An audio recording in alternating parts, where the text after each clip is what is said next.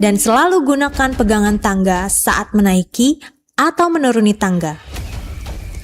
Berdasarkan keputusan Rektor nomor /1805/R/UI/2011, Universitas Indonesia merupakan kawasan tanpa asap rokok.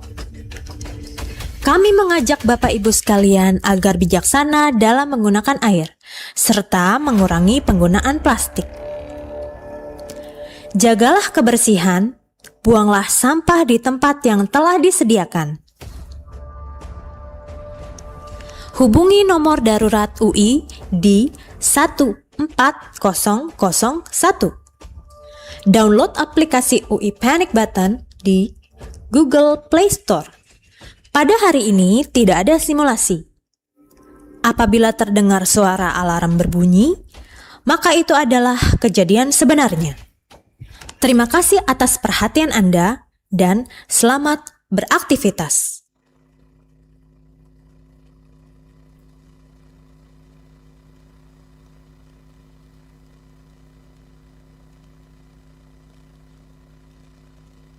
We proudly present to you the biggest international economic seminar, competition, and model United Nations held by students in Indonesia, the 21st Economix.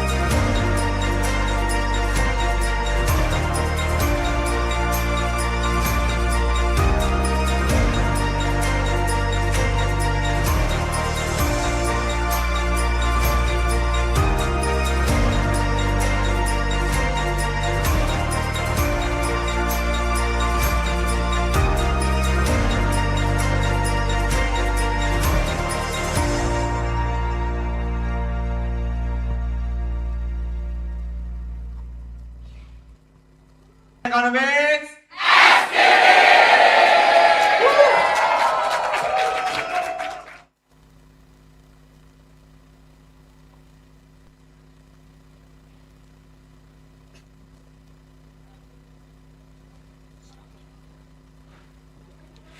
Ladies and gentlemen, welcome to the 23rd Economics at Universitas Indonesia.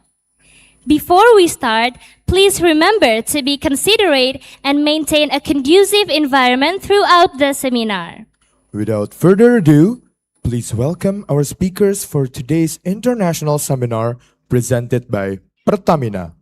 Let's give them a big round of applause.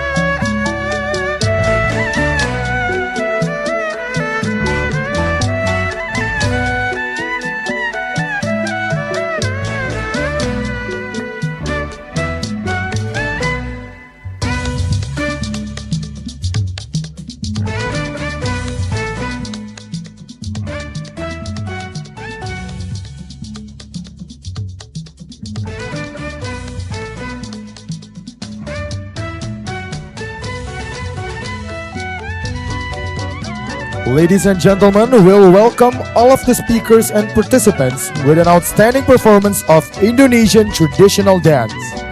Ladies and gentlemen, we present you Tari Rona Puspa by SMA Negeri 68 Jakarta.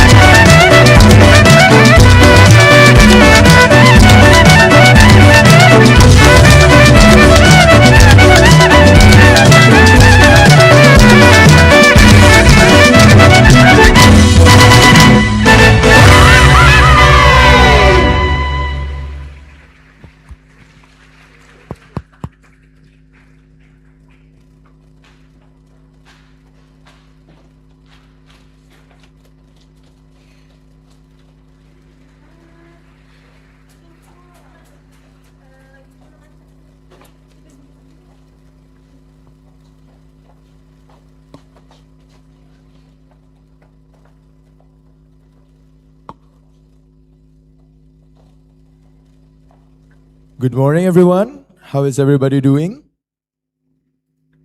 I hope everyone is doing well. To those who is coming here on site or virtually. Before we start today's seminar, we would like to introduce ourselves. My name is Kevin Johannes, an accounting student, batch 2024. And hi everyone, my name is Gita Amira, management student batch 2025. And together we will guide you through today's seminar as your masters of ceremony. So ladies and gentlemen, Economix is the biggest international event in the Faculty of Economics and Business Universitas Indonesia that is annually held by Canopy FEB UI as the student body of Universitas Indonesia undergraduate economics students. Economix regularly serves as the platform for the discussion of crucial global economic issues. The three main events of Economix are International Seminar, MUN Conference, and Competition, with participants from different countries all around the globe.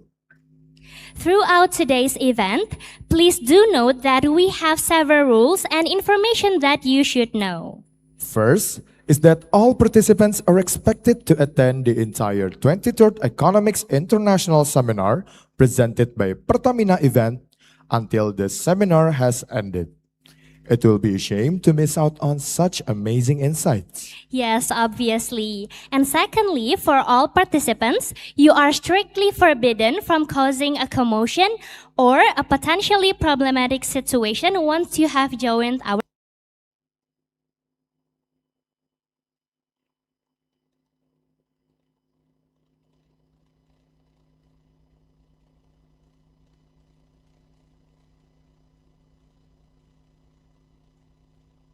Economix returns with the grand theme of navigating geopolitical shifts, the future of global cooperation in an era of uncertainty.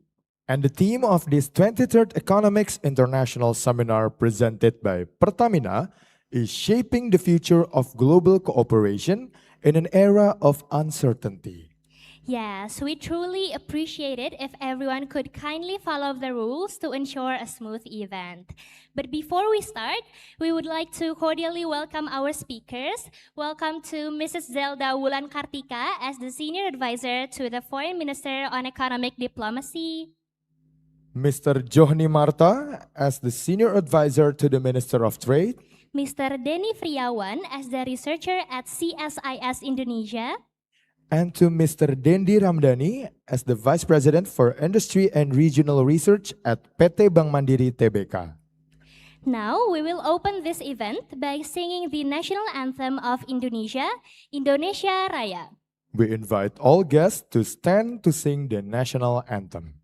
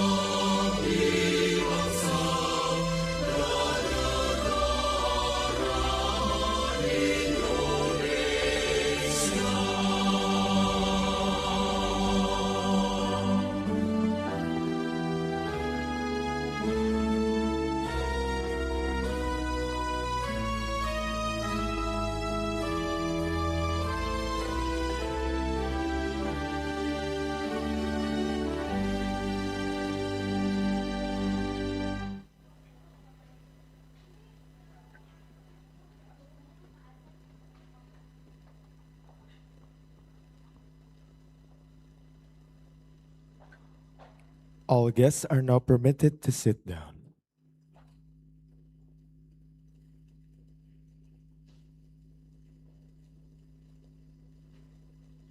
Before we move to the next agenda, we would like to thank our sponsors, PT Pertamina, PT Perkebunan Nusantara 4 PAMKO, Center for Strategic and International Studies Indonesia, PT Bank Negara Indonesia, Sinarmas, PT PLN, PT Telekomunikasi Seluler Telkomsel, PT Bank Mandiri, PT Mandiri Manajemen Investasi, LPM FEBUI, Bursa Efek Indonesia, PT Clearing Penjaminan Efek Indonesia KPEI ID Clear, PT Kustodian Sentral Efek Indonesia, PT Medco Energi Internasional, PT Jasa Marga, Bank Syariah Indonesia, Iluni FEBUI, PT Jakarta Industrial Estate Pulau Gadung, PT Antam TBK, Paragon, Eloi Koko, Lala Move, L'Oreal, Say Indonesia, and Pro Cheese Cheese Snack merupakan snack keju asli pertama di Indonesia.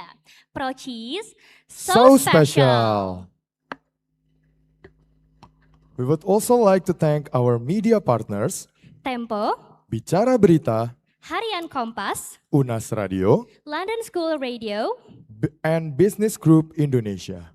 Now let's move on to the opening remarks from our important stakeholders in the 23rd of Economix. First up is Ms. Anggia Putri as the Chief Executive Officer of the 23rd Economix. Please welcome Ms. Anggia Putri.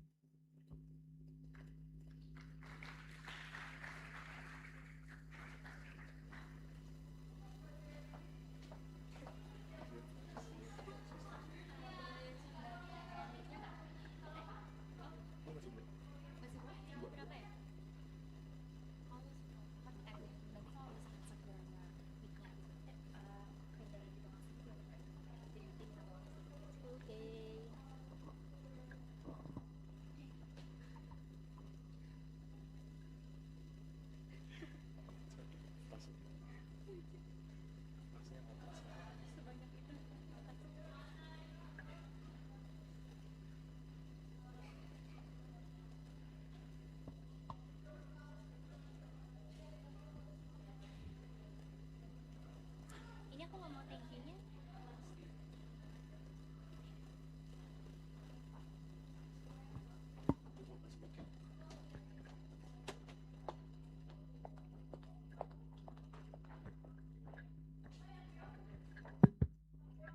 A very good afternoon, distinguished guests, ladies and gentlemen. It is my great honor to welcome you all to the international seminar of the 23rd Economics. We are truly privileged to have all of you here with us today. First and foremost, I would like to extend our deepest appreciation to our distinguished speakers for joining us in this important discussion.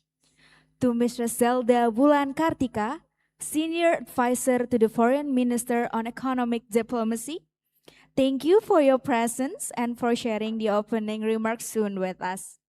To Mr. Johnny Marta, Senior Advisor to the Minister of Trade, we are deeply honored to have you as our keynote speaker and to learn from your strategic perspective. To Mr.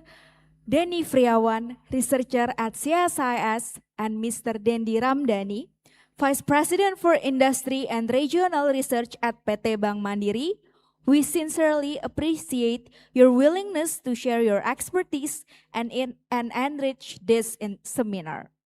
To Mr. Mervin Goklas Hamonangan, researcher at LPM FEBUI, who will moderate today's session. Thank you, and thank you for coming and guiding this discussion. We are all also sincerely grateful for Dr. Ditisari, Program Director of the Undergraduate Program in Economics, Faculty of Economics and Business, University of Indonesia, for her continued support and encouragement in fostering academic excellence in our campus. Our appreciation also goes to Mr. Ruiza Ravenala Rahman, Chairman of Canopy 2025, for his leadership and commitment in supporting this initiative. Under our grant team, Navigating Geopolitical Shift, the future of global cooperation in an era of uncertainty, the 23rd Economics serve as a platform to examine how global economic structures are evolving amid geopolitical shift, trade realignments, and structural transition. Through session 1 titled Shaping the Future of Global Cooperation in an Era of Uncertainty, we aim to explore how strategic collaboration between policymakers, researchers, and industry leaders can strengthen resilience and ensure sustainable economic progress in an increasingly complex world. To all delegates and participants, we are delighted to have you all here. We hope you enjoy today's seminar, gain valuable insights, and engage actively in the discussion, especially in the Q&A session. Should you experience any inconvenience during the event, please do not hesitate to approach our committee. We are more than willing to assist you. Thank you once again for being part of the 23rd Economics. Without further ado, let us begin the 23rd Economics International Seminar XCSIS Indonesia presented by Pertamina. Have a wonderful and insightful day. Spirit.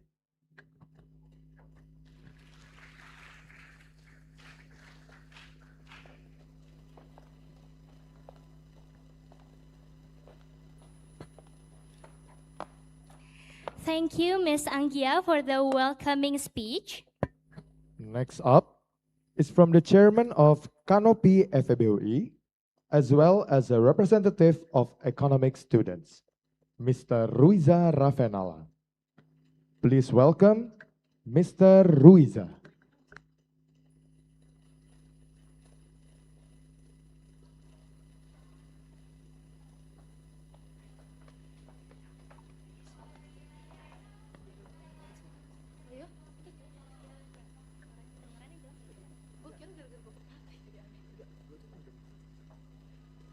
Good afternoon, everyone, distinguished speakers, honorable guests, partner and sponsor, fellow students, and all participants joining us both on-site and online. As the chairman of Canopy FABUE, it's a privilege to welcome you to all the 21st Economics International Seminar. First of all, allow me to express our sincere appreciation for your presence today. Your participation, whether here in the hall or through live stream, gives this forum its purpose. Economics has always been a place where the perspective come together, and we truly appreciate you for being a part of today's discussion. Allow me to extend a special welcome to our distinguished speakers, Ms. Zelda Wulan Kartika, Senior Advisor to the Foreign Minister on Economic Diplomacy. Thank you. And next, Ms. Johnny Marta, Senior Advisor to the Minister of Trade. Thank you. Mr. Denny Friawan, Economic Researcher at CSIS Indonesia. Mr. Dendi Ramdhani, Vice President for Industry and Regional Research at Bank Mandiri.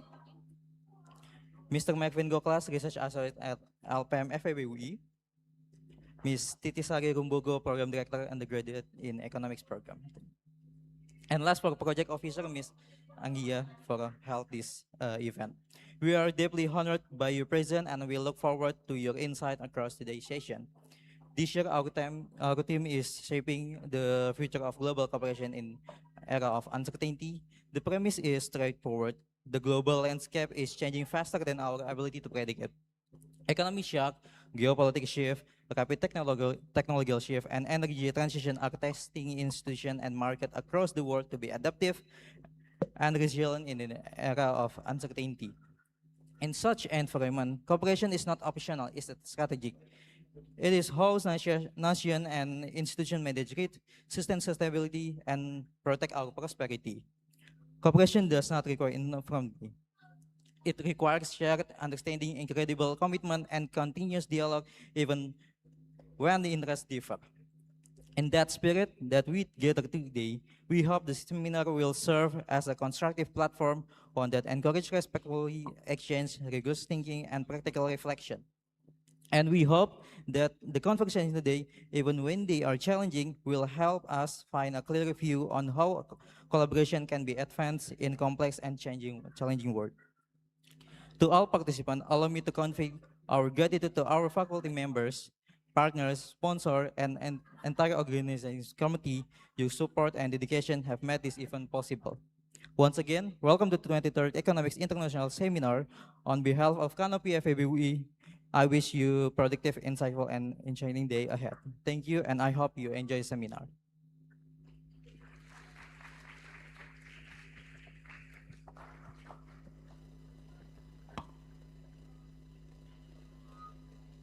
Thank you, Mr. Ruiza, for the inspiring speech. Up next, we are going to hear another welcoming speech, this time from Ms. Titisari Rumbogo as the head of undergraduate program in economics in the Faculty of Economics and Business Universitas Indonesia. So everyone, let's give a warm welcome to Ms. Titisari.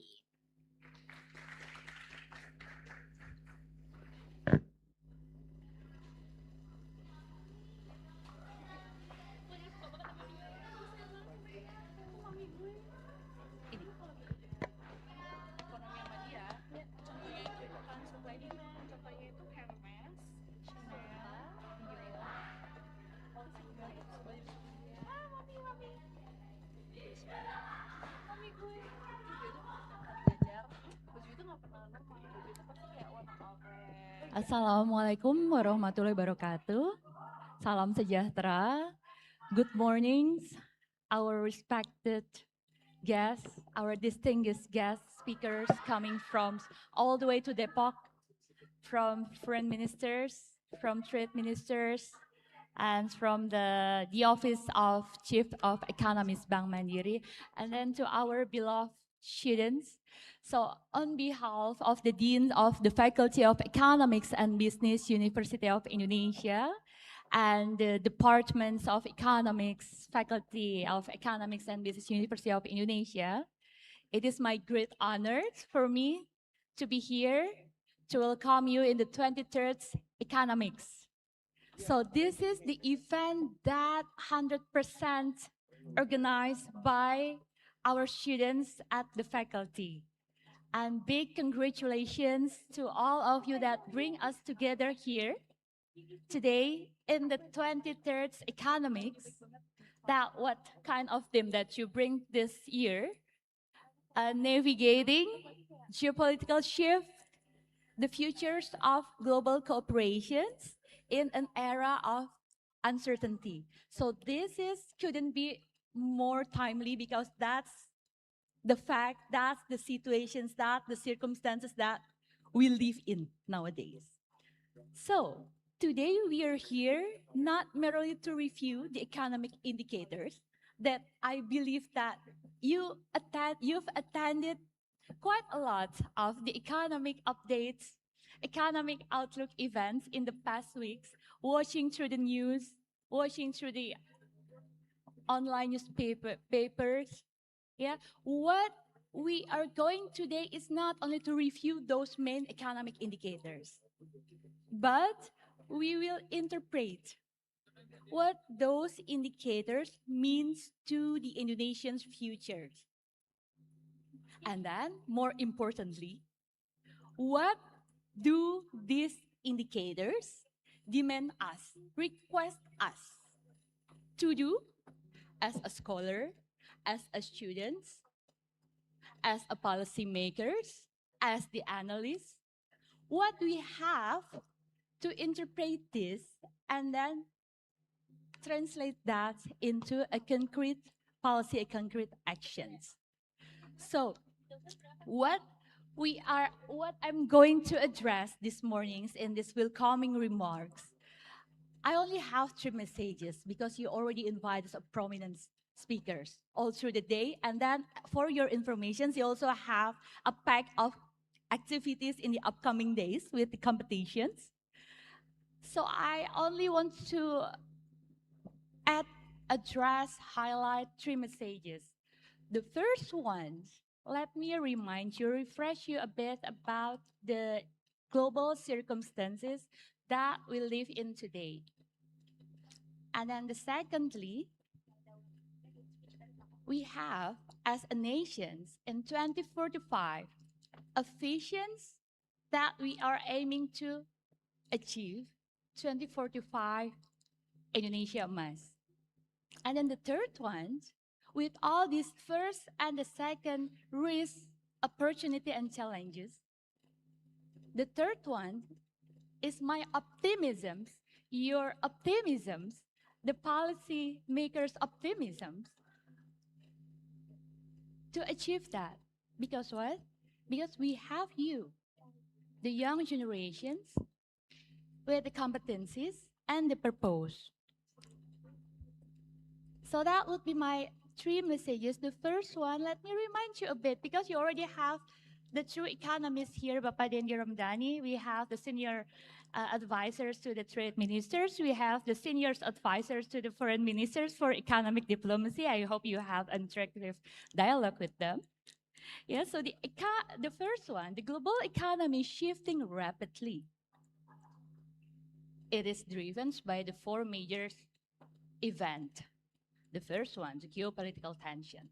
The second one, we have the climate change, the politicals, the policy driven.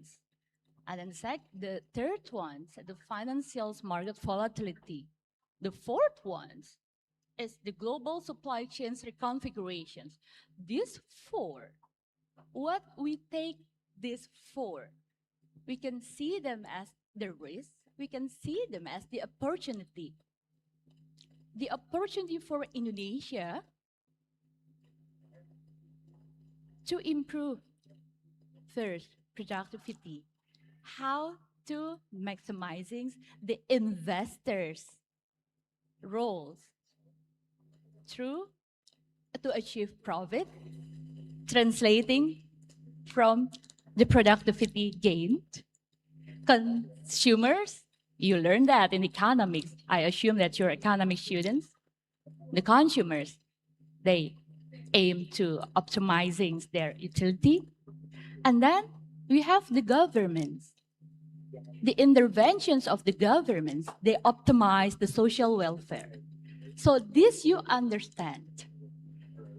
And then the second one, so we keep this on track to achieve the 2045 missions as your theme brought this year. 2045, we have so many homework. But my third message that we are optimistic. We are profoundly optimistic because you are the young generations full of idea, equipped with high-level technology, full of innovations. You will reshape the futures of global economic governance, not only in Indonesia, but also globally. So I hope that this event may the idea sparks through this platform. This is why the economics event, this is why the economic events today is matter. It's not only a platform for the competitions, but it is also a platform for us to dialogue. We collaborate. We found some idea that will lead to the policy innovation. So may the idea sparks and travel far beyond this room. And then hopefully it can shape or reshape the future global economic governance. Again, I welcome you to the 23rd Economics that organized by our students at the Faculty of Economics and Business University of Indonesia. Thank you. Assalamualaikum warahmatullahi wabarakatuh.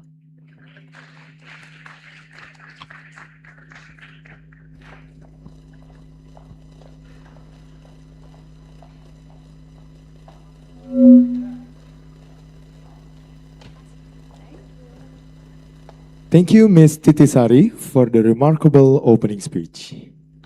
For our first speaker of the day, we will be hearing the opening remarks by Mrs. Zelda Wulan Kartika. Mrs. Zelda Wulan Kartika is the Senior Advisor to the Foreign Minister on Economic Diplomacy. Prior to this role, she served as Deputy Chief of Mission at the Embassy of the Republic of Indonesia to the Republic of Korea in Seoul from 2021 to 2025. Her domestic assignments include serving as the director for North and Central America, Western Caribbean from 2018 to 2021, and head of the Subdirectorate for Weapons of Mass Destruction and Conventional Weapons at the Foreign Ministry from 2015 to 2017. So, ladies and gentlemen, please welcome Mrs. Zelda Wulan Kartika.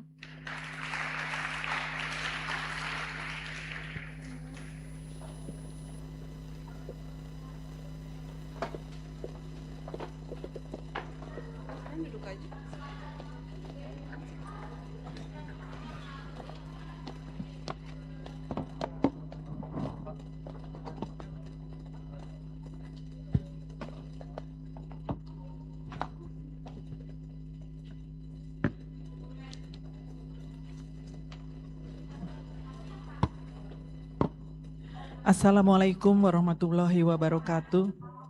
Good morning, all of you. Peace and blessings be upon all of us.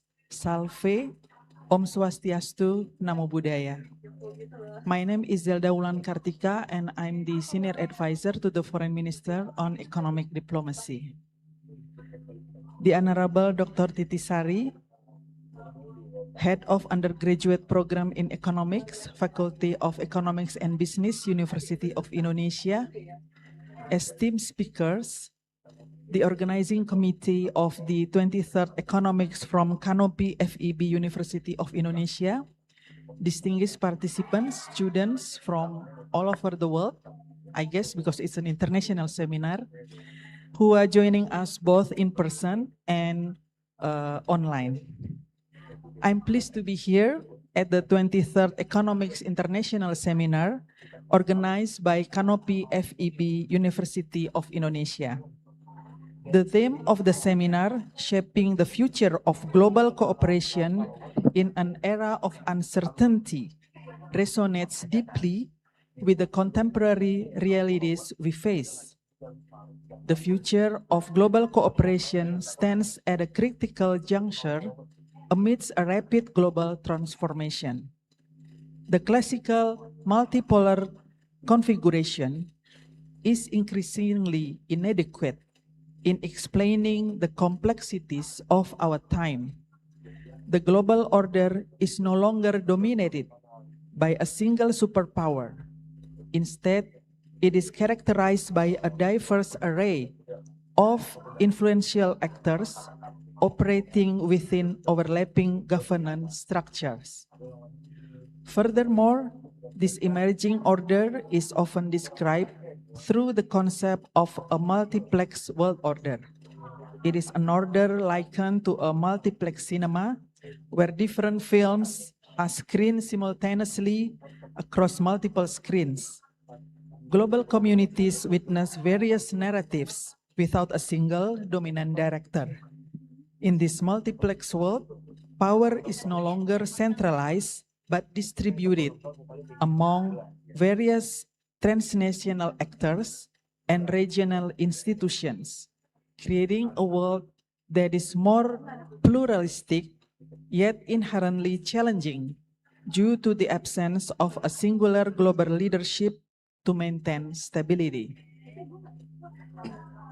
This systemic shift is accompanied by the intensification of geo-economic competition through selective decoupling and the fragmentation of global supply chains. According to the IMF, there is a potential of a 7% reduction in long-term global economic growth if fragmentation trends, which have accelerated since 2020, which continue to strengthen. These dynamics are further complicated by energy and food crisis, as well as climate change, necessitating that every nation skillfully balance domestic resilience with international collaboration. In this era of uncertainty, nations are compelled to continuously reassess their economic and national security priorities. We are challenged to balance inward-looking resilience with outward-facing collaboration by strengthening regional and global cooperation frameworks. Only through inclusive collaboration between governments, the private sectors, and international institutions can we formulate innovative solutions to ensure collective stability and prosperity amidst global fragmentation. In responding to these uncertainties, Indonesia remains steadfast in an economic philosophy rooted in the values of Pancasila and the 1945 Constitution. The government is committed to active intervention to exercise economic sovereignty, protect vulnerable groups, and ensure that national resources are utilized for the maximum welfare of the people. This vision is translated into the Asta Cita mission to build a self-reliant Indonesian economy through food and energy self-sufficiency, as well as the downstreaming of strategic industries. Furthermore, our foreign policy is explicitly affirmed in the Minister's annual press statement, which declares that economic diplomacy is a priority of Indonesia's foreign policy and a vital instrument in fostering prosperity, stability, and national progress. This priority demands an increasingly adaptive and proactive economic diplomacy to support national economic growth targets.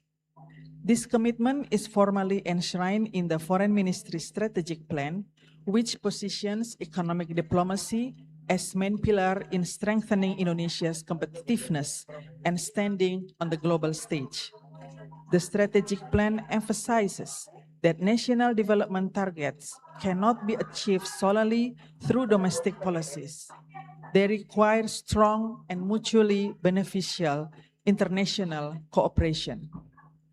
We recognize that multilateralism today is an ecosystem, which is an arena that survives because it is reinforced by various platforms. Therefore, national resilience must be built through a consistent presence in these arenas. For this reason, Indonesia is active in various strategic forums such as ASEAN, APEC, BRICS, G20, MICTA, and so on. We do this not to choose sides, but to bridge interests and expand the strategic space for Indonesia. Because resilience is built through networks, not isolation. We aim for inclusive and sustainable global cooperation amidst changing world dynamics. Distinguished participants, the commitment to inclusive multilateralism is underpinned by Indonesia's robust domestic economic fundamentals. It provides the solid foundation necessary to navigate and thrive amid global economic slowdown. Strong fundamentals are highlighted with such indicators: GDP growth of 5.11% in 2025, consistently outperforming the global average of 3.2% and ASEAN 5 average economic growth of 4.1%. The growth is evidently driven by robust investment and export. The trade surplus sustained at around $41 billion for the full year of 2025, rising 31% from $31.33 billion in 2024, in which Indonesian export rise 6.15% within the period of 2024-2025. The inbound investment realization reached around 1.9 trillion rupiah in 2025, exceeding the target with a 12.7% year-on-year increase. On the other hand, inflation remained controlled at 2.92% year-on-year in December 2025, well within the 1.5 to 3.5% target range and below the global emerging market 4 to 5%. To reduce systemic vulnerabilities, economic self-reliance remains crucial. Throughout 2025, Indonesia concluded 3 key economic cooperation agreements, namely Indonesia-Canada CEPA, Indonesia-Peru CEPA, and the Indonesia-Eurasian Economic Union (FTA. The rationale for these pacts is to diversify export, secure preferential market access, attract FDI, and hedge against geo-economic risk. Drawing inspiration from proven successes, such as the Indonesia-Australia Comprehensive Economic Partnership Agreement in 2020, which has doubled bilateral trade, our emerging agreements with non-traditional partners are strategically designed to replicate and scale these benefits in fresh, high-potential markets. New deals aim to replicate gains in non-traditional markets. It is essential to shift from dependency on traditional markets to non-traditional markets in regions such as Africa, Latin America, Eurasia, even though the trade still accounted for less than 10% share, but with 4 to 5% GDP growth potential. Within the domestic institutional reform, the strategic role of the Ministry of Foreign Affairs is increasingly reinforced through the legal framework of the presidential regulation regarding the ministry's organization. This mandate places the Ministry of Foreign Affairs in a central position to lead the coordination, synchronization, control, and implementation of government affairs in foreign relations sectors. The presidential regulation positions the Ministry of Foreign Affairs as the primary actor responsible for ensuring that the entire foreign policy process, including the advancement of the national economic agenda, is integrated and aligned with domestic interests through effective cross-cultural coordination. As a concrete step to strengthen our diplomatic instrument, last year, the Ministry has established the Directorate General of Economic Relations and Development Cooperation. This Directorate General holds a strategic mandate to coordinate the advancement of national interests in investment, trade, tourism, labor, and finance, while managing international development cooperation as a broader diplomatic tool.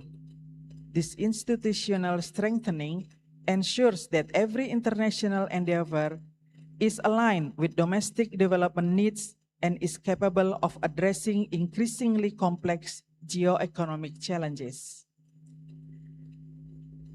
In conclusion, from all the points made, the transition toward a new world order and the challenges of economic fragmentation are not merely obstacles.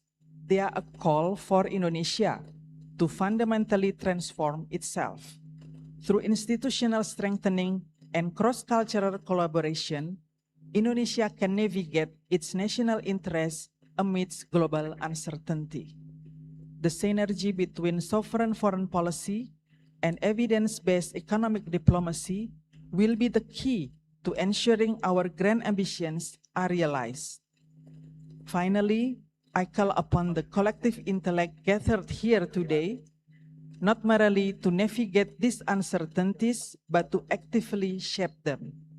I invite all of you to transfer your insights into actionable blueprints that will guide us toward a future of stability and shared prosperity. I wish you all a productive discussion. Thank you. Wassalamualaikum warahmatullahi wabarakatuh.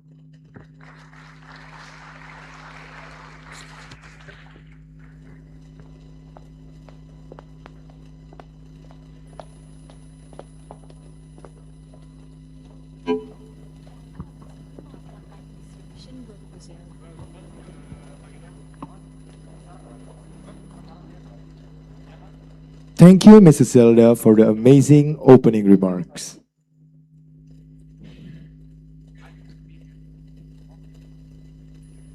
Now, before we continue to the next speaker, we would like to give an appreciation to Mrs. Zelda. Therefore, we kindly invite Ms. Anggia Putri as the Chief Executive Officer of the 23rd Economix to deliver the placards.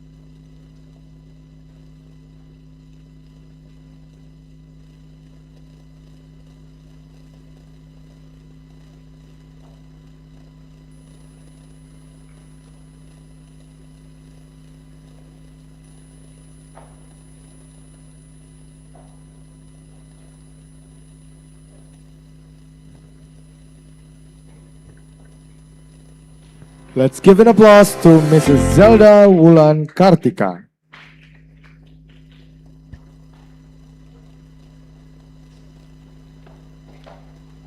Thank you very much, Mrs. Zelda and Miss Anggia. And once more, we would like to express our gratitude and thank you to Mrs. Zelda Wulan Kartika for the remarkable speech. We now move on to the first keynote speech of the day from Mr. Johni Marta. Mr. Joni Marta, a CCS MBA, is a senior advisor to Indonesia's Minister of Trade for International Relations. As a seasoned trade diplomat, he has led major negotiations, including Indonesia-EU CEPA, Indonesia-GCC FTA, Indonesia-Japan EPA, and Indonesia-UAE CEPA. He previously served as Director of Bilateral Negotiations, Trade Attaché in Brussels, and Head of ITPC Dubai. With expertise in trade negotiations, market access, and trade facilitation, please welcome Mr. Johni Marta.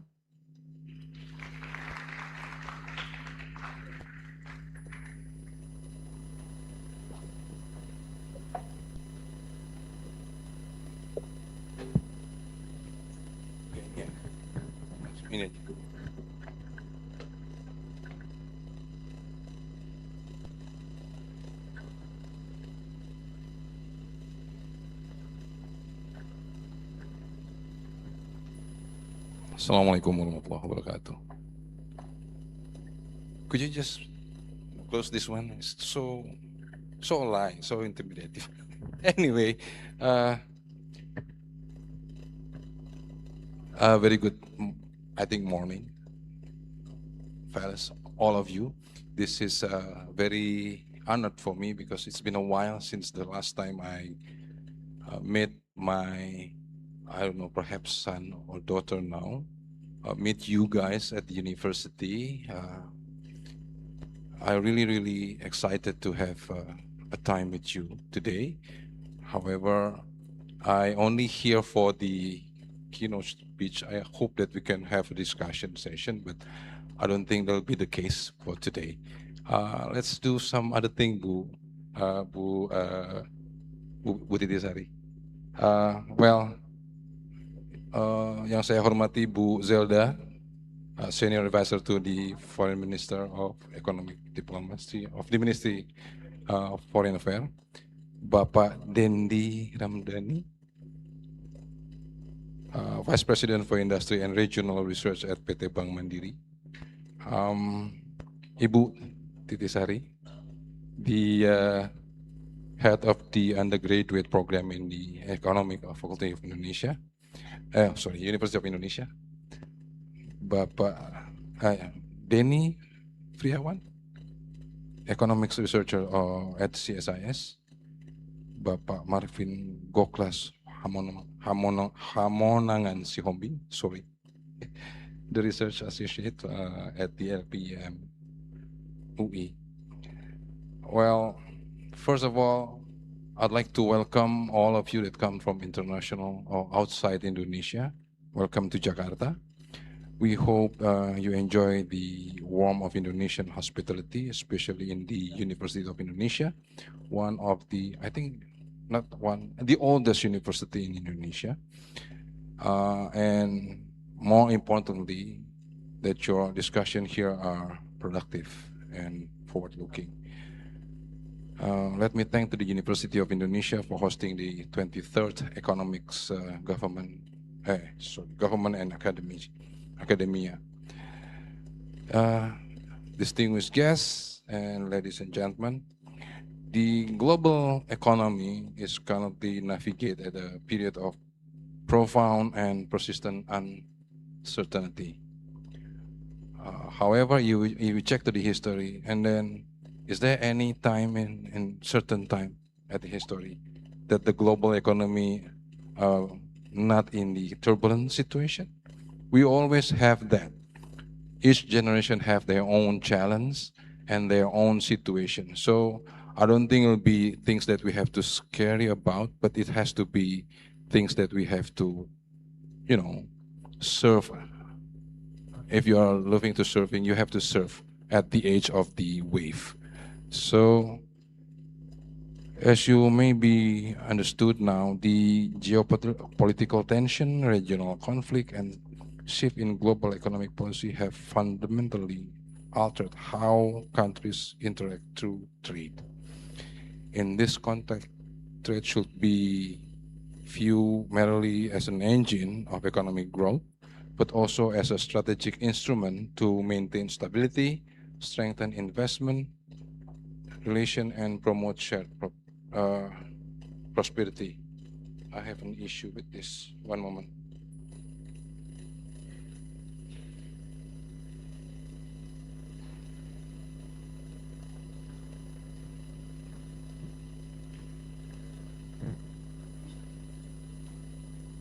Saya dizolimi teknologi, Bu, sebentar, Bu.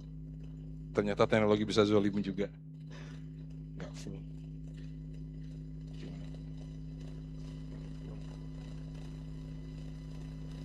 Full.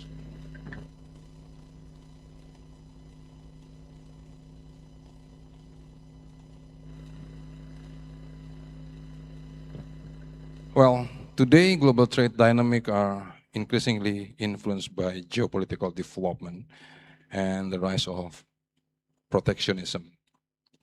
Conflict in various regions have disrupted energy markets and global supply chains. While many countries are strengthening this restriction through tariff and non-tariff measure, environmental and health standards have become another issue that already become part also of the trade or non-tariff trade barriers. This development affect not only major economies but also developing countries that are deeply integrated into global value chains. But then again, out of I think 180 something countries, which country does not become part of this global value chains? So everybody have to think about it and then utilize that situation. And I believe you on a daily basis encounter this kind of issues and then try to come up with some idea or new ideas, hopefully. The data from the IMF, World Bank, and OECD collectively indicated a period of moderate global growth following the post-pandemic rebound in 2021. Projections suggest a stabilizing but downward trend, with global growth expected to hover between 2.3% to 3.2% within this year in 2026. I'm not the, what do you call it, psychic, cenayang, but this is based on the data that international reputable organization issued. So we better believe it. And then I hope all of us will use this as a reference in trying to come up with some new ideas on how to navigate Indonesian economy, sorry, your economy, not only Indonesia actually, survive within this turbulent situation. In contrast to the global downward trend, well, Indonesia should be proud because our domestic we have this remarkable macroeconomic resilience. While the global economy struggle to maintain 3% growth, Indonesia is projected to sustain a growth rate near the 5% threshold. Data from the World Bank, IMF, and OECD are highly aligned regarding Indonesian trajectory. Despite a slight projected softening to 4.7 to 4.9% in 2022 and 2026, Indonesia continued to outperform global average of significant margin. Well, then how Indonesia should manage to do so? Well, basically, Indonesia in international trade, Indonesia recent international trade performs highly the importance of balanced and resilient trade relation. The country has consistently recorded a trade surplus throughout the 2025 fiscal year. Well, if you see the chart, perhaps slide 5, the surplus of Indonesian currently is 41.05 billion US dollar, anchored by non-oil and gas sector, which achieved a cumulative surplus of 60.75 billion. Well, next slide, please. Indonesia has successfully shifted the export structure toward higher value-added goods. The processing industry now dominated total export of 80.27%, up from 74.44% in 2024. The processing industry had a robust growth rate at 14.47%, and the agricultural sector surged by 21.0%. Well, we are trying to do better for that, so at least we can compete with Thailand at least. But we'll see what we can do about it. Conversely, traditional commodity sectors like mining and others experience a sharp contraction of 23%, signaling a successful transition toward downstream industrialization. Indonesia also successfully implemented a wide array of trade agreements. So we are not only strengthening the domestic industrial structure and also export structure, but we also combine that with opening alternative market. We are quite active to open new market through the agreement, namely, well, starting from PTA or specific trade agreement to FTA, free trade agreement, to comprehensive economic partnership agreement. Each of them will be used as a tools to ensure that the Indonesian market can be diversified. Indonesia is actively finalizing several legal framework to expand its trade reach further. A total of 15 agreements are currently in the ratification process, including significant bilateral CEPA negotiation with Canada and Peru, as well as the Indonesian Eurasian Economic Union (FTA). Is also specialized commodity-based and sectoral agreements such as the International Coffee Agreement and the Asia-Pacific Coconut Community. The government is aggressively pursuing new market and updating existing framework to ensure trade competitiveness. There are 11 agreements currently in the negotiation process, and the figure can be seen at slide 30. There you go. So this is to sum up. If you can see, this is the figure that showed or showcase how aggressive Indonesia on pursuing the alternative markets, not only traditional market. So basically, this is the I should say technical what do you call it? Terjemahan? Forgot the word.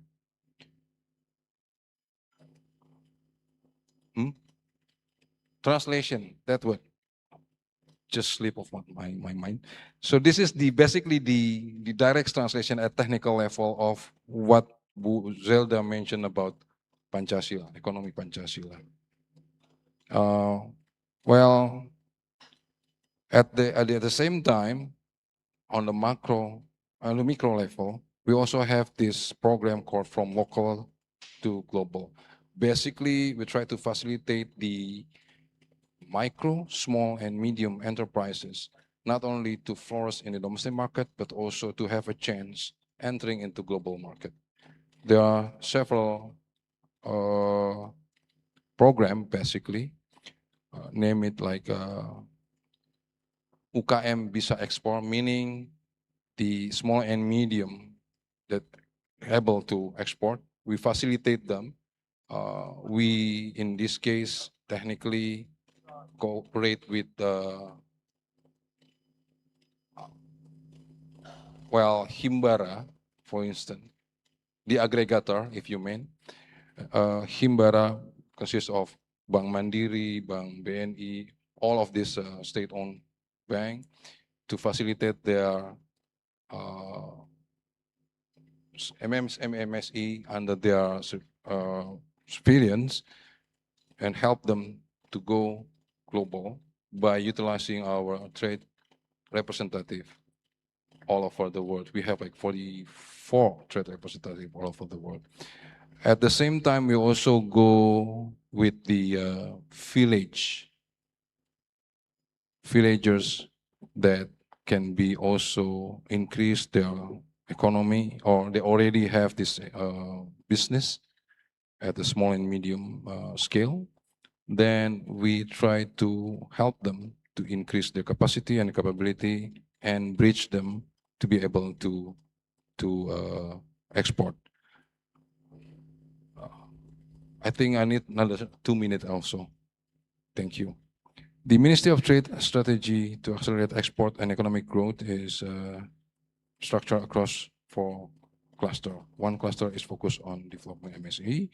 Second cluster targeted the village to support infrastructure, mentorship, and market facilitation. Cluster 3, enhance MSE partnership by improving capacity. And the cluster 4, this is, I believe, will be interested for you guys. We also have this program called Campuspreneur Initiatives.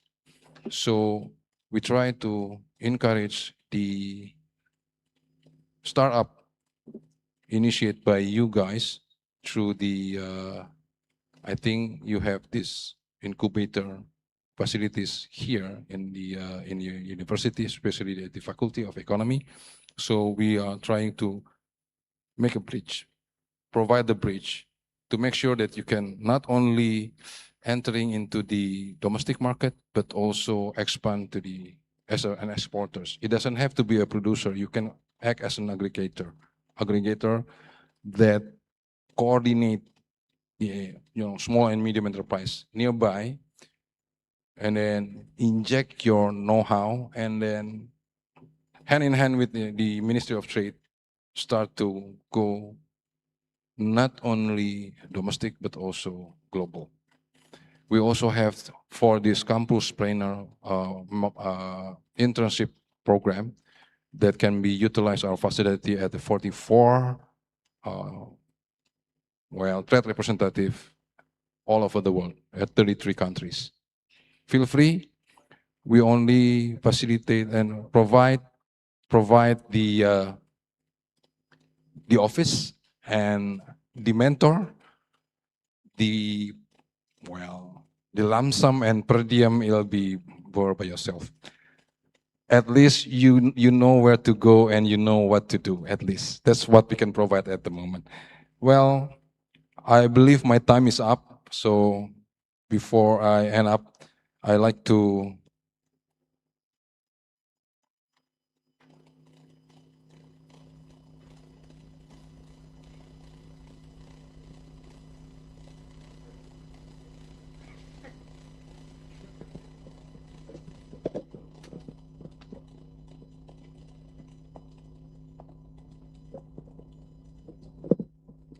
and innovation. Trade policy is not only about economic outcomes, but also reflect political choices, social priorities, and long-term development strategies. Today's students are tomorrow's policymaker.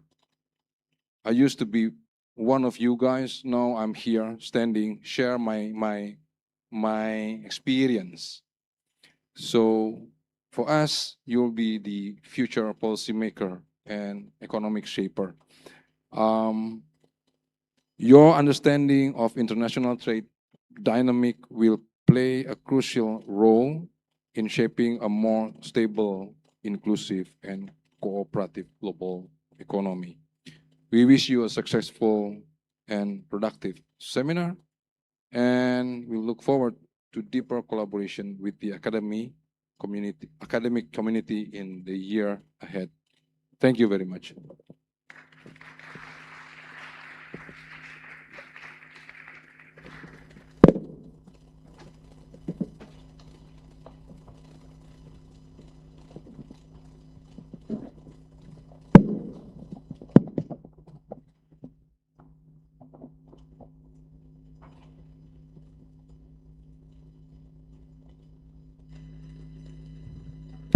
Thank you, Mr. Johnny Marta, for the wonderful keynote speech.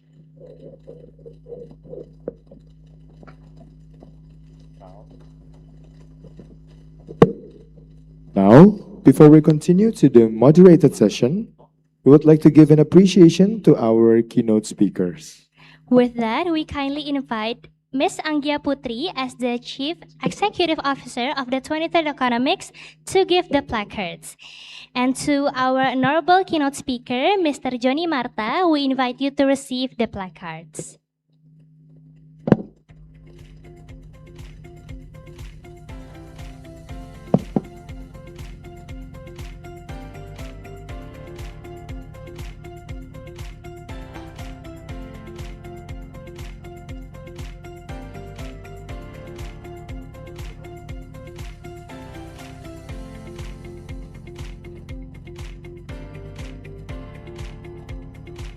Okay, we will take a documentation picture on the count of 3, 2, 1. One more time, 3, 2, 1. Okay, and one more. Okay. Another session of documentation. Look at the cameras. 3, 2, 1. Once again, 3, 2, 1. Thank you very much. Okay, once again, let's give a big round of applause. And we would like to extend our thanks to Mr. Johnny Marta.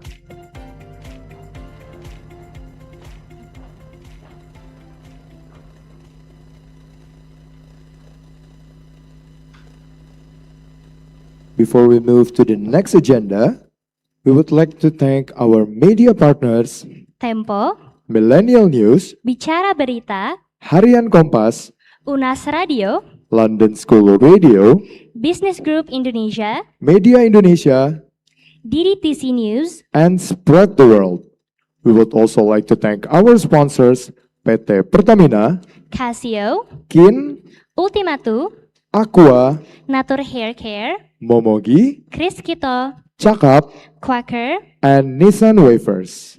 Ladies and gentlemen, we will now enter the moderated part of the seminar titled Strategic Economic Cooperation in a Shifting Trade Landscape.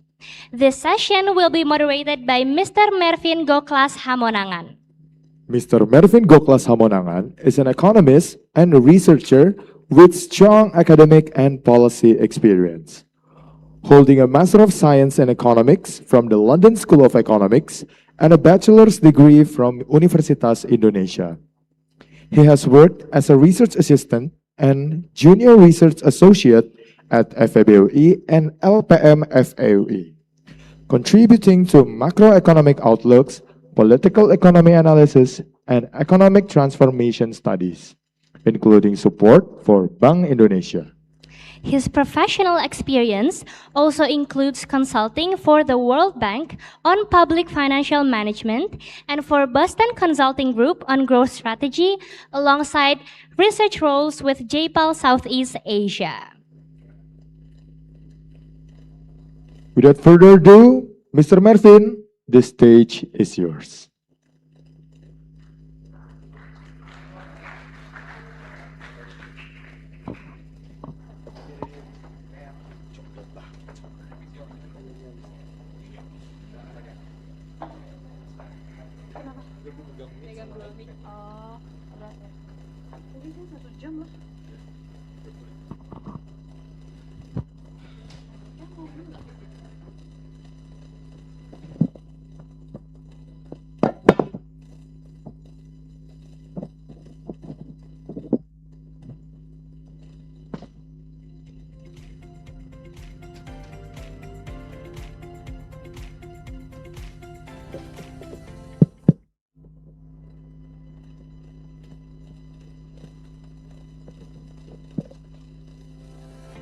Good morning, everyone.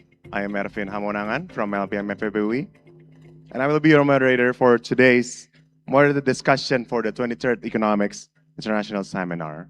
While we wait for the SOVAs for seated discussion now, let's wait. And before that, we will introduce each of our distinguished speakers, which I'm going to tell you about in the next few minutes while we wait for the arrangements.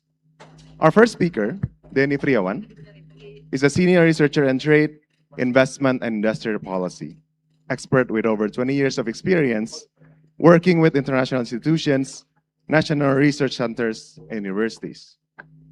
Currently a research consultant at CSIS Indonesia, he has led and co-led major studies on Indonesia's international economic cooperation, RCEP implementation, ASEAN SMEs policy, free trade agreements, and regional economic integration.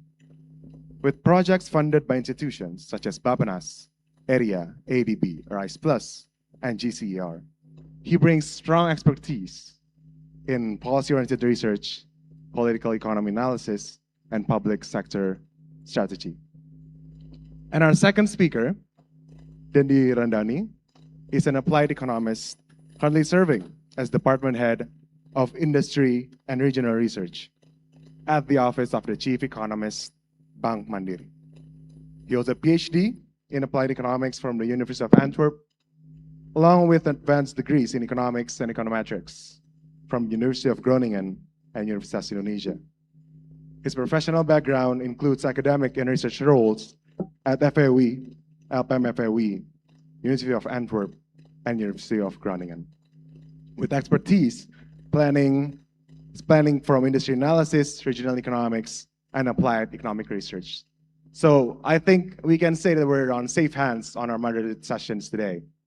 Please welcome Mr. Denny Priawan and Mr. Dendi Ramdhani to the stage. Let's give a big round of applause for our two distinguished speakers.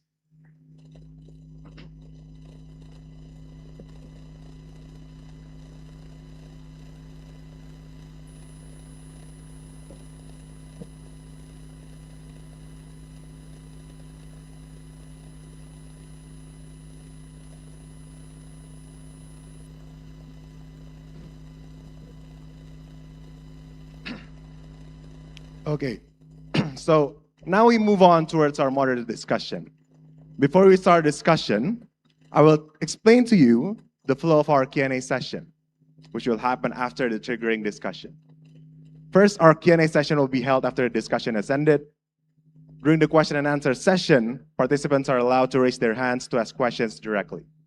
And also, participants will be chosen directly by the moderator. So, with this, the first international seminar moderated discussion is begin. So first, this is how it's done. We have 3 triggering questions regarding each topics based on the main theme of today's international seminar, which is shaping the future of global cooperation in an era of uncertainty. On each triggering questions, we will have discussions based on private entities from Ms. Dendi and Mr. Denny from Think Tank, how they think about these topics, which will enrich us in discussion regarding how do we able to change what's been done? How can we shape the future of global cooperation in an era of uncertainty? We see today everything is changing, from geopolitical risks, fiscal coordinations from each countries, and of course, how do we trade with one another? So our first triggering discussion will be about it. So we can see over the past decade, protectionist measures have more than tripled, reshaping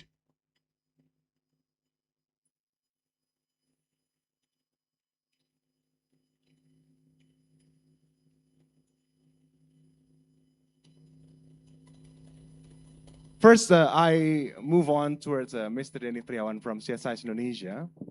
From a policy and structural perspective, how has increasing global trade fragmentation altered the scope and effectiveness of economic cooperation among developing countries, especially in ASEAN? Please, Mr. Denny.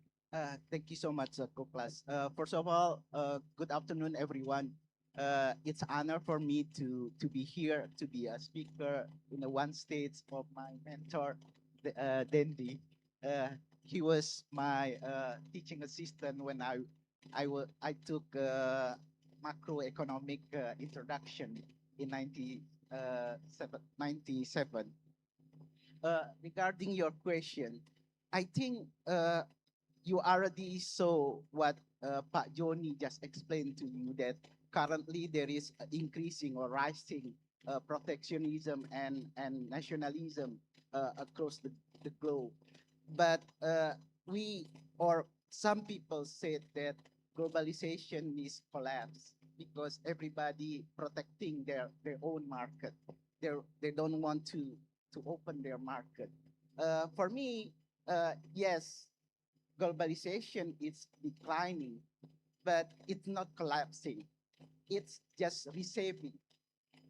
What we see is that cooperation is still relevant, but nowadays, country cooperate not only for trade expansion or inviting investment, but they not only gain or seek for efficiency, but they seek for resilience and security, especially after COVID-19 pandemic. So in that sense, cooperation is still relevant, especially for Indonesia as well as ASEAN in the region.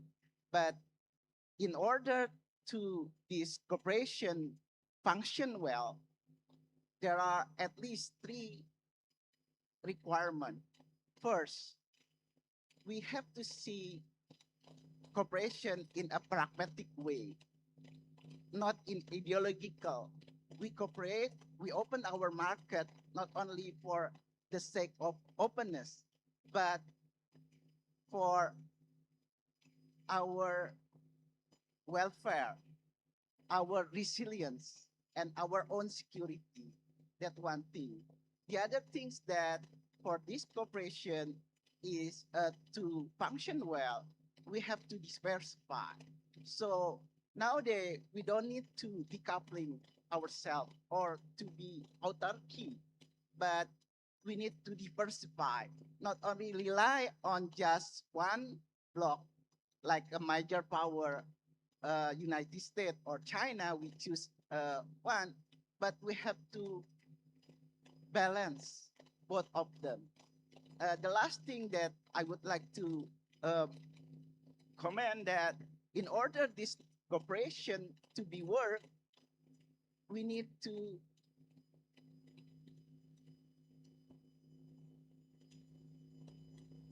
we Indonesia and ASEAN as a middle power have to more active in international fora.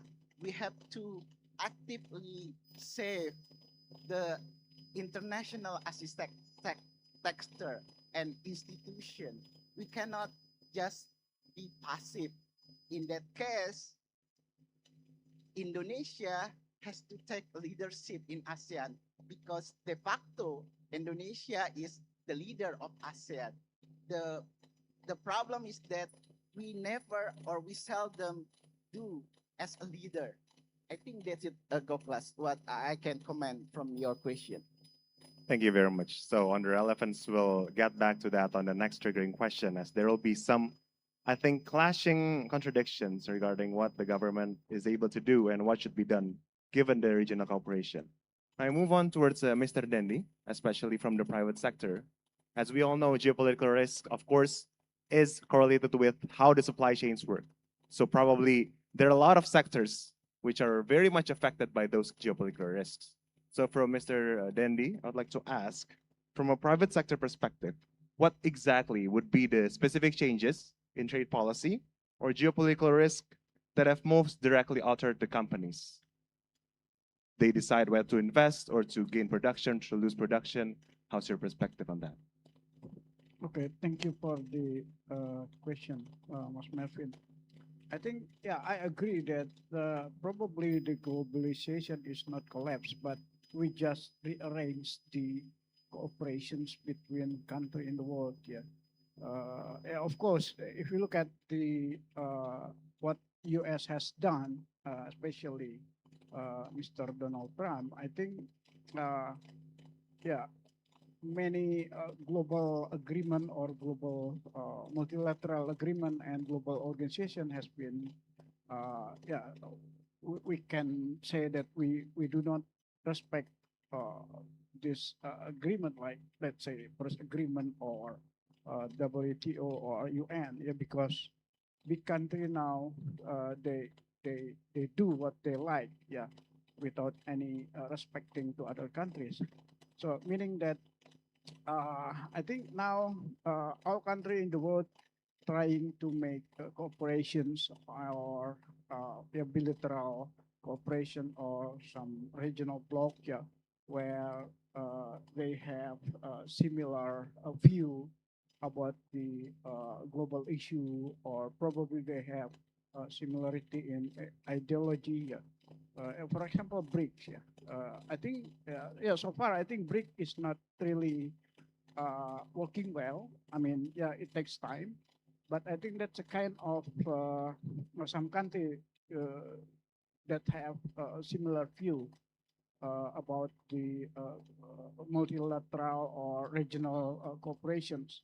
So uh, this is very fundamental. If you look at what's going on in the world, I think we are dealing with the structural change of the global empire power. Yeah, probably can you show uh, the uh, page uh, page 5? Yeah, 5. Could you please move to page 5? Yeah, this is what we have deal with now. That page 5, please. Halaman 5. Yeah, I borrow this graph from Ray Dalio. Yeah, this is very interesting explanations about the global polarizations or fragmentations. Yeah, you could see that now. I think the hotspot in the global geopolitical conflict now is not in Middle East or in Ukraine, Eastern Europe, or in Greenland, but the hotspot is in Pacific Oceans. Yeah, when you see China and U.S. are face to face. Yeah, so that's why I think we are in the middle, or yeah, in the part of the Pacific. Yeah, so that's our decisions. Yeah, uh, to to support which countries. Yeah, yeah. Of course, Indonesia has yeah, bebas aktif principle. Yeah, in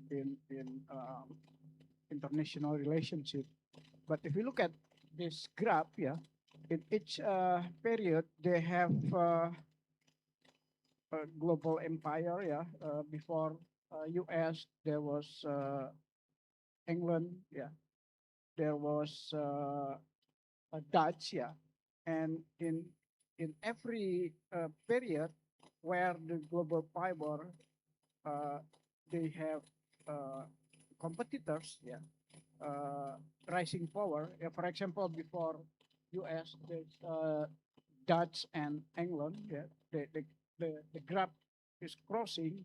There always a war. Yeah, between England and U.S. There's a war as well, that the American revolutions, and now probably we are expecting a conflict, yeah, between U.S. and China. Yeah, so yeah, it could be the physical conflict or war. Yeah, or probably the structural change can be smoothly uh, happen. Yeah, without a war. I mean, just the economic transitions from U.S. to China. And one of the indicator is are when we are not using U.S. dollar anymore. So what we call it the dollarization. It could happen. Yeah.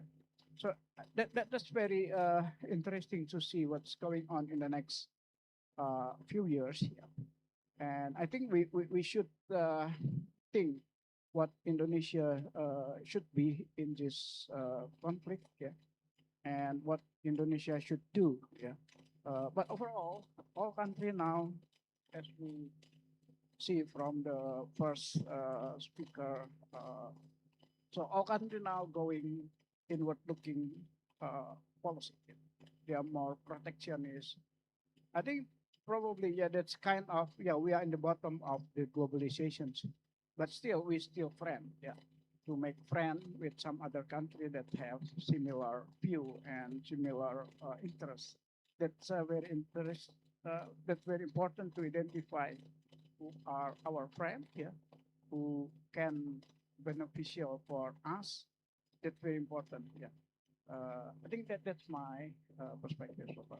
Well, it's interesting to see this graph. I would like to know the perspective of Mr. Denny regarding the possibility of China crossing that graph of US, and can we predict that probably China is the next empire and that will give a global trade a much different dynamics?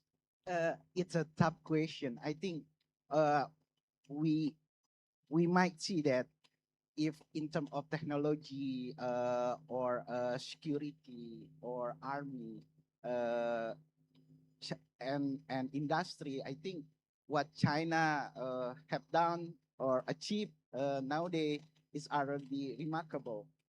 And I think China can surpass the United States. The problem is that whether this rising China will create turbulence or not soft hard landing in global architecture, but yeah, that perhaps, but we are perhaps it can surpass America, but China itself has no, I mean, has has without problem because China have problem in property market and aging. So we don't know how long this China government, especially the Communist Party, can maintain the stability of the China economy. Because if we see that though the official number China economic growth is about 5%, but unofficial predicted that they China only grew for only 2%. So though China is aging, they still have plenty of younger generation that they have to provide the employment for them. And nowadays China have oversupply where they have to dump this oversupply because the problem of China is that their domestic consumption is so weak, so slow. That's why they need United States. Previously, United States very welcome to consume whatever China produce. But nowadays, Trump won't do that. So that's the problem. I think whether China can surpass the United States is depend on whether they can maintain their domestic stability, especially democratization or employment. I think that's from me. Anything to add, Mr. Denny? Yeah, yeah, our country has different problem. Yeah, I think one of the interesting thing, yeah, about the U.S. Declining is, you know, could you please move to the? I want to show the global trade matrix. Bisa ke halaman 3, halaman 3. Yeah, I want to show you that the U.S. is very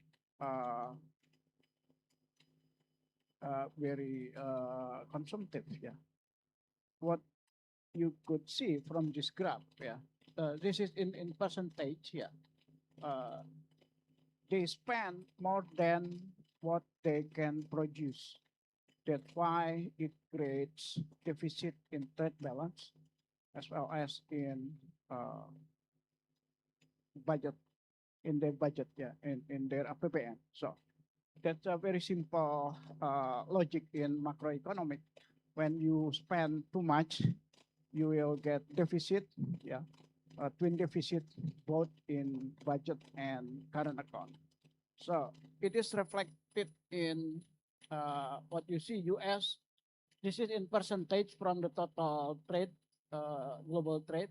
US export just 9%, yeah, but they import more than 16%. That creates problem in the trade balance. It's also reflected in budget. So it implies that, yeah, if you spend a lot and you need, you are running deficit in your budget, so meaning that you need to have more loan, yeah. So if you supply more loan, yeah, investor will see that you are getting more and more risk, country risk, and then they are asking for higher bond yield. That's why now bond yield in the US is similar to crisis in 28, 29. Yeah, it's more than 4 or 4.3. So that's why I think this is a kind of signal, yeah, probably if they are running budget deficit higher and higher, and then in the deficit as well. So I think this kind of problem that cannot be solved in the short term. Yeah. Of course, what they do is, yeah, they try to restrict import, but it will create problem in their inflations as well as in their production side. Yeah. So there is no shortcut solutions. Yeah.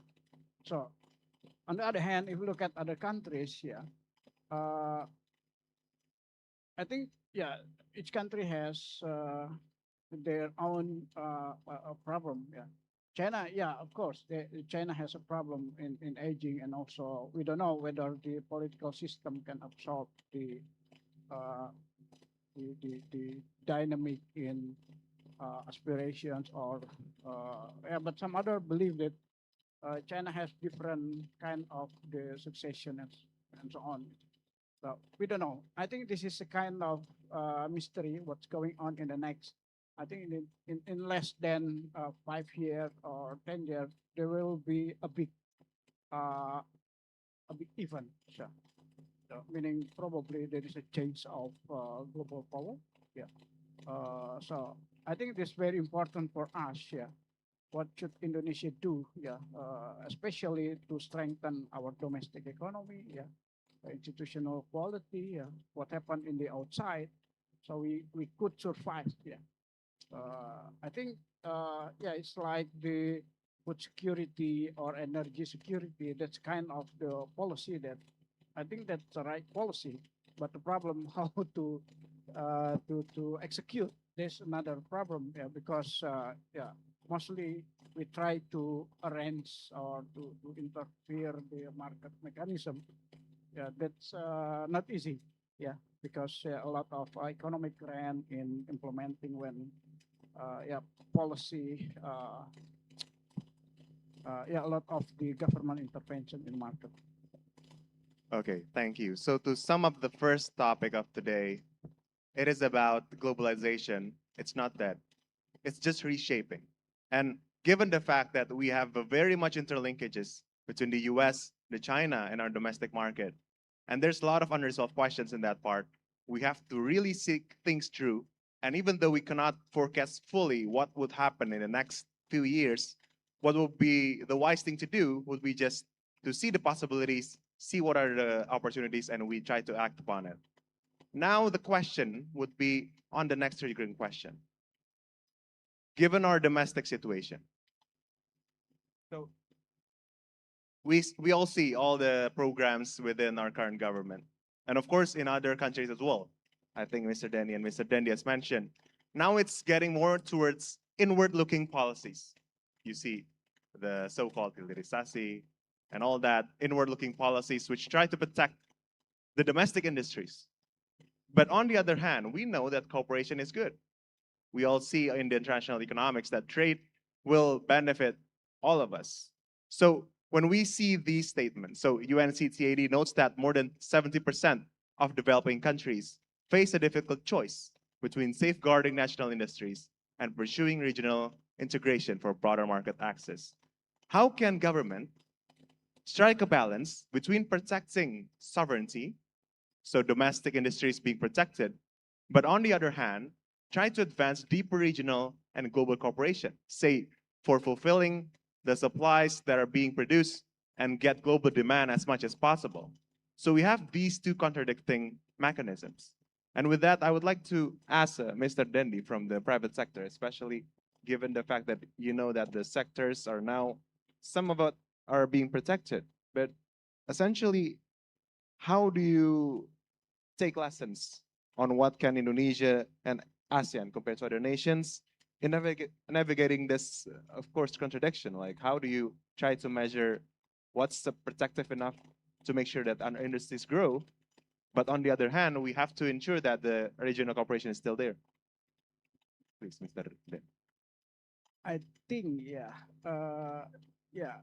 the cooperations, global cooperation or regional cooperation is not always conflicting with our national interests. Yeah, so that's a kind of two things that I think it can be integrated.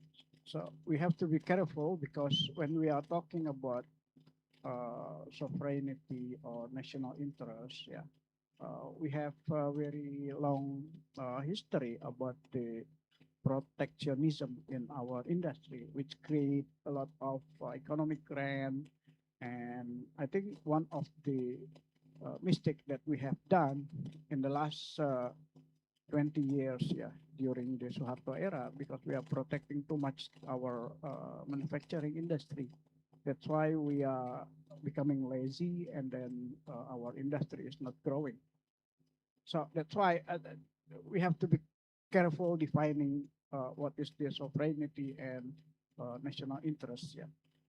However, if you look at the structure of our export, could you please show the our slide, my slide again? Yeah, on page. Okay. Please go to page, bisa ke halaman 8, ya. Halaman 8. This is our export structure here.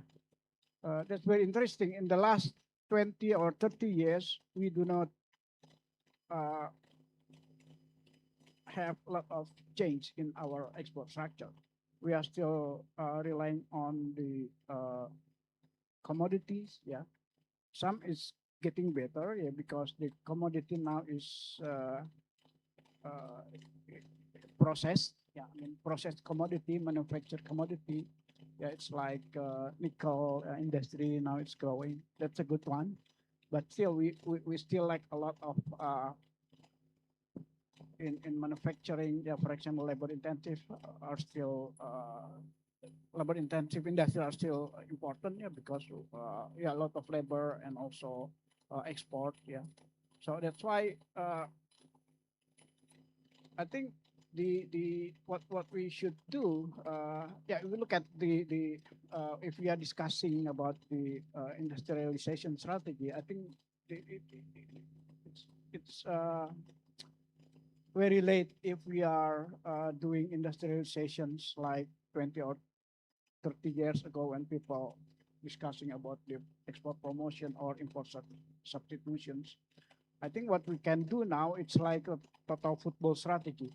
We just identify what we have, what we can do, because all industry in Indonesia is, we have its industry in different states and in different, how do you call it? I mean, for example, we have labor industry, labor intensive industry. We have high-tech industry, like petrochemical. We have like commodity-based industry. Yeah. So I think we can distinguish. We have all just follow what we can do, and we can do the best. We can do the best for each industry. Yeah. For example, labor intensive, it's still growing, and now and also each region has different comparative advantage. We cannot make a conclusion Indonesia as a one entity. Yeah. For example, labor industry, if you follow the industry development now, they are moving to Central Java because their wage rate is just a half of 1/3. Yeah, 30% of the in Karawang or Bekasi. Their wage rate just 2 million. In Karawang, Jakarta is more than 5, or almost about 6 million. So they have comparative advantage in labor intensive industry. But in Karawang, we have more skilled industry, it's like electronic or petrochemical. So that's why I think we can export, and then we try to make relationship or cooperations which country can be our export destinations. Yeah. So meaning that market for our export. Yeah. That's very important. Probably could you please go to page mungkin bisa ke halaman 7 ya. Halaman 7 ya. Yeah, this is the our trading partners. So far, the largest one is China and US. Now it's getting bigger, yeah. And luckily, trade war, it creates opportunity for us. I'll show you. Bisa ke halaman 6 dulu. This is, most of our labor intensive export, manufacturing export mostly, are declining, in the last 2 or 3 years, declining. But if you look at in more detail by country, our export to US is growing or increasing. So that's very interesting to we may have opportunity from the trade war, because I have analyzed that China export to US has been declining, and then some countries are trying to catch this opportunity, like Indonesia, Vietnam. So meaning that there is opportunity from the trade war. I mean, from the US market. Yeah. Next to halaman 8 lagi. So we still have a lot of opportunity, I think, market opportunity in the world. Yeah. So far our trading pattern mainly China, US, and Europe, but still some other country from in Africa or Middle East or Eastern Europe, they still providing or opportunity for us to export our product. Yeah. And if you look at our product, mostly in the middle, not very advanced, and I think most of product can match to their needs. So that's very important, and also meaning that we have to make a friend with them and to identify what the market opportunity, what we can export to this country. So that's why I think very important. Yeah. We are also have advantage because bebas aktif foreign policy is very important. I think we do not have so many enemy. Yeah, so we can make friend to all countries. This is should be leverage for our international relationship. Thank you, Mr. Dendi. Interesting observation of economic data. Now, I move on towards the thinking about the experience. Of course, CSIS have already produced some publications regarding specific countries have different ways of having industrial policies. And of course, again, we go back towards the ultimate question: how do we balance it? How do we balanced national development priorities with deeper economic integration. On the one hand, we have Danny Roderick's kind of industrial policy, but of course, we know from the latest Nobel Prize, Philip Agio on creative destruction, how would the comparative advantage be within this setting, Mr. Danny? Thank you, Goklas. Let me go back to our elementary international economic theory. In international economic, we have learned that every country should specialize based on their own comparative advantage. They specialize and then they trade based on that. And this international economic theory said that everybody will gain, or the total utility or the total gain will be higher. But the problem on this theory, in this theory, that this theory never said about distribution of the benefit of trade. As Dandy already show to you all that Indonesia export structure is based on their comparative advantage, right? Because our comparative advantage in the commodities as well as in labor intensive sector. That's our comparative advantage. The problem is that if we just rely on the market or we just rely on the comparative advantage, we cannot develop well. We cannot to be advanced country. That's why, for instance, China, Japan, Korea, or Taiwan, they try to develop their industry.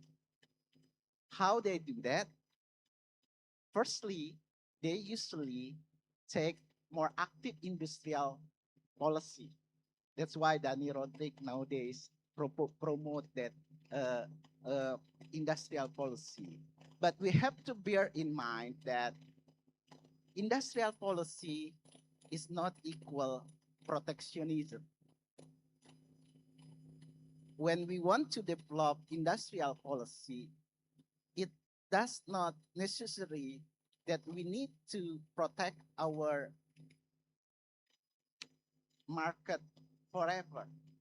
At the beginning or during the infant industrialization phase, it might be justified that we protect our industry.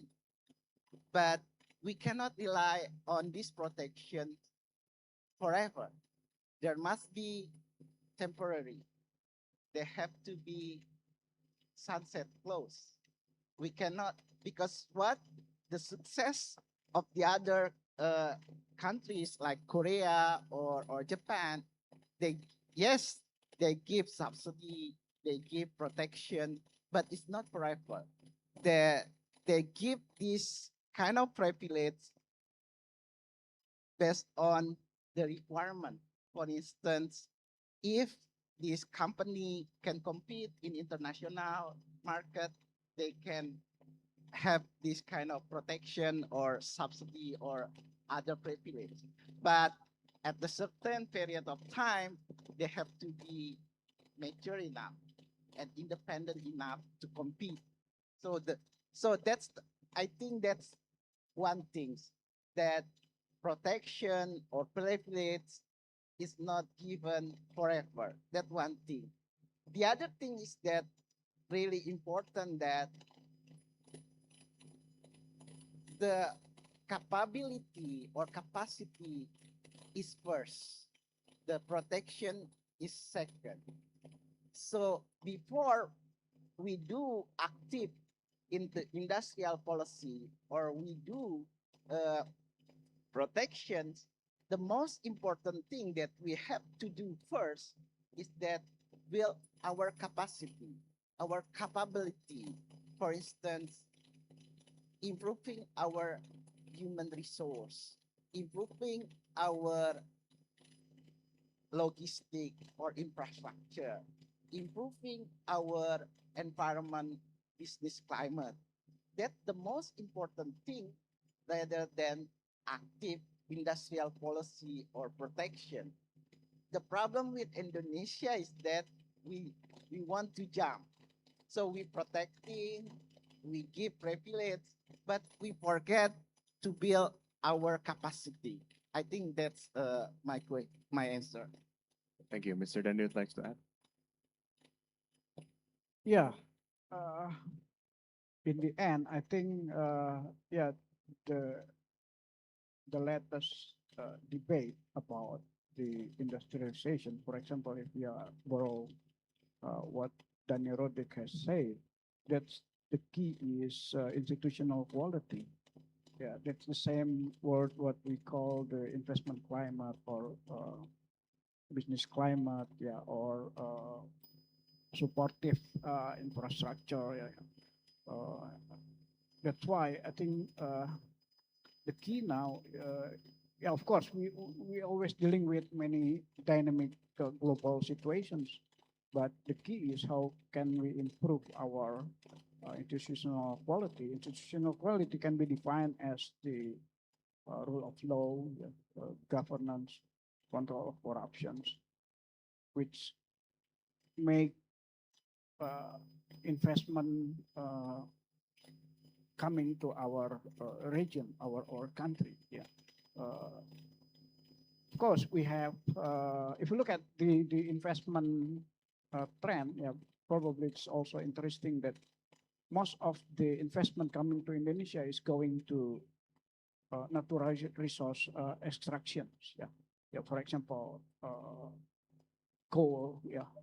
The latest investment mostly coming to nickel processing. Yeah, it's simply that because of the natural resource, they are coming to Indonesia. So that's a bit different when investment coming to Singapore, yeah, or Vietnam, yeah, because they have supportive investment climate or investment environment. So I think that's very important, yeah, to develop our investment climate with better institutional quality. Yeah. Otherwise, we will stay in commodity extractions, and we know the reserve of our natural reserve. There's a limit. Yeah.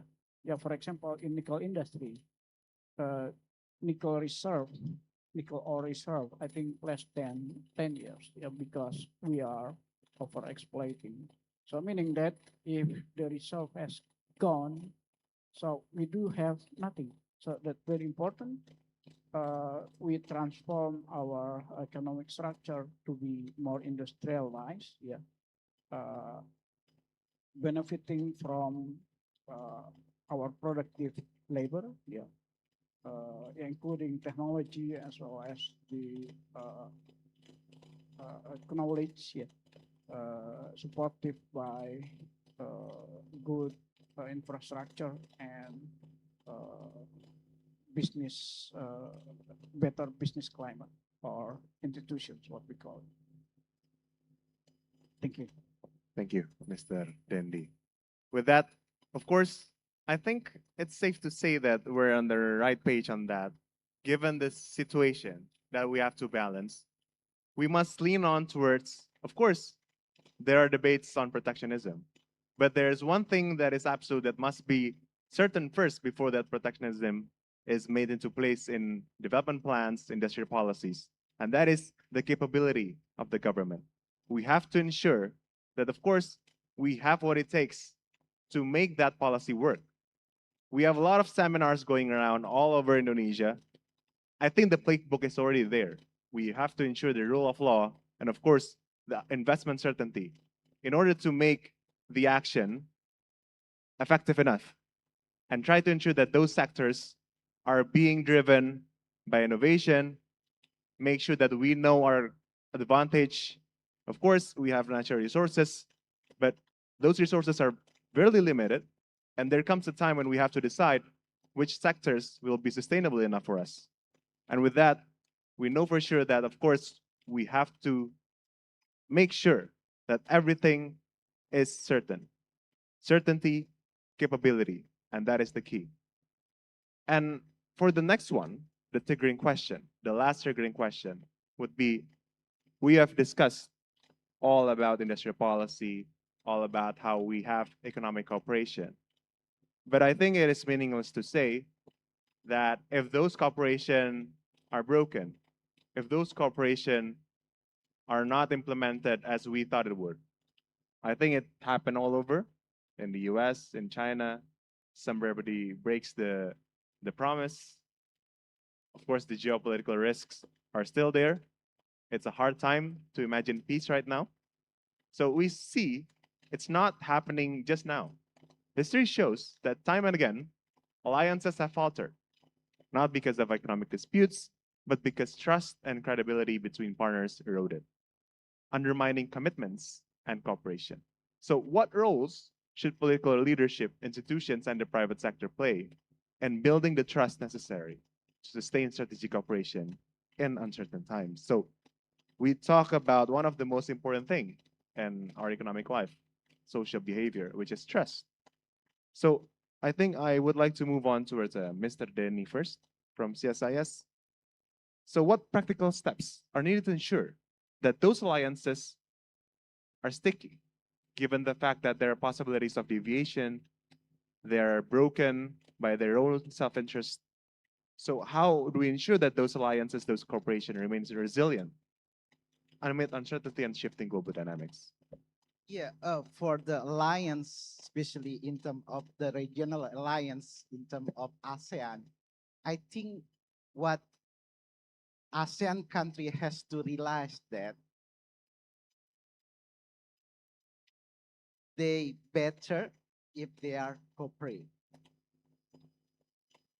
They don't want. They just they don't seek their own interests. For instance, in the case of tariff negotiation between United States and its ASEAN member countries, what Trump did to us is that Trump is bullier. And if we just negotiate with Trump, it's of ASEAN member countries come to Trump one by one. The problem is that our strength is weak. But if we cooperate and negotiate not by our own country, but as ASEAN as a whole, our negotiation strength is much better. That I think what we have to realize first, that ASEAN member country, it's much better if they are cooperate. That's one thing. The second thing's about trust. Trust is gained not by rhetoric or by speech, but by proof, by action. In order to gain trust, each ASEAN member countries have to prove that they work for their own, they all benefit, not by its own country's benefit. That I think one thing that we have to realize. They seek prosperity for all nations, not only single nation. That I think for me. How can the private sector contribute, Mr. Dendi, in this part? Yeah. Regional cooperation in ASEAN is very important. Yeah. We have very long history with the ASEAN countries, and you know the number of population is very big if we are growing together. So that's why I think probably in the last 10 years the ASEAN, yeah, they lost their figures. Yeah. Uh, it's very different from Suharto era, Suharto Mahathir leadership. Yeah, and Lee Kuan Yew, they are very close.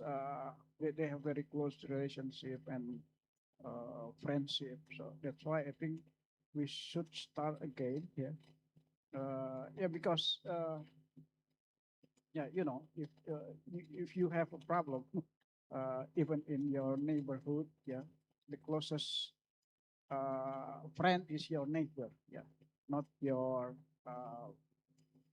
sister or your brother, which probably living far away, but your close next door neighbor. So that's why ASEAN is very important. Yeah, and I think yeah, of course we have competitions. Yeah, because we have similar uh, degree of industrializations or similarity in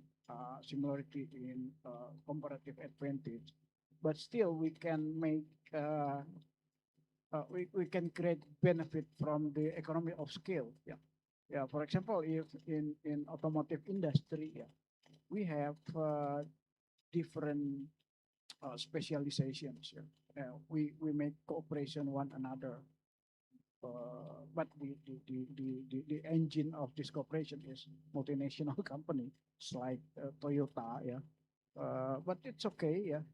Meaning that because of the free trade agreement and common market in ASEAN, yeah, a lot of investor coming, and then the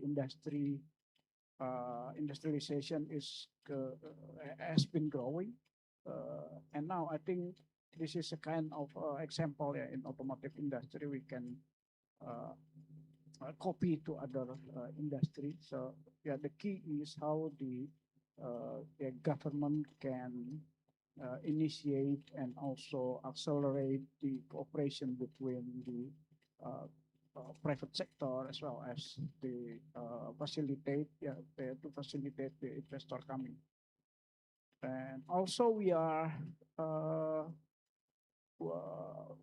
we get benefit from the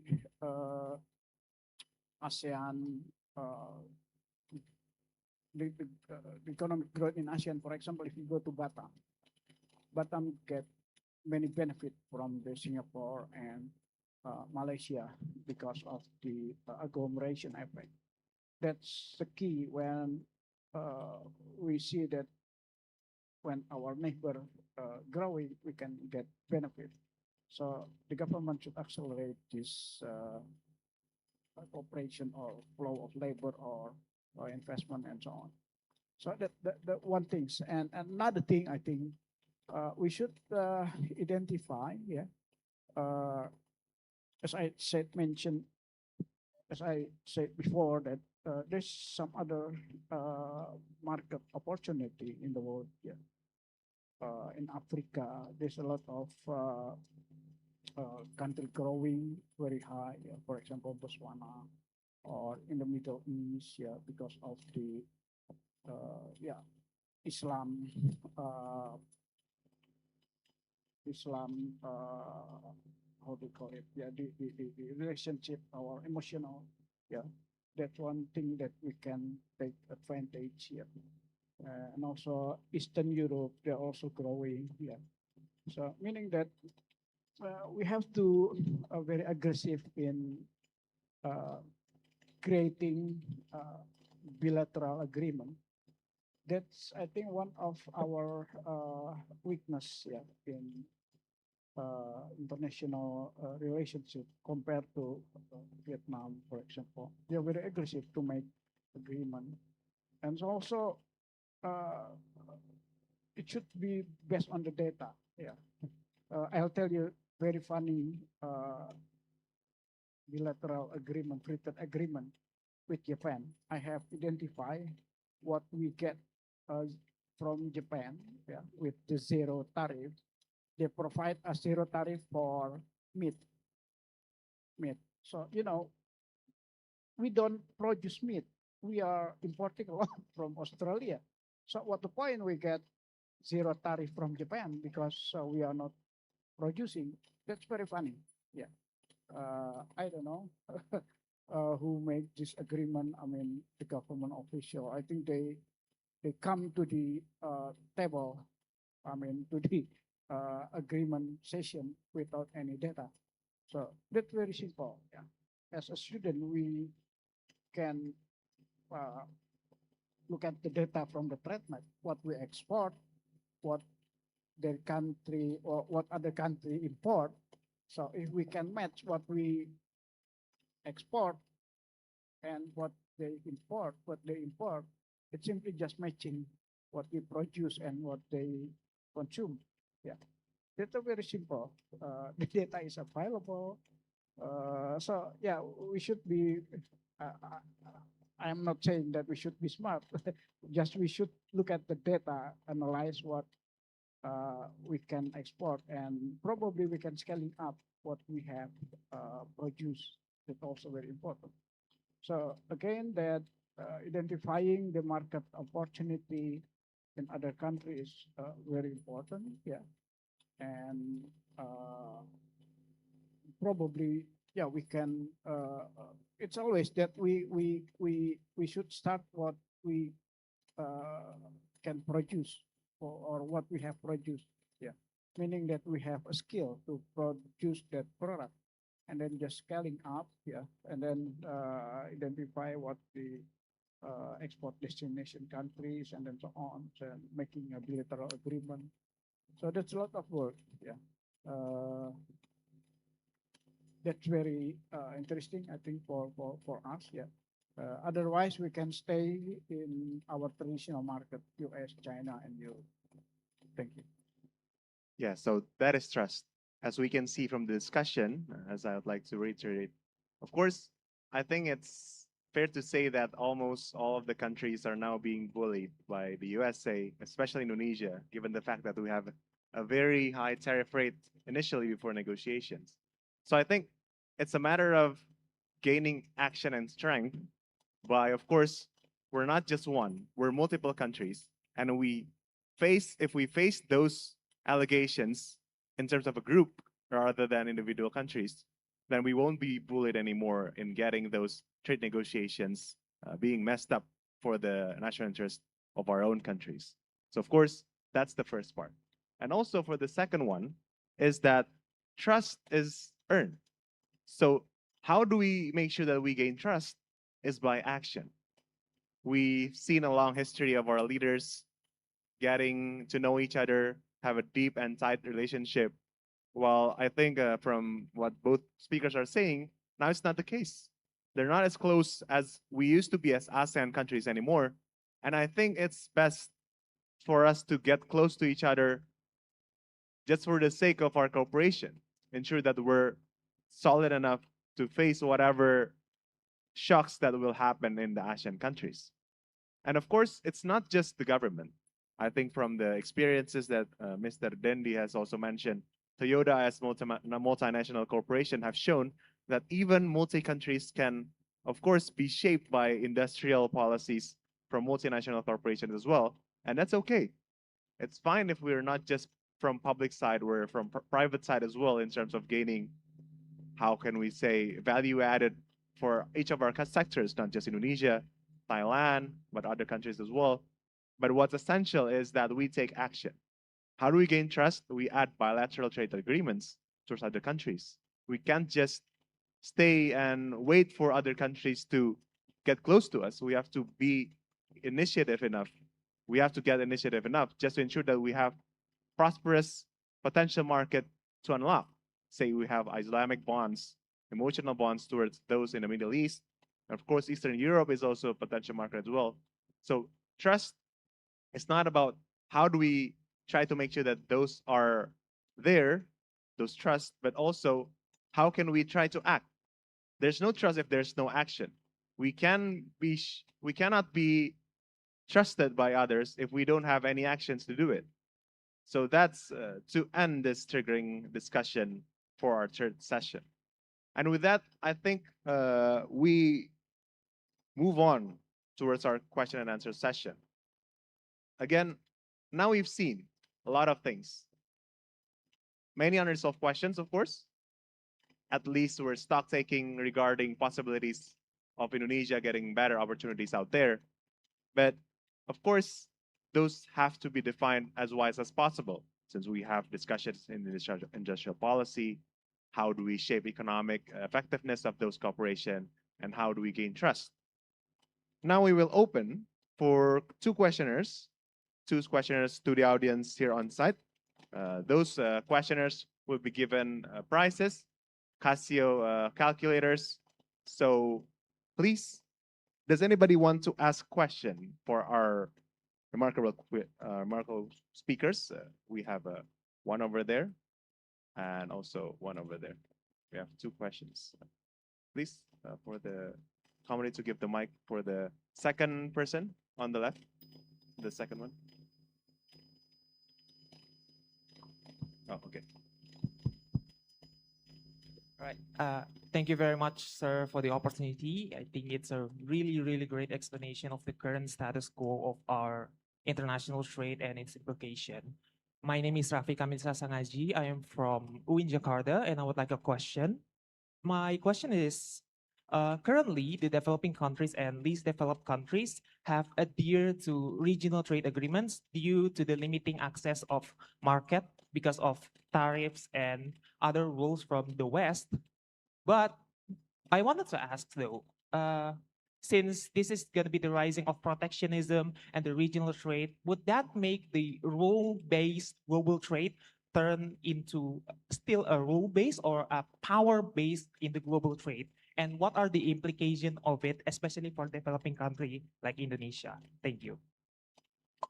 Okay, I think we move on to the second question first, so we can just get the answers one after another. For the second one,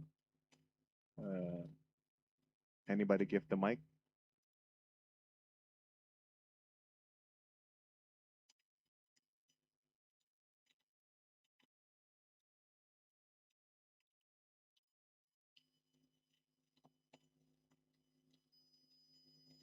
Okay, please. Thank you very much for the opportunity. So I have a question.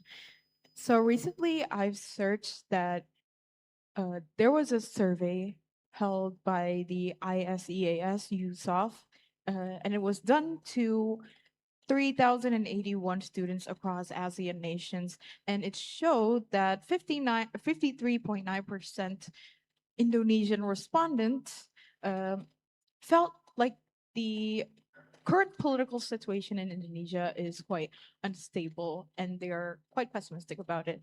So my question is, do you think the current internal political situation in Indonesia would matter to its trade partners and the overall global economy?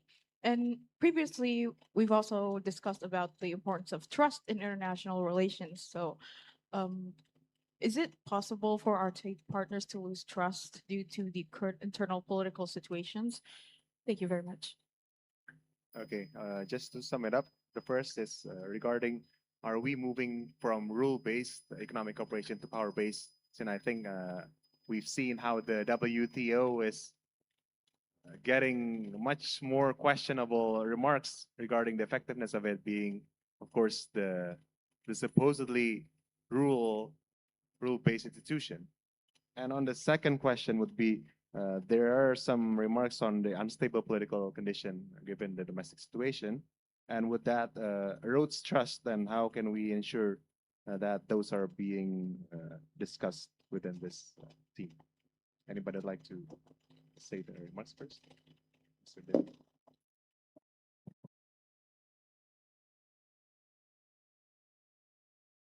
Yeah. That is very difficult to judge how far the WTO or rule-based or the global corporations now, because it has been destroyed by the United States, and also, yeah, it's like Russia attacking Ukraine. I think they don't respect the UN. So that's why I think now we are uh, in the transition stage here.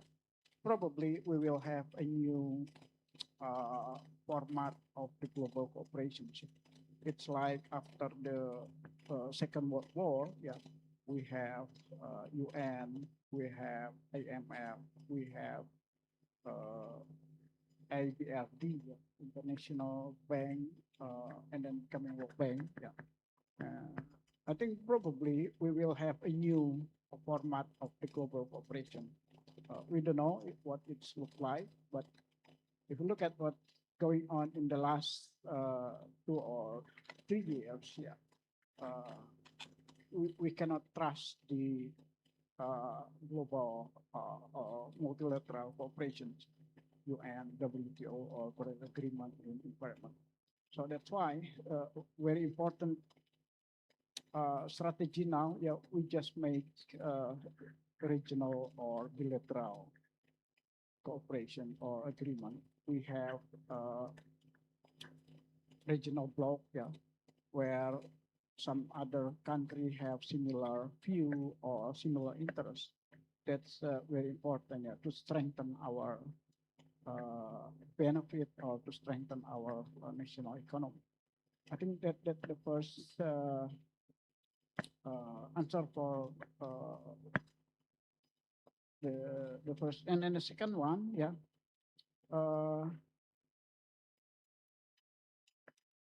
I think yeah,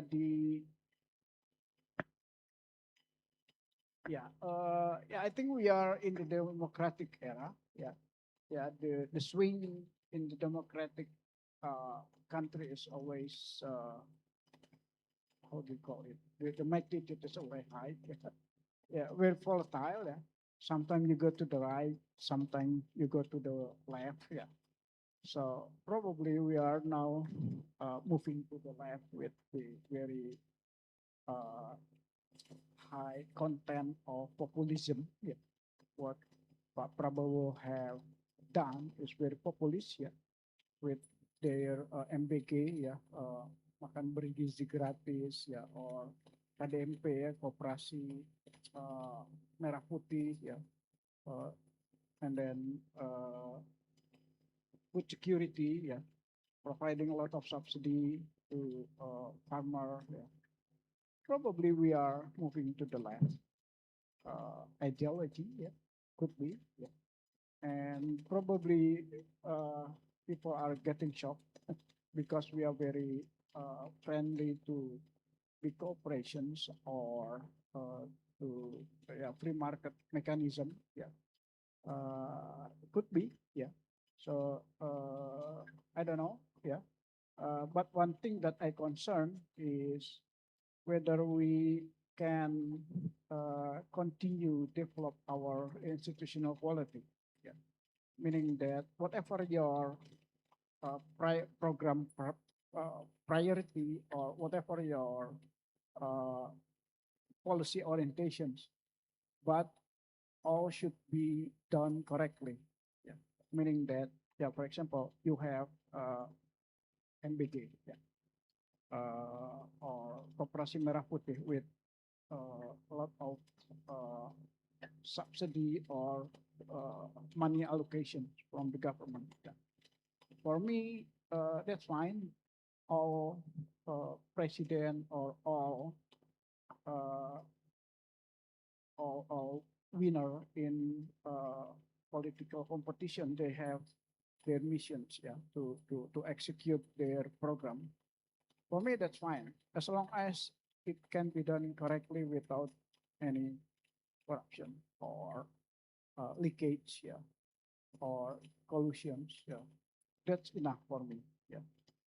So again, the most important thing is how to secure the uh, governance and institutional quality when we are executing the program. probably that's all my answer. Now moving on to Mr. Ben. Thank you. For the first question, I think in term or in the perspective of global architecture like WTO, IMF, World Bank, or UN, you are right that nowadays we depart from the rule-based to power-based. What we have shown, for instance, in the case of the United States or Russia attack Ukraine, I think it seems that these international institutions lose their teeth. Uh, but in terms of regional architecture or regional integration organization like ASEAN or RCEP or FTA or bilateral FTA, I think the rule base is still there. Many countries still respect what they have signed. The problem in the global architecture is, or global institution is that I think we have to reform it because unless there is a reform in global institution, we still like this forever, unless there is a reform there. Because, for instance, in the UN, veto power, people or many countries object with this kind of veto power because if there is veto power, United States and Russia can do whatever they want. That one thing. And the other things about the contribution. Nowadays, for instance, many these international organizations are financed by United States or large part of this financial coming from the United States. So I think there should be more equal contribution from each country, not only rely on the United States. That for the first question. For the second question, yes, it's true that Indonesia is relatively stable based on your survey, based on the survey that you mentioned, or based on the aggregate level macro data like growth, inflation, balance of payment, or fiscal deficit, all still reliable, still okay. But underneath of these surveys, I think there are fragility in our domestic economy, especially regarding the consistency of the government policy. Because I don't know, many investors that I talk with them always, or foreigners that come to CSIS, always questioning where is the direction of the current administration policy. There is no such clear direction. There is no such consistency in policy making process because the policy itself is only depend on one person, which is the president itself, and he is so moody. So because of that, the investor or the foreigner cannot rely on it. The most worrisome for the investor is not only regulation, but the uncertainty of the policy. If the policy is uncertain, how come they can invest large amount of money in Indonesia? I hope it answered your question. Okay, thank you very much for the amazing questions. Here we present to you our door prize, Casio FX82CW. For those who ask a question, please stand up at your spot as we will have to take a documentation session.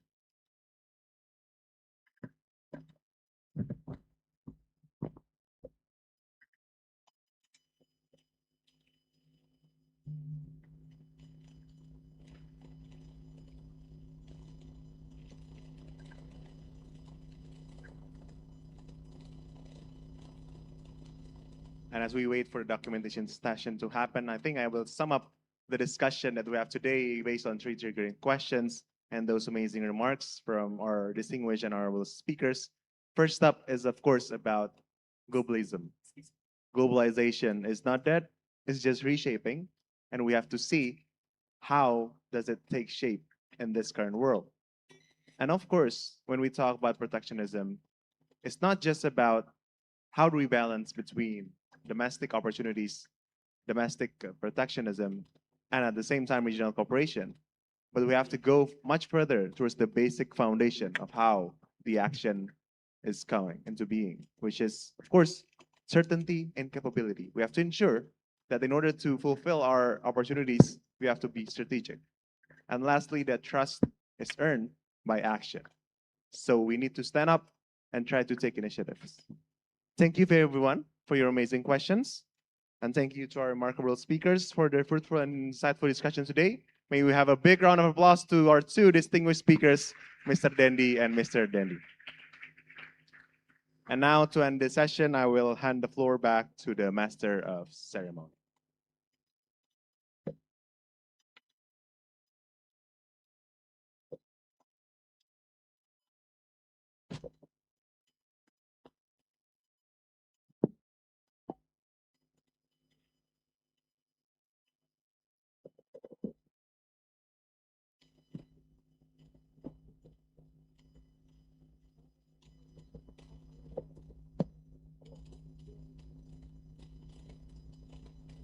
Thank you, Mr. Mervin Goklas Hamonangan, for guiding the moderated session.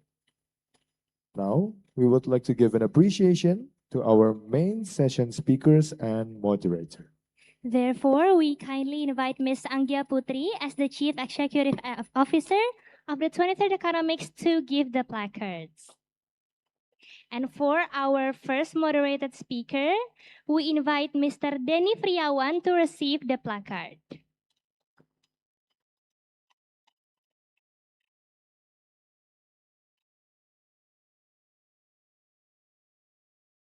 Yes, once again, for our first moderated speaker, we invite Mr. Denny Friawan to receive the placard.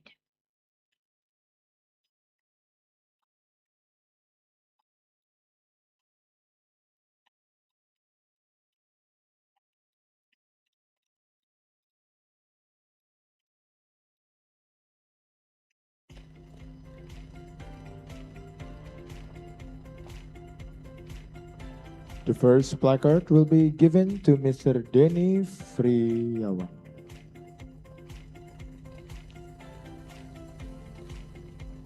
We will continue to the documentation session. Okay, taking the pictures.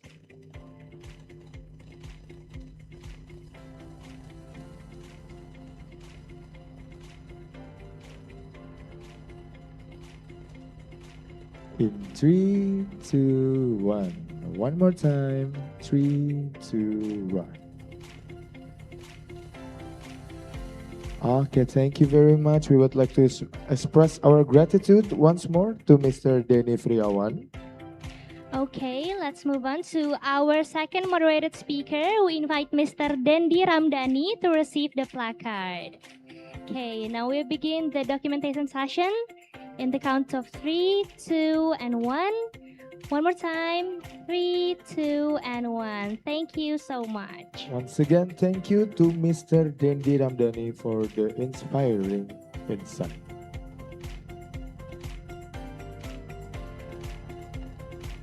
Okay.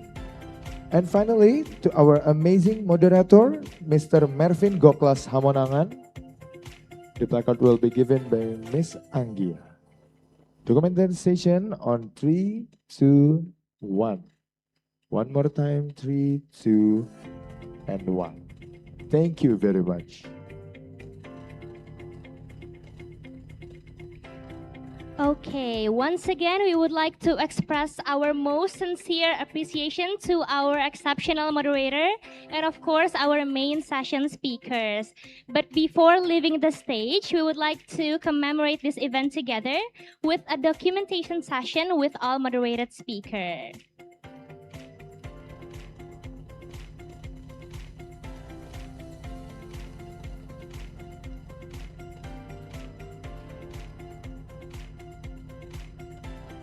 Okay, now we begin with the documentation session with all moderated session speakers.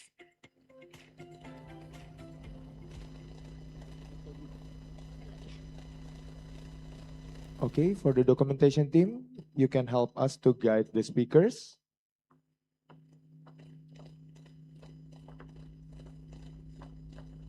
Okay, the document session starts in 3. Yes, you may hold the placard.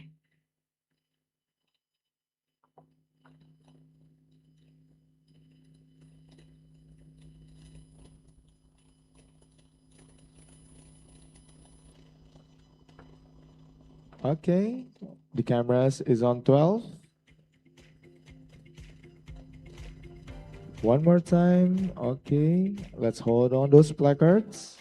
3, 2, 1.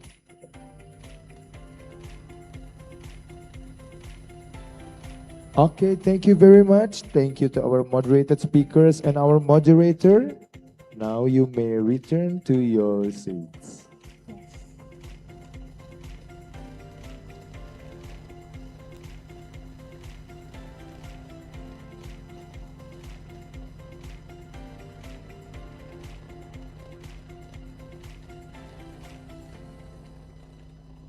Okay, Gita.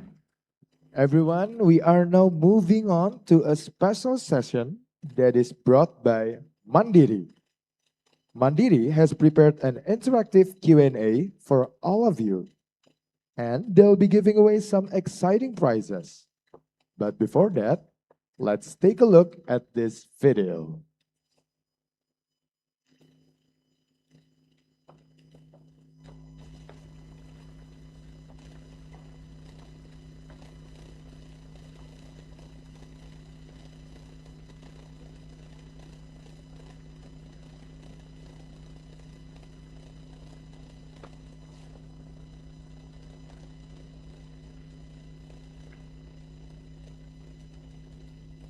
Okay, Gita. After attending this seminar for about almost 3 hours, yeah? Yes, almost 3 hours. There must be a lot of insights that we got. Yes, I do agree because I actually watched the seminar and I think that it was very insightful. What do you think, Kevin? Yes, it was really insightful. And the way that Mr. Mervin guided the moderated session previously, wow, it's really, really inspiring. Yes, And he was I have followed Mr. Mervin for such a long time. Mr. Mervin okay. also continuously participated in BEM events also, Mm-hmm. like Distara, if you know, Yes, I know that. under Okay. the Department of Kajian and Aksi Strategis, yeah? Really, really good. Okay, so Mr. Mervin is actually your role model, Kevin, okay? Yes, you can say so. Yes, okay. And everyone, we are waiting for a really interactive and insightful video from Bang Mandiri. And after the video, we will have a session that is, I think it's very fun because we will have some like a little quiz, guys. Yes, that is correct. So, after the video, for all of the attendees, you will get a chance to answer a few questions from us. So the way is really simple, Gita, yeah? It's very simple. We will read the questions to you, and you need to be as fast as possible, and you need to raise your hand as high as possible. Okay, and then we will choose who is the fastest to Who is raise the their hand. fastest? And Yes, if that's you guys right. answer it correctly, we will invite you on stage to receive your prizes. Yes, that's correct. So, Gita, if you can sum up the 23rd Economics International Seminar in one sentence, what would it be? I think it would be incredible because I Incredible. think, yeah, it's very incredible. What do you think, Kevin? Describe this event in one word. One word. Yes, One only word. one word. It would be inspiring. Inspiring. Okay. Inspiring. Because all the insights that we get from today's seminar is really crucial, so we can have beneficial knowledge to we can solve the crucial global economic challenges of today. Yes, do you agree, Gita? Yes, I do agree because the material is also related to is fun fact related to our material also on our college. So it is actually very insightful for me personally because I get so much insights and it is related to the fields of Faculty of Economics and Business Universitas Indonesia. Yes, that's correct, Gita. And now, everyone, we are back to moving on to a special session that is brought by Mandiri. Mandiri has prepared an interactive Q&A for all of you, and they'll be giving away some exciting prizes. But before that, let's take a look at this video.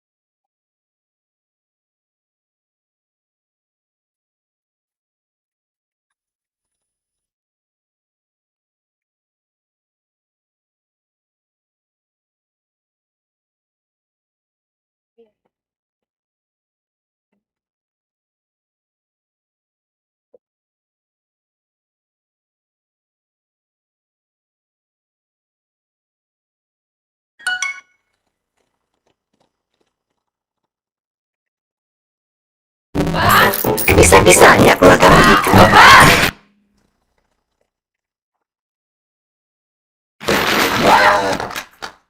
Antara adik kata Manil. Lah, hari ini kan Sabtu deh. Gak bisa dong. Bisa. Gak bisa. Bisa. Gak bisa. Bisa. Pakai limit aja. Kapan aja. Selfie langsung jadi. Gak perlu video call. Wih, mantap banget. Dibilangin. Limit aja. Semua bisa. Okay, let's give another round of applause to Mandiri. Ladies and gentlemen, now you will need to answer a few questions from us. So stay sharp, get ready, and who knows, you might be one of the lucky winners. Yes, Gita. So everyone, if you know the answer, raise your hand as fast as you can, and we will pick one of you. Okay, should we begin? Should we begin? Yeah. Okay. Yes. We will start with the first question. If you know the answer, raise your hand as fast as possible. Okay. The first question, Gita. What is the minimum balance and required holding balance for Mandiri Tabungan now or online? Okay, maybe Okay, let's repeat one more. One more time, okay? Yes. What is the minimum balance and required holding balance for Mandiri Tabungan now or online? For those who know the answer, you guys may raise On your the right hand. wing, on the right wing, Gita. Okay. Already really excited. Okay, for the committee, can you help us to bring the mic for the man in the right wing? Yes, don't forget to introduce your name and set up your Can you answers. raise your hand? Okay. Okay. Okay, so my name is Rafi, and so the answer is to minimum balance at 2,500,000. Can you repeat one more time? Okay, 100,000 for beginning balance and 25,000 for minimum balance. Okay, the answer is correct. Correct. Congratulations. Congratulations. Okay. Okay, you Gita? may stay in your seats and then we will invite you to the stage later. Now let's move on to the second questions. Okay. Please pay attention carefully. Second question, how many types of Visa branded debit cards are available at Bank Mandiri? One more time, how many types of Visa branded debit cards that are available at Bank Mandiri?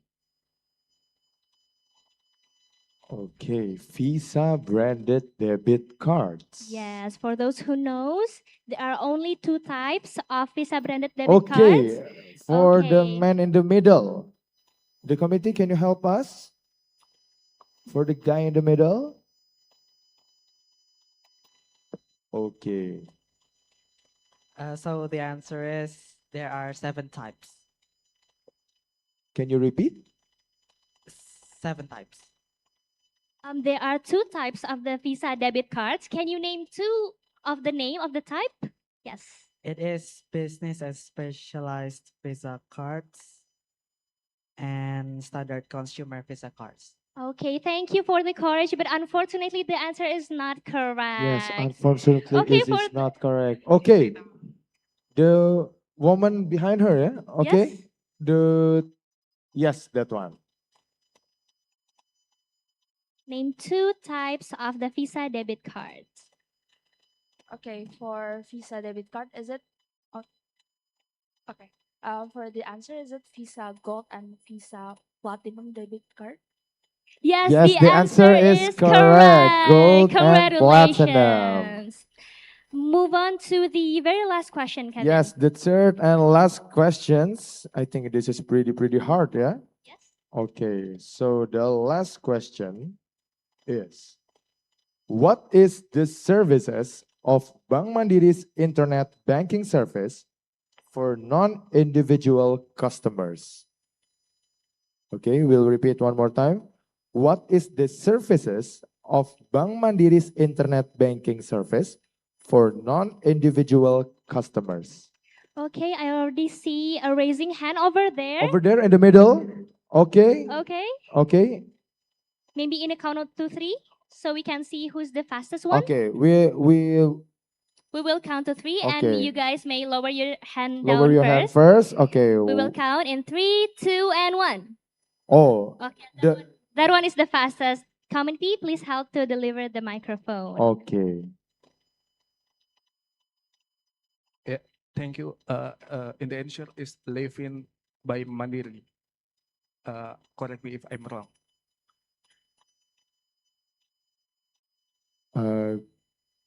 Can you repeat? This answer is Levin by Mandiri.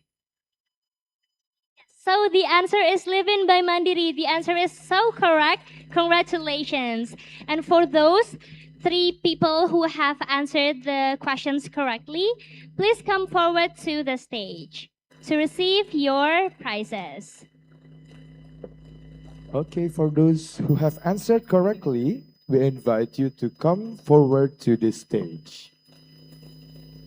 For the committee, can you help us to locate the 3 people that has answered correctly? Thank you. We invite you all to join us and come forward to the stage. Okay, for the lady in the middle, can you come up and join us on the stage? For the man on the right, thank you.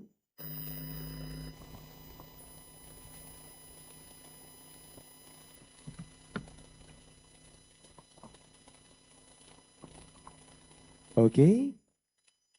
Yes, you can come up for join us in the stage. Once again, congratulations for the correct answers.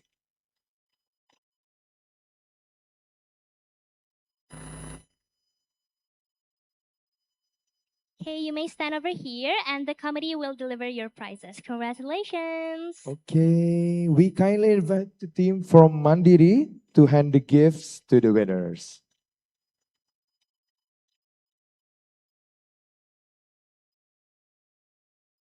Okay, congratulations to our quiz winners.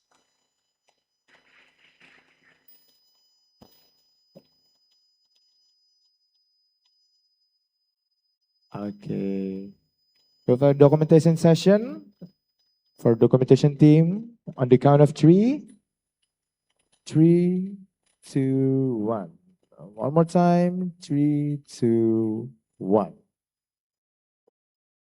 Okay, thank you very much for the Team Mandiri. You can return to your seats. Thank you very much.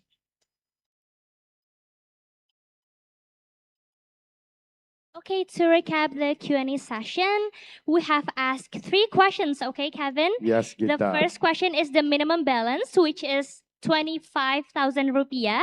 Yes. And the first deposit is 100,000 rupiah. And what's the answer for the second question The again, second Kevin? question, there are 2 types of Visa debit card. The one is gold and the Okay. second is platinum. Okay, so there are 2 types of the debit cards. Yes, Kevin. Yes. Okay. As for the third questions, which is the services of Bank Mandiri's internet banking service, which is Livin. Livin have like the a lot of features actually. Yes, to buying stocks and also lifestyle. Yes. Yes. And then, because of that, we will watch some amazing insights from Livin. And let's take a look at this video. Bisa-bisanya keluarga Padika. Bapak! Bapak! Antara adek buka tabungan yuk. Lah, hari ini kan Sabtu, Dek. Nggak bisa dong. Bisa. Nggak bisa. Bisa. Nggak bisa. Bisa. Pakai Livin aja. Kapan aja, di mana aja, bisa. Tinggal selfie. Langsung jadi. Nggak perlu video call. Wih, mantep banget. Dibilangin. Livin aja. Semua bisa.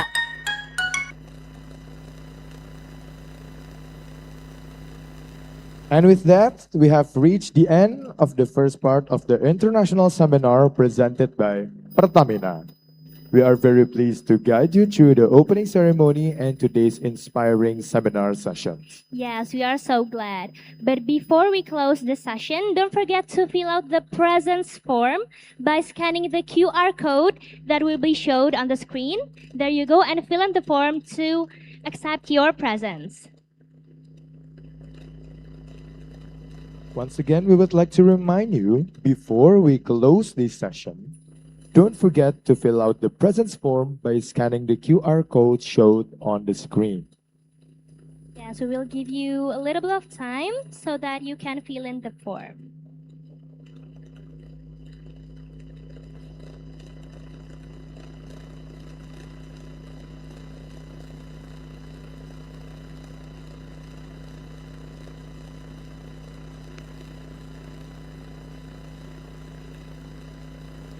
Okay, you can take a photo if you missed it. And we also have a big news for all of our young talents because L'Oreal is looking for one dream team to represent Indonesia in Paris, June 2026. Wow, so Brandstorm 2026 by L'Oreal Indonesia is the biggest youth innovation competition. It is your chance to play, learn, and grow while supercharging your career. So what are you waiting for? Represent your university and Indonesia. Compete your way to the global finals in Paris, June 2026. For further information, please scan the QR code displayed on the screen, or you may also approach the L'Oreal representatives at the booth to ask any questions after this session concludes. Yeah, so for those who is interested in joining the L'Oreal competition, please scan this QR code and fill in the form. Yes, for those who is interested in joining the L'Oreal competition, please scan this QR code and fill in the form.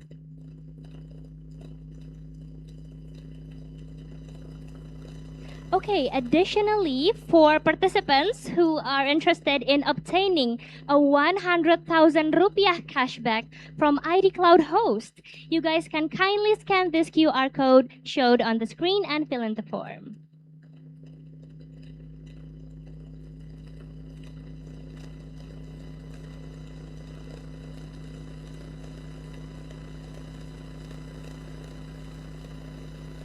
Yes, once again, for participants that is interested in obtaining a 100,000 rupiah cashback from ID Cloud Host, you can kindly scan this QR code showed on the screen.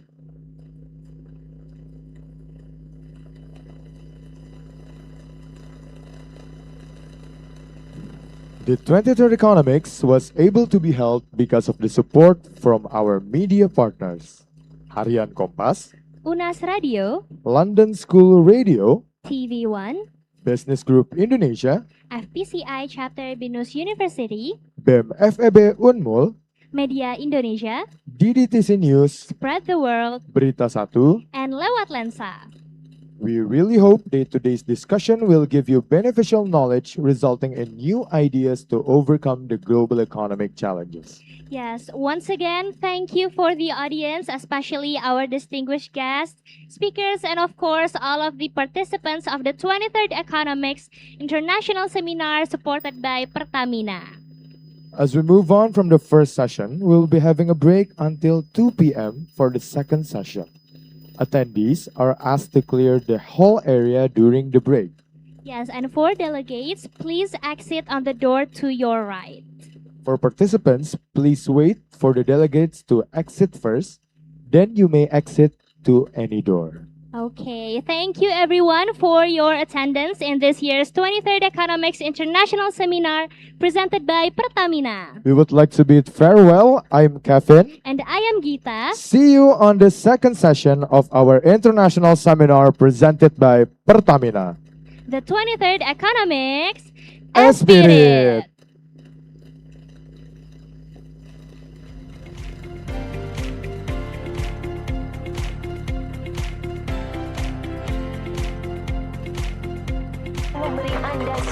Lala Move, satu aplikasi semua armada.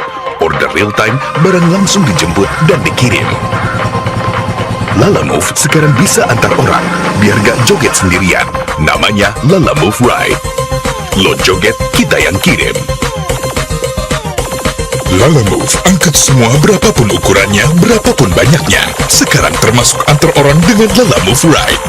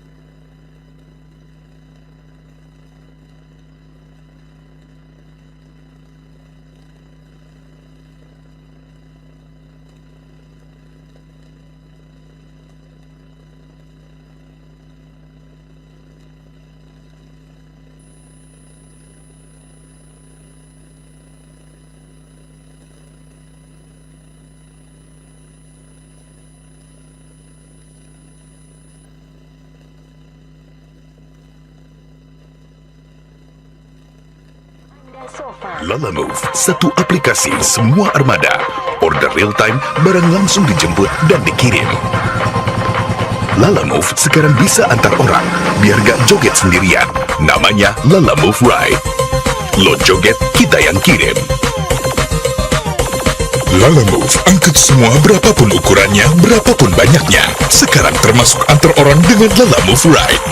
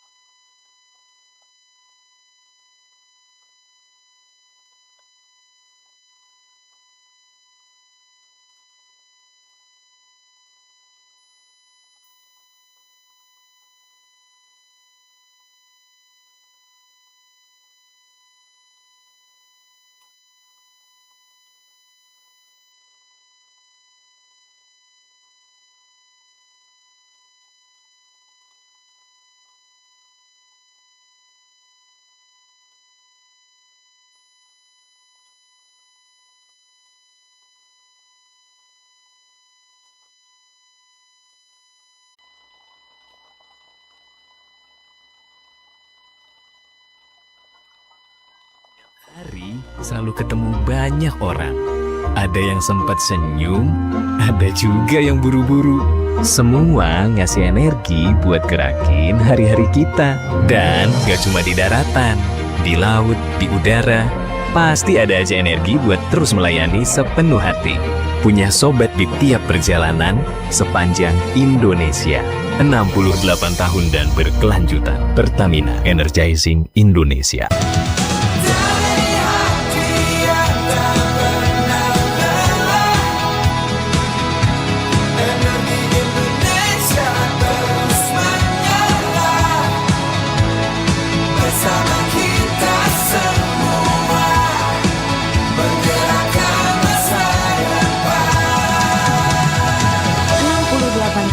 Terus melayani sepenuh hati. Pertamina, Energizing Indonesia.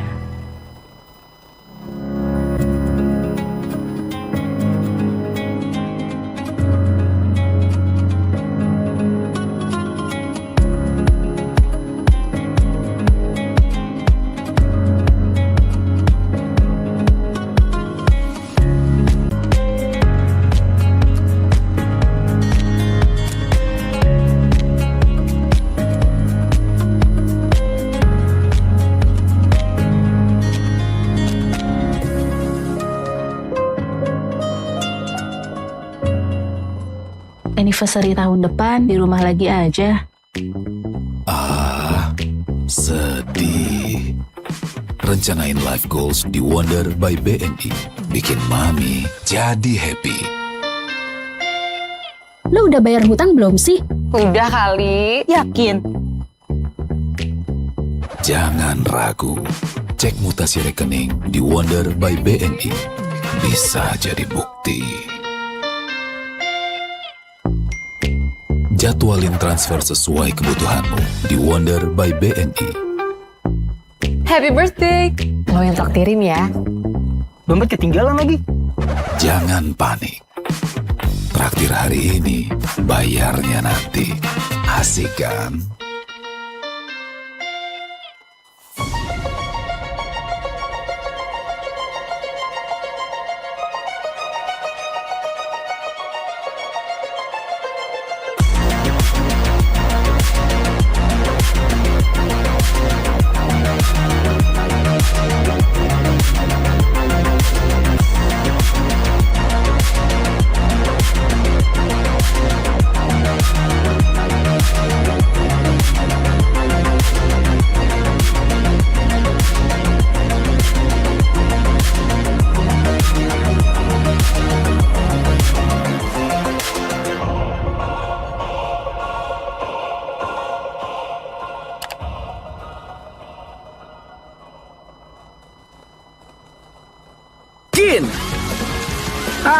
Beban berat gini, mau seenak-enaknya aja. Baru, Kin Dessert Milky. Nutrisinya setara segelas susu A2. Susu seenak dessert. Kin Dessert Milky. Enak seenak-enaknya.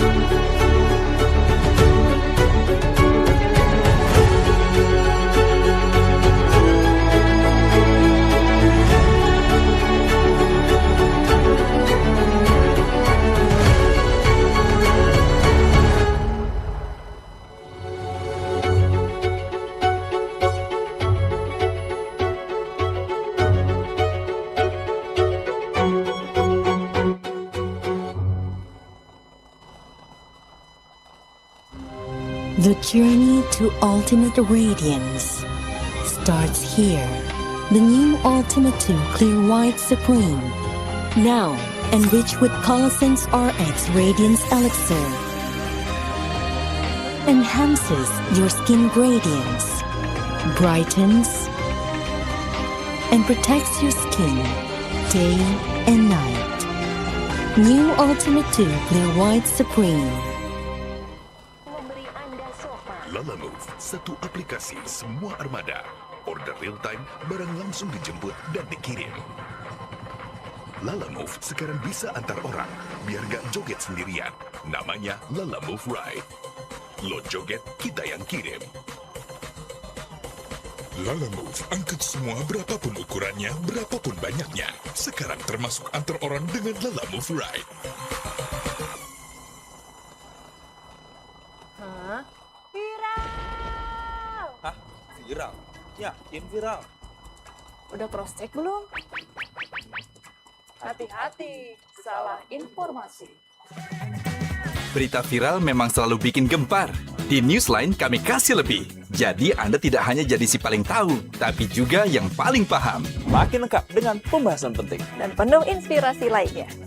Newsline, setiap hari live di Metro TV.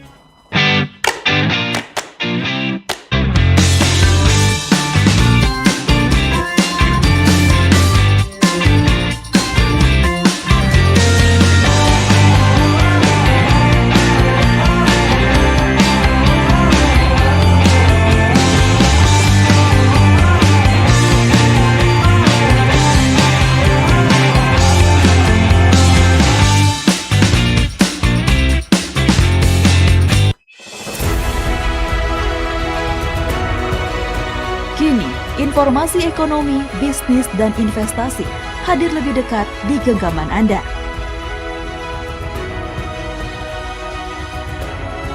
Kini, Investor Daily hadir dalam aplikasi digital. Berita ekonomi dan pasar modal terbaru. Siaran langsung di genggaman Anda. Nikmati e-paper dengan tampilan modern. Analisis eksklusif untuk smart investor.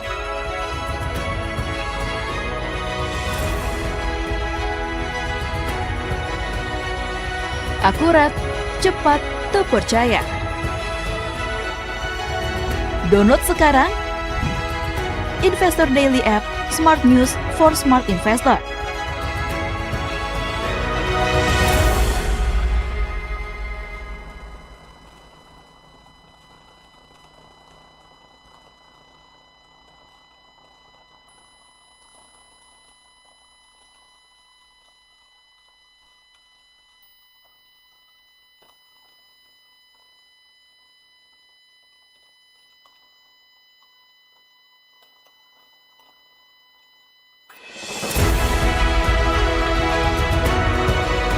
Kini, informasi ekonomi, bisnis, dan investasi hadir lebih dekat di genggaman Anda.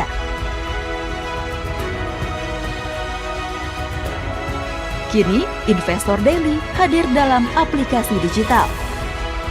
Berita ekonomi dan pasar modal terbaru. Siaran langsung di genggaman Anda. Nikmati e-paper dengan tampilan modern. Analisis eksklusif untuk smart investor.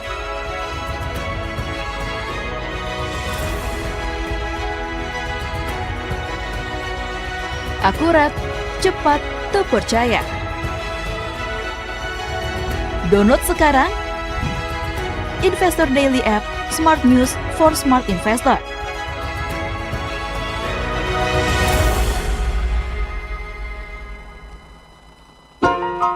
Tiap hari selalu ketemu banyak orang. Ada yang sempat senyum, ada juga yang buru-buru. Semua ngasih energi buat gerakin hari-hari kita. Dan gak cuma di daratan, di laut, di udara, pasti ada aja energi buat terus melayani sepenuh hati. Punya sobat di tiap perjalanan sepanjang Indonesia. 68 tahun dan berkelanjutan. Pertamina, Energizing Indonesia.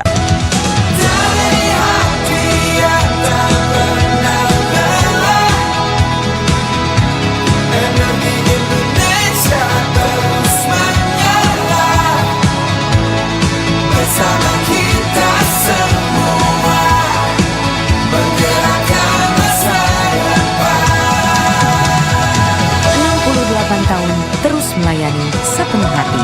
Pertamina, Energizing Indonesia.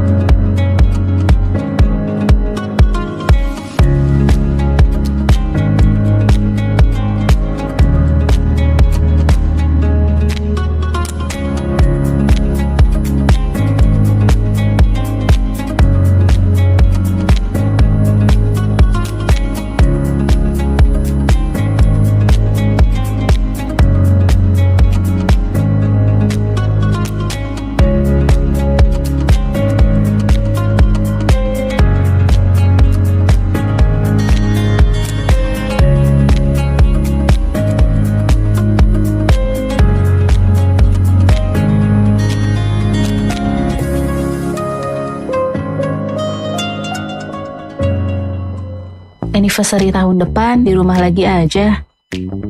Ah, sedih. Rencanain life goals di Wonder by BNI. Bikin mami jadi happy. Lo udah bayar hutang belum sih? Udah kali. Yakin? Jangan ragu. Cek mutasi rekening di Wonder by BNI. Bisa jadi bukti. Jadwalin transfer sesuai kebutuhanmu di Wonder by BNI. Happy birthday. Lo yang traktirin ya. Dompet ketinggalan lagi. Jangan panik. Traktir hari ini, bayarnya nanti. Asik kan?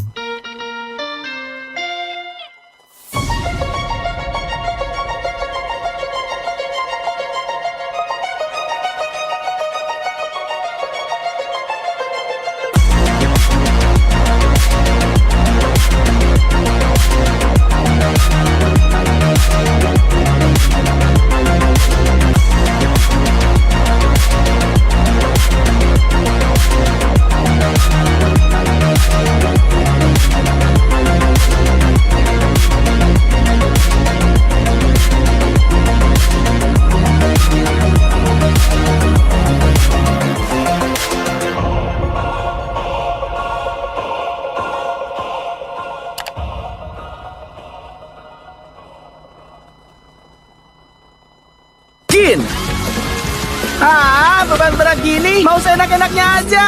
Baru, Kin Dessert Milky. Nutrisinya setara segelas susu A2. Susu seenak dessert. Kin Dessert Milky. Enak seenak-enaknya.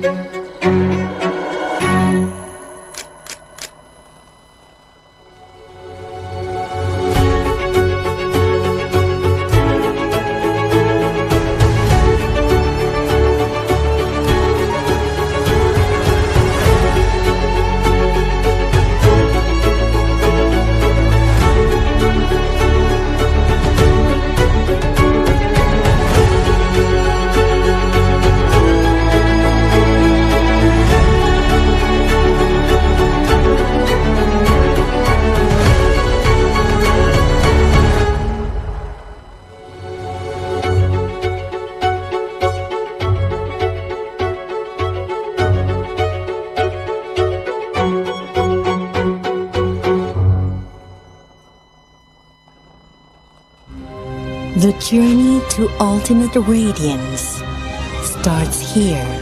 The new Ultimate 2 Clear White Supreme. Now enriched with Colossense RX Radiance Elixir. Enhances your skin radiance, brightens, and protects your skin day and night. New Ultimate 2 Clear White Supreme.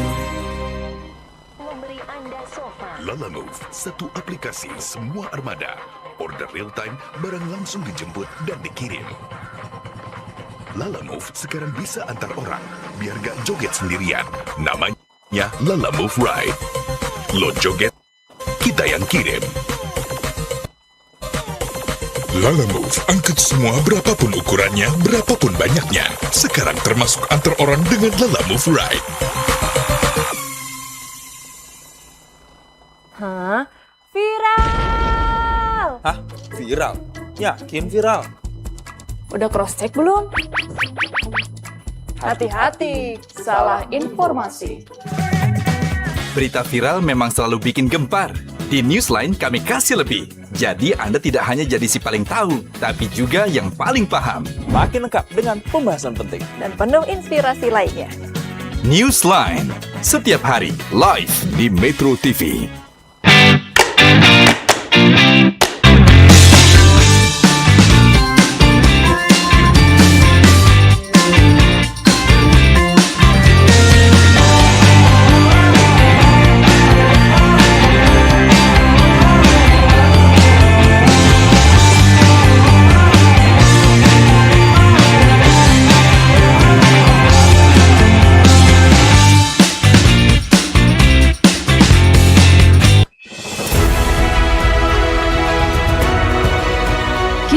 informasi ekonomi, bisnis, dan investasi hadir lebih dekat di genggaman Anda.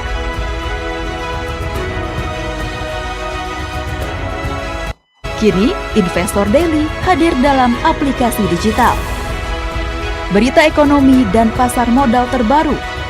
Siaran langsung di genggaman Anda. Nikmati e-paper dengan tampilan modern. Analisis eksklusif untuk smart investor.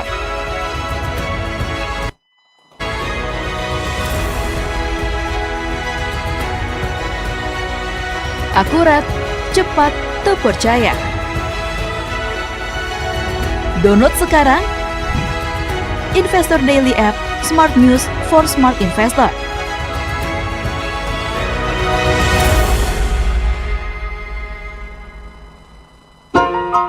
Tiap hari selalu ketemu banyak orang. Ada yang sempat senyum, ada juga yang buru-buru. Semua ngasih energi buat gerakin hari-hari kita. Dan gak cuma di daratan, di laut, di udara, pasti ada aja energi buat terus melayani sepenuh hati. Punya sobat di tiap perjalanan sepanjang Indonesia. 68 tahun dan berkelanjutan. Pertamina, Energizing Indonesia.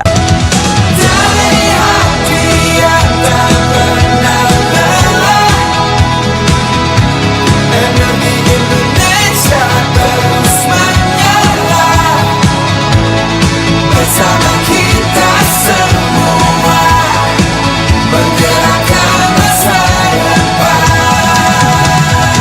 68 tahun terus melayani sepenuh hati. Pertamina, Energizing Indonesia.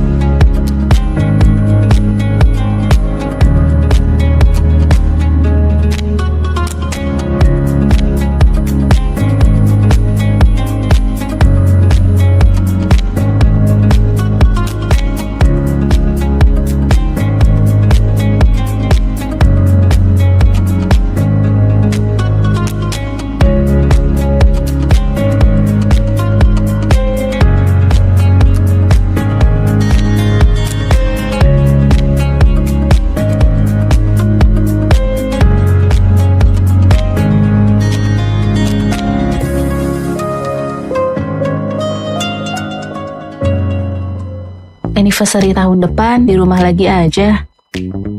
Ah, sedih. Rencanain life goals di Wonder by BNI. Bikin mami jadi happy. Lo udah bayar hutang belum sih? Udah kali, yakin. Jangan ragu. Cek mutasi rekening di Wonder by BNI. Bisa jadi bukti. Jadwalin transfer sesuai kebutuhanmu di Wonder by BNI. Happy birthday. Lo yang traktirin ya. Dompet ketinggalan lagi. Jangan panik. Traktir hari ini, bayarnya nanti. Asik kan?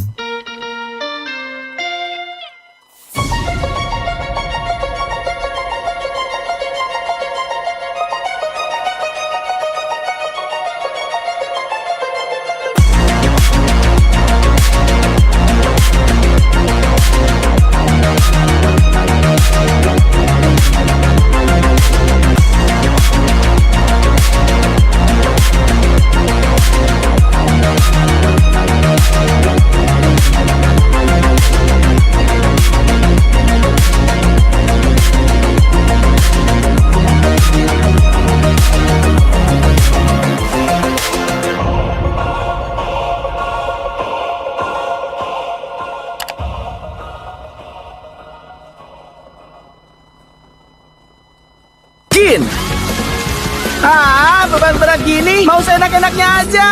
Baru Kin Dessert Milky. Nutrisinya setara segelas susu A2. Susu seenak dessert.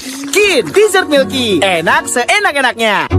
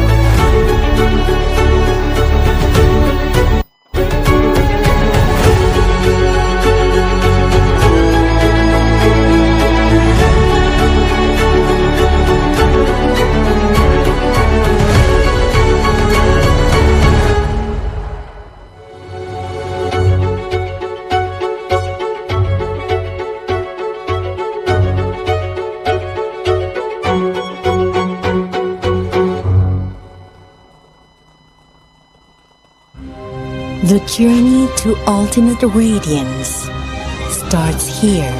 The new Ultimate 2 Clear White Supreme. Now, enriched with Colosense RX Radiance Elixir.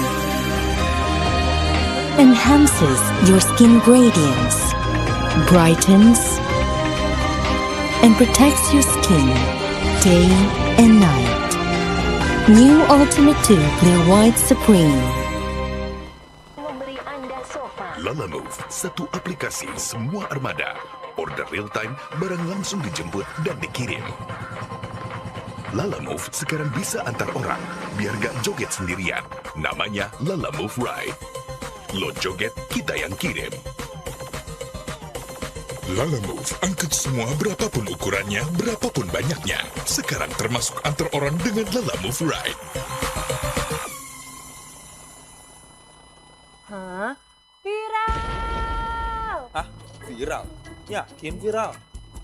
Udah cross check belum? Hati-hati, salah informasi. Berita viral memang selalu bikin gempar. Di Newsline kami kasih lebih. Jadi Anda tidak hanya jadi si paling tahu, tapi juga yang paling paham. Makin lengkap dengan pembahasan penting. Dan penuh inspirasi lainnya. Newsline, setiap hari live di Metro TV.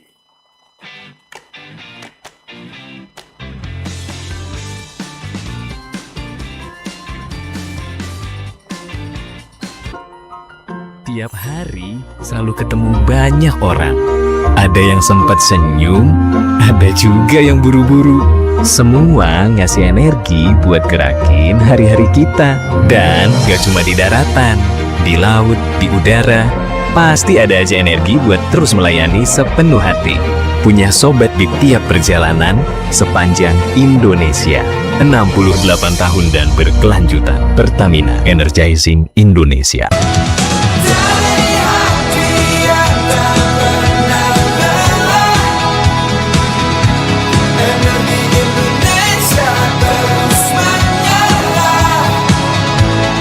Bersama kita semua menggerakkan masa depan.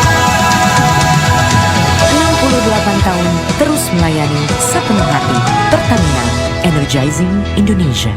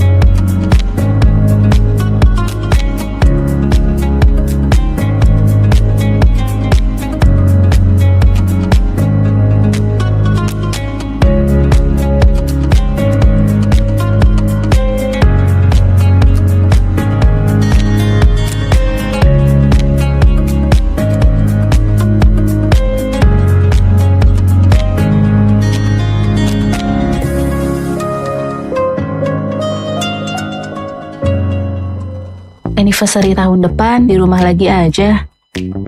Ah, sedih. Rencanain life goals di Wonder by BNI.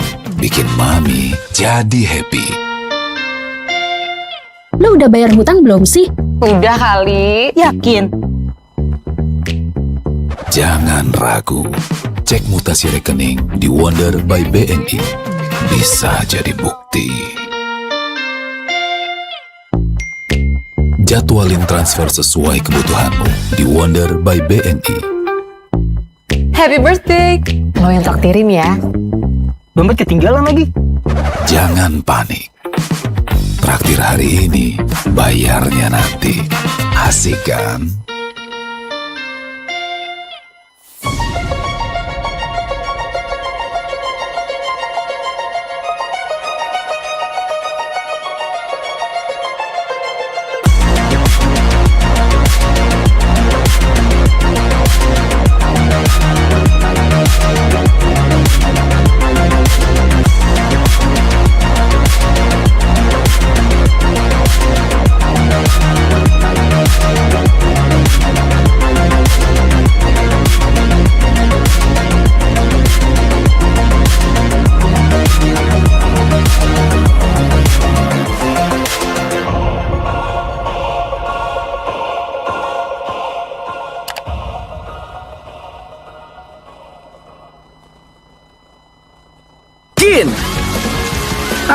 Beban berat gini, mau seenak-enaknya aja. Baru, Kin Dessert Milky. Nutrisinya setara segelas susu A2. Susu seenak dessert.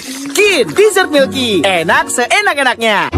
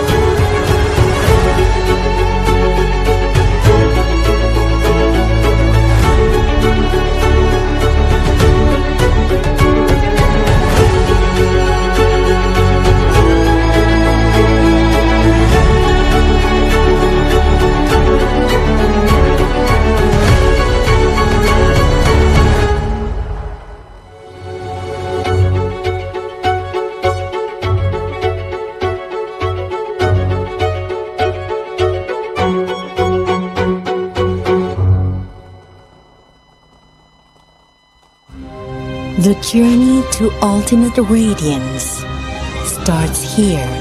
The new Ultimate 2 Clear White Supreme. Now, enriched with Colosense RX Radiance Elixir. Enhances your skin radiance. Brightens and protects your skin day and night. New Ultimate 2 Clear White Supreme. Lala Move, satu aplikasi semua armada. Order real time, barang langsung dijemput dan dikirim. Lala Move sekarang bisa antar orang, biar gak joget sendirian. Namanya Lala Move Ride. Lo joget, kita yang kirim. Lala Move, angkut semua berapapun ukurannya, berapapun banyaknya. Sekarang termasuk antar orang dengan Lala Move Ride. Hah? Viral! Hah? Viral? Yakin viral? Udah cross check belum? Hati-hati, salah informasi. Berita viral memang selalu bikin gempar. Di Newsline kami kasih lebih. Jadi Anda tidak hanya jadi si paling tahu, tapi juga yang paling paham. Makin lengkap dengan pembahasan penting. Dan penuh inspirasi lainnya. Newsline, setiap hari live di Metro TV.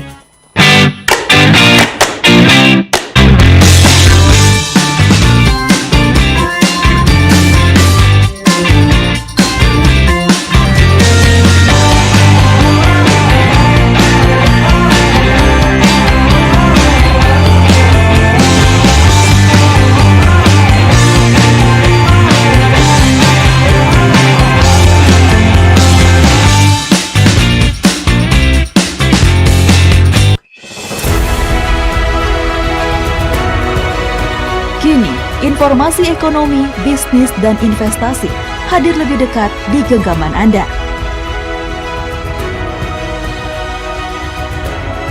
Kini, Investor Daily hadir dalam aplikasi digital.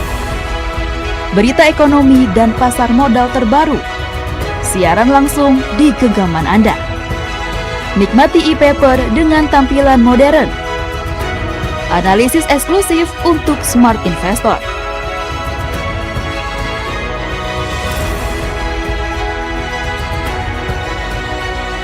Akurat, cepat, terpercaya.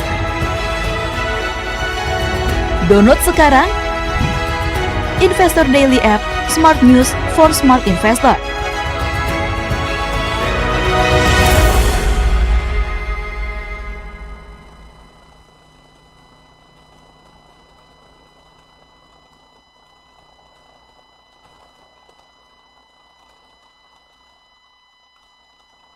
Selamat datang di Universitas Indonesia. Sesuai dengan persyaratan K3L yang berlaku di Universitas Indonesia, kami dari Unit Pelaksana Teknis Keselamatan Kesehatan Kerja dan Lingkungan akan menyampaikan induksi keselamatan. Saat ini, kita berada di gedung Balai Purnomo Prawiro, Universitas Indonesia.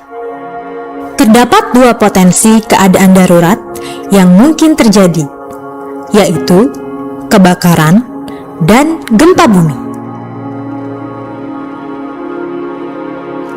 Terdapat dua pintu akses utama di lantai 1 dan dua pintu akses utama di lantai 2. Kemudian terdapat 4 pintu keluar di lantai 1 dan 2 pintu keluar di lantai 2. Terdapat apar, smoke detector, hydrant, dan lain-lain di gedung Balai Purnomo Prawiro. Jika terjadi kebakaran, mohon tetap tenang dan jangan panik. Segera informasikan kepada petugas di mana lokasi sumber api. Jika terlatih untuk memadamkan api, lakukan pemadaman dengan menggunakan apar. Segera lakukan evakuasi ke titik berkumpul.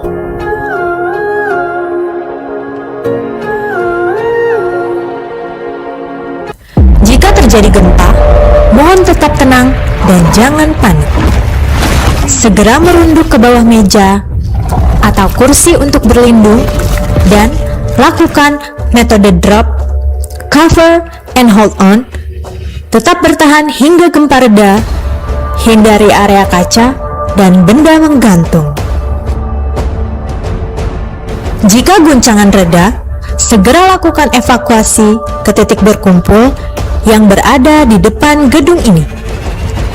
Hendaknya selalu berhati-hati saat melangkah dan selalu gunakan pegangan tangga saat menaiki atau menuruni tangga. Berdasarkan keputusan Rektor nomor /1805 /SK /R /UI/2011, Universitas Indonesia merupakan kawasan tanpa asap rokok. Kami mengajak Bapak Ibu sekalian agar bijaksana dalam menggunakan air, serta mengurangi penggunaan plastik. Jagalah kebersihan, buanglah sampah di tempat yang telah disediakan. Hubungi nomor darurat UI di 14001. Download aplikasi UI Panic Button di Google Play Store. Pada hari ini tidak ada simulasi. Apabila terdengar suara alarm berbunyi, maka itu adalah kejadian sebenarnya. Terima kasih atas perhatian Anda dan selamat beraktivitas.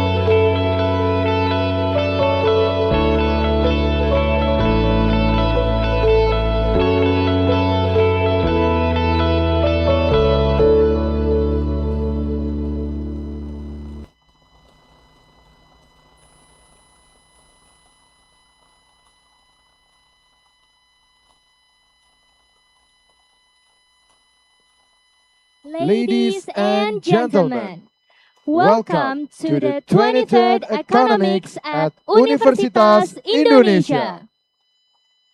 Before we start, please remember to be considerate and maintain a conducive environment throughout the seminar. Without further ado, please welcome our speakers for today's international seminar presented by Pertamina. Please give them a big round of applause.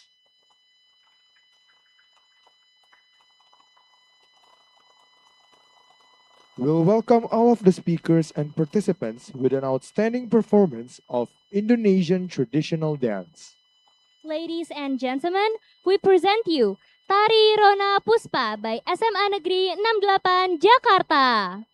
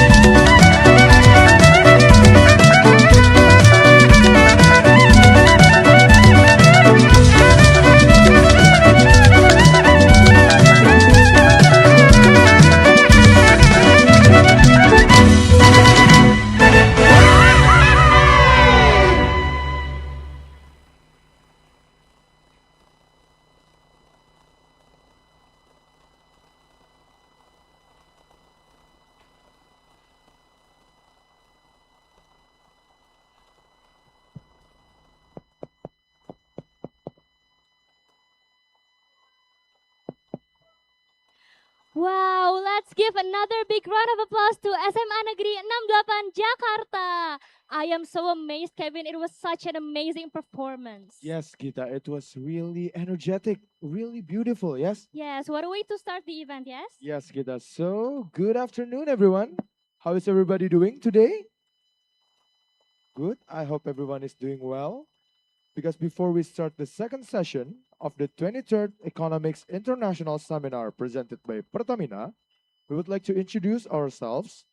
My name is Kevin Johannes, an accounting student, batch 2024. And hi everyone, good afternoon. My name is Gita Amira, a management student batch 2025. And together we will guide you through today's seminar as your masters of ceremony. So ladies and gentlemen, Economix is the biggest international event in the Faculty of Economics and Business Universitas Indonesia that is annually held by Kanopi FEB UI as the student body of Universitas Indonesia undergraduate economics students. Economics regularly serves as the platform for the discussion of crucial global economic issues. The three main events of Economics are International Seminar, MUN Conference, and Competition, with participants from different countries all around the globe. Yes, and this year in 2026, in its 23rd year, Economics returns with the grand theme of navigating geopolitical shifts, the future of global cooperation in an era of uncertainty. And the theme of this 23rd Economics International Seminar presented by Pertamina is Shaping the Future of Global Cooperation in an Era of Uncertainty. Okay, throughout this event, please do note that we have several rules and information that you should know.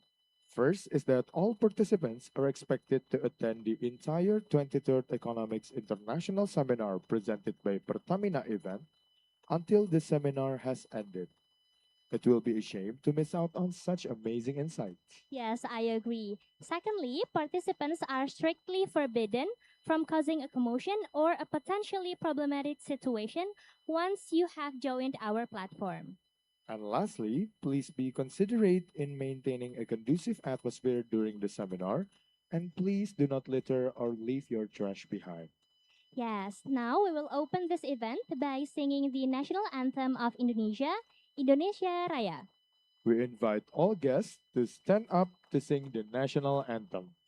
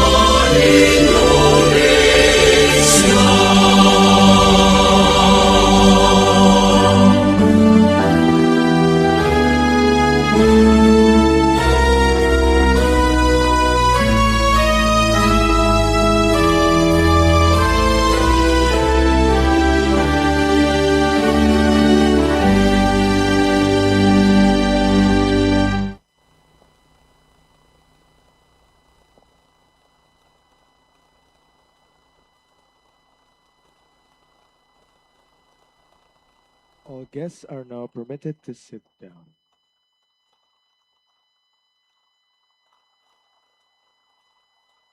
Before we move to the next agenda, we would like to thank our sponsors PT Pertamina, Eloy Coco, Lala Move, L'Oreal, Paragon, Casio, Kin, Kapal Api, ID Cloud Host, White Lab, Nissin Wafer, and Pro Cheese Cheese Snack merupakan snack keju asli pertama di Indonesia. Pro Cheese, so special. Up next, we would also like to thank our media partners. Thank you to Tempo, Millennial News, Bicara Berita, Tagar News, TV One, Lewat Lensa, Jules Community, Indonesia Youth Film Festival, Some Story. and DDTC News. Now let's move on to our very first opening remarks from our important stakeholders in the 23rd Economix. First up is Ms. Anggia Putri as the Chief Executive Officer of the 23rd Economix and a brief presentation as the voice of Economics UI students. Please welcome Ms. Anggia Putri.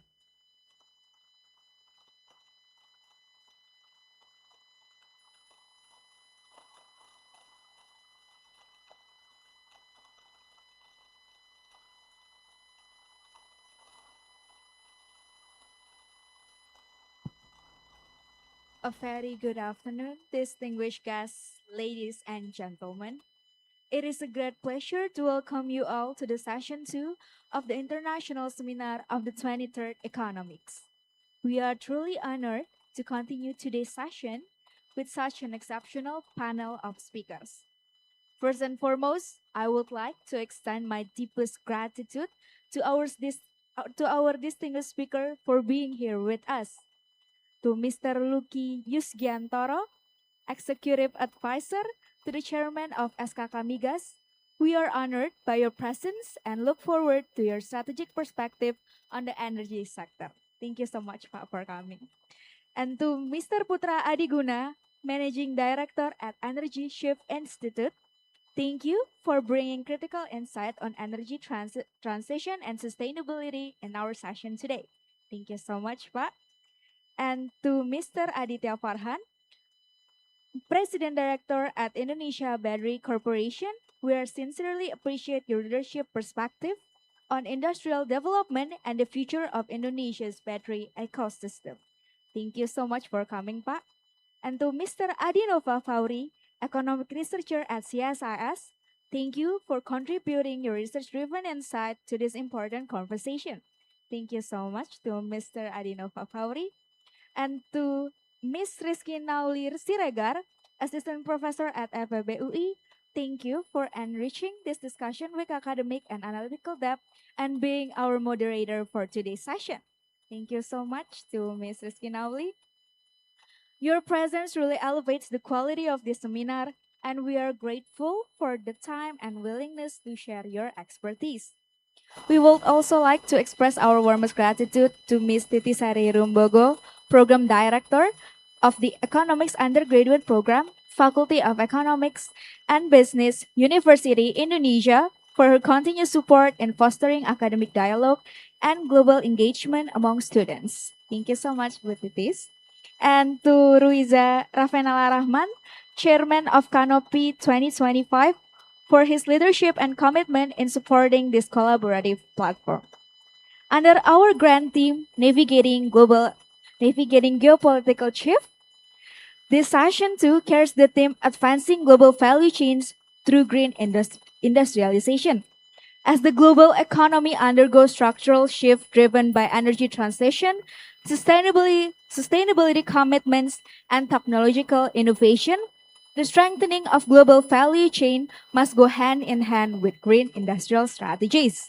This session aims to explore how countries, particularly emerging economies like our country, Indonesia, can enhance their position in global value chains while accelerating sustainable industrial development, ensuring competitiveness, resilience, and long-term economic transformation. We are all also pleased to welcome all esteemed attendees who have joined us today, students, academics, professionals, and partners from various institutions. Your presence reflects a shared commitment to advancing meaningful economic discourse through today's session. We hope this session provides not only valuable insight, but also fresh perspective and thought-provoking discussion. Should you all require any assistance throughout the event, please feel free to approach our committee members. We are fully committed to ensuring your experience today is both comfortable and rewarding. Thank you once again for being part of the 23rd Economics. Therefore, let us begin the second session of our international seminar. Have a productive and insightful session. As spirit.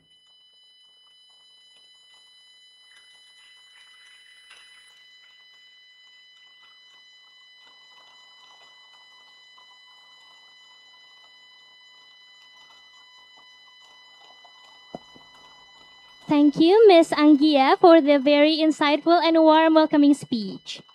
Next up is from the chairman of Canopy FEBU, Mr. Ruiza Ravenala. Please welcome to the stage Mr. Ruiza.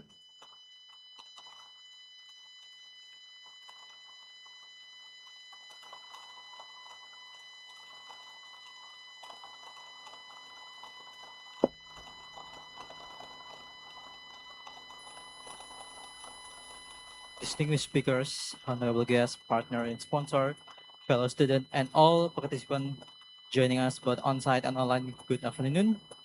As the chairman of Canopy FABUE, it's a privilege to welcome you all to the 23rd Economics International Seminar second session. First of all, allow me to express our sincere appreciation for your presence today. Your participation, whether here in the hall or through the live stream, gives this forum its purpose. Economics has always been a place where perspectives come together, and we truly appreciate you for being a part of today's discussion. Allow me also to extend a special welcome to our distinguished speakers. First is Mr. Lucky Yugesnoro as Executive Advisor to the Chairman of SKK Migas. Mr. Aditya Farhan, President Director at Indonesia Battery Corporation. Mr. Putra Adiguna as Managing Director at Energy Shift Institute. Mr. Adinova Pori, Economic Researcher at CSIS. Ms. Rizky Naoli Srigar, Associate Professor at FABUE. Ms. Titi Sari Rumbogo, Program Director Undergraduate in Economics Program. And last, for the Project Officer, Ms. Anggia, thank you for help this event. We are deeply honored by your presence and we look forward to your insight across today's session. This year, our time is shaping the future of global cooperation in an era of uncertainty. The premise is straightforward. The global landscape is changing faster than our ability to predict it. Economic shock, global political tension, rapid technology shift, and energy transition are testing institutions and markets across the world to be adaptive and resilient in an era of uncertainty. In such environment, cooperation is not optional, it's strategic. It is how nations and institutions manage risk, assist stability, and protect our prosperity. And so cooperation does not require uniformity. It requires shared understanding, credible commitment, and continuous dialogue, even when interests differ. In that spirit, we together today, we hope this seminar today, even when it is challenging, will help us find a clear view on how collaboration can be advanced in complex and changing world. To all participants, allow me to convey our gratitude to our faculty members, partners, sponsors, and the entire organizing committee for your support and dedication have made this event possible. Once again, Welcome to the second session 23rd Economics International Seminar. On behalf of Canopy FAB Universitas Indonesia, I wish you productive, insightful, and enriching day. Thank you, and I hope you enjoy the second seminar.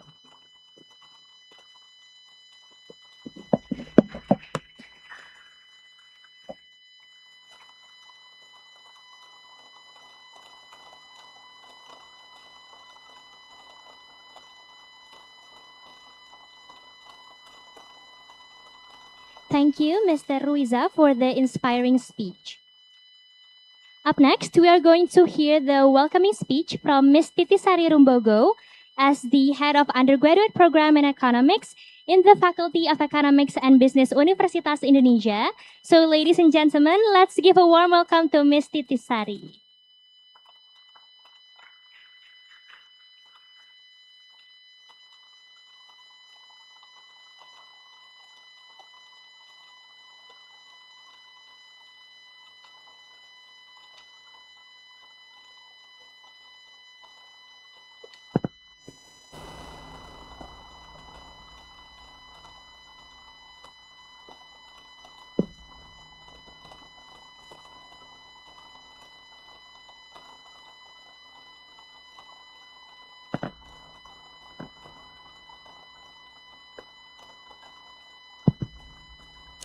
Assalamualaikum warahmatullahi wabarakatuh.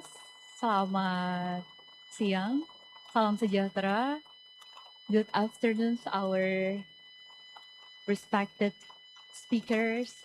We have Bapak Luki Yusdiantoro from DSK Kamigas. We also have Bapak Adinova Fauri from the CSIS. We have Bapak Putra Adiguna.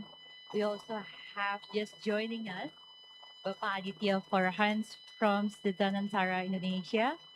And then I would like to welcome you again. You already met me this morning in the first panels, in the first sessions. And then it is great to meet you all in the second sessions this afternoon. Our beloved students, our dear students, our fellow academics, and let's give us a round big applause for the committee of 23rd Economics that are the 100% organizer for this event. Applause for the committee and for all of us that bring us together here today. On behalf of the Deans of the Faculty of Economics and Business University of Indonesia, Ibu Yulianti Abbas, PhD, and on behalf of the Departments of Economics, FAB UI, it is a great honor for me, Titisari Rumbogo, from the undergraduate programs in economics, that can welcome you at the 23rd Economics event. That this year, what theme that you bring? Navigating geopolitical shift, the futures of global cooperations in the era of uncertainty. I assume that most of us here learns about economics. Most of us here are the economists or the investors or some in other way that we relate a lot with these terms of uncertainty or even us as the human being. The uncertainty is simply part of our daily that accompany our daily from morning, afternoon, until when we close our eyes in the evening. Uncertainty is our friends. And you also know that in addition to that, in uncertainty, we also have the roles of expectations. So that is why the theme that the organizing committee bring today, this year, is about navigating the uncertainty. So we are here not merely to gather here, not only to review the economic indicators.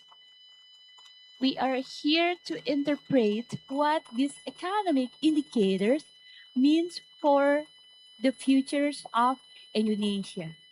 And the more important things is that what these indicators demand me as a scholar, you as a student, you as a policymakers, how to navigate this uncertainty to deliver these indicators, to analyze this indicator, what kinds of actions, the policy that we can do, we can contribute to the nations.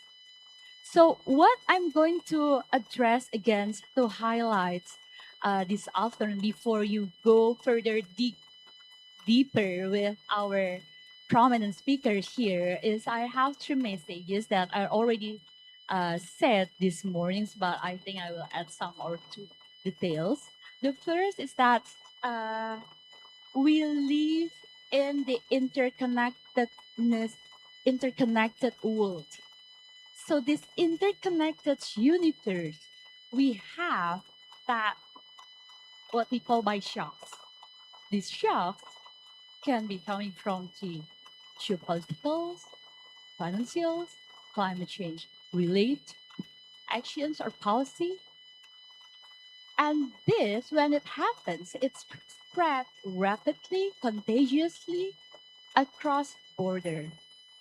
And that will add some flavors in the uncertainty in the roles of expectations that we face. You and me as the individuals or policymakers of the analysts, everyone's the entity in this economy. So the three messages. First, let me refresh you again about the world that we live in today, the global circumstances. The global economy is shifting rapidly. That is led by the four big events. The first is, of course, the geopolitical tensions. The second one is financial market volatility. Third one is the climate change. The fourth one is about the reconfigurations of the global supply chains with this whole world economic order that is coming in a new shape, quote unquote. And what that's left us as an Indonesians, as a nation, perhaps if you're coming outside Indonesia as a nation, what your country have? You have to make your country resilient. How you can improve your competitiveness. So that's related to with the higher productivity gains, right? And then secondly, that should be on track with our aim in 2045, with the Indonesian's Visions 2045. We want to be the top 5 global economy with a developed economy, developed nations. We need to lifting the income beyond what we call by the middle income trap. So we still need to deal with the reductions of poverty and inequality amidst a major demographic transformations. So that's the homework. That's the homework that we have if we want to on the track to 2045. And then that brings us to my last messages that I want to highlight is that the roles of expectations. I'm optimistic. We have the optimisms that we can navigate all of that because we have you as the young generations. You are a young generation, not only full of competencies, but you also have purpose. So that is why this economics events is not only a competitions platform. Let's use this as a dialogue that can create a further policy idea collaborations between the policymaker, academic scholars, and the students. So may the idea sparks far beyond this room, far beyond this platform, and then let the optimisms go far beyond this room, this peer of groups of the economics enthusiasts, economic students here. because we believe at the faculty, as the university community, we believe that you as a young generation equipped with the all high technology, all the informations, all the knowledge, and the purpose, you can reshape the global economic governance. So again, I welcome you at the 23rd Economics, and I hope we have instructive, fruitful discussions with our distinguished panels that we have here. Welcome to the 23rd Economics, and thank you so much for the committee. Assalamualaikum warahmatullahi wabarakatuh.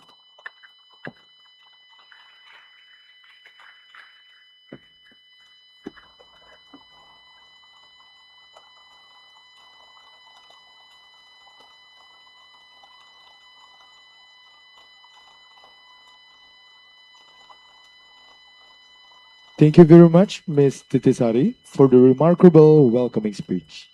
Moving on to the next agenda, we are sorry to inform you that due to unforeseen conditions, Mr. Pramono Anung is unable to attend today's event. However, we will be honored to listen to the opening remarks that will be delivered through a recorded video by Mr. Dev Trianov as the Deputy Head of Jakarta Regional Development Planning Agency. So without any further ado, let's proceed to the video. Assalamualaikum warahmatullahi wabarakatuh.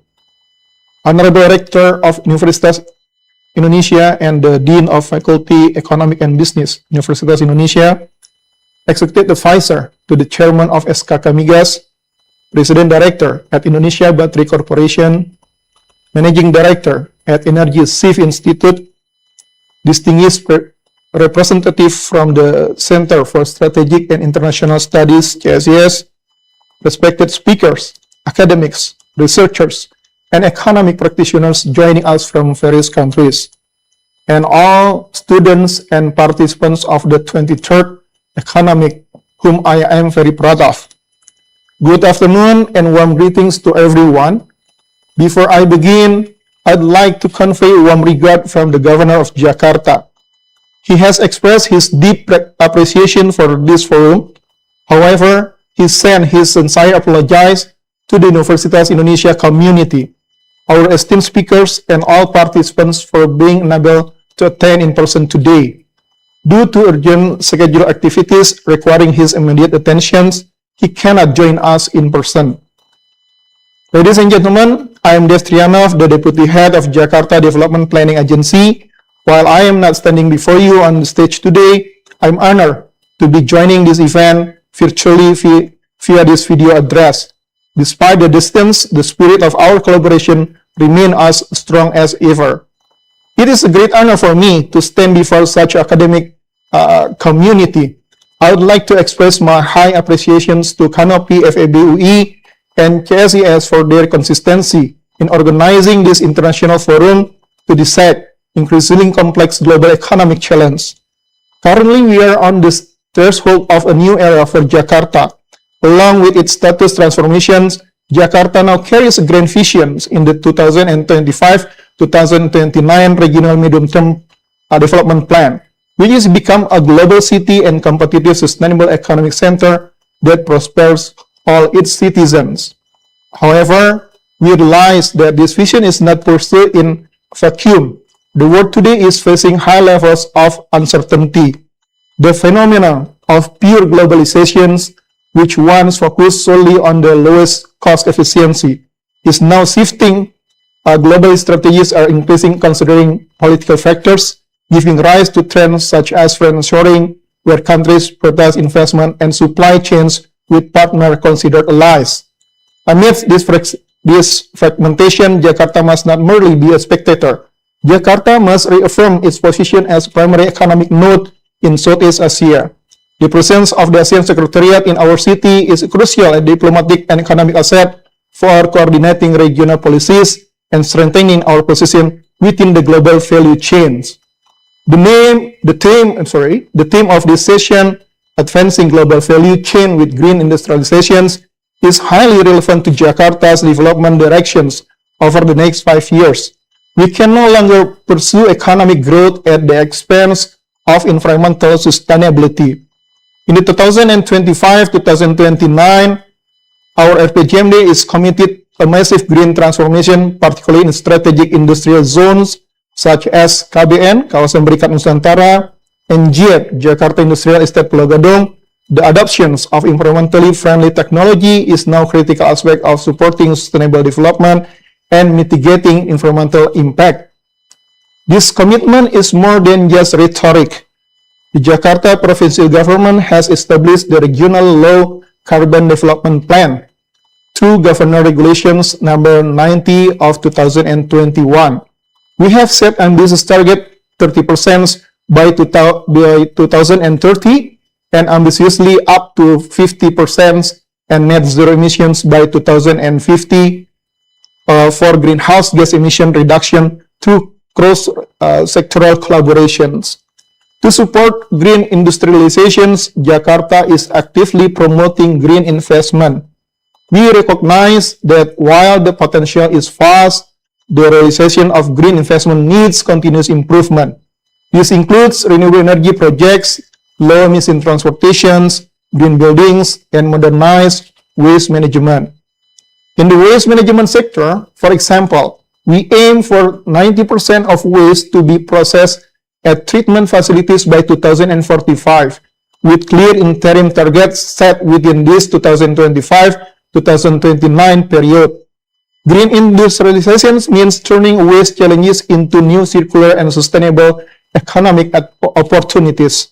Distinguished ladies and gentlemen, Jakarta's transformation into a center of global excellence requires the support of all pentahelic stakeholders, especially from the academic community and the younger generation present here today.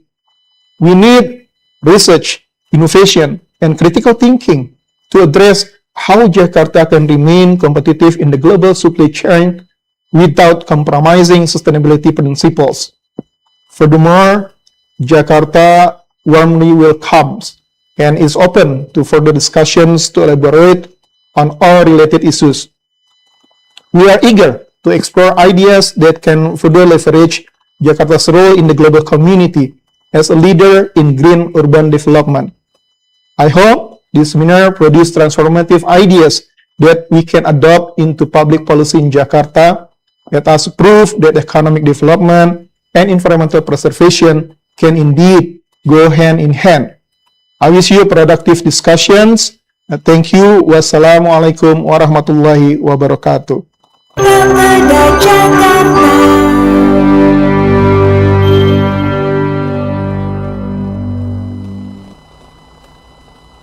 Thank you very much, Mr. Devtrianov, for the insightful opening remarks. We now move on to the first keynote speech of the day from Mr. Lucky Yusgiantoro. Mr. Lucky Yusgiantoro is a senior energy economist with deep expertise in Indonesia's upstream oil and gas sector. He holds a PhD in mineral and energy economics from the Colorado School of Mines. Since 2010, he has served at SKK Migas in key strategic roles, including Executive Secretary, Expert Advisor to the Chairman, and senior leadership positions in project management, facility maintenance, and major upstream project acceleration. Ladies and gentlemen, please welcome Mr. Lucky Yusgiantoro.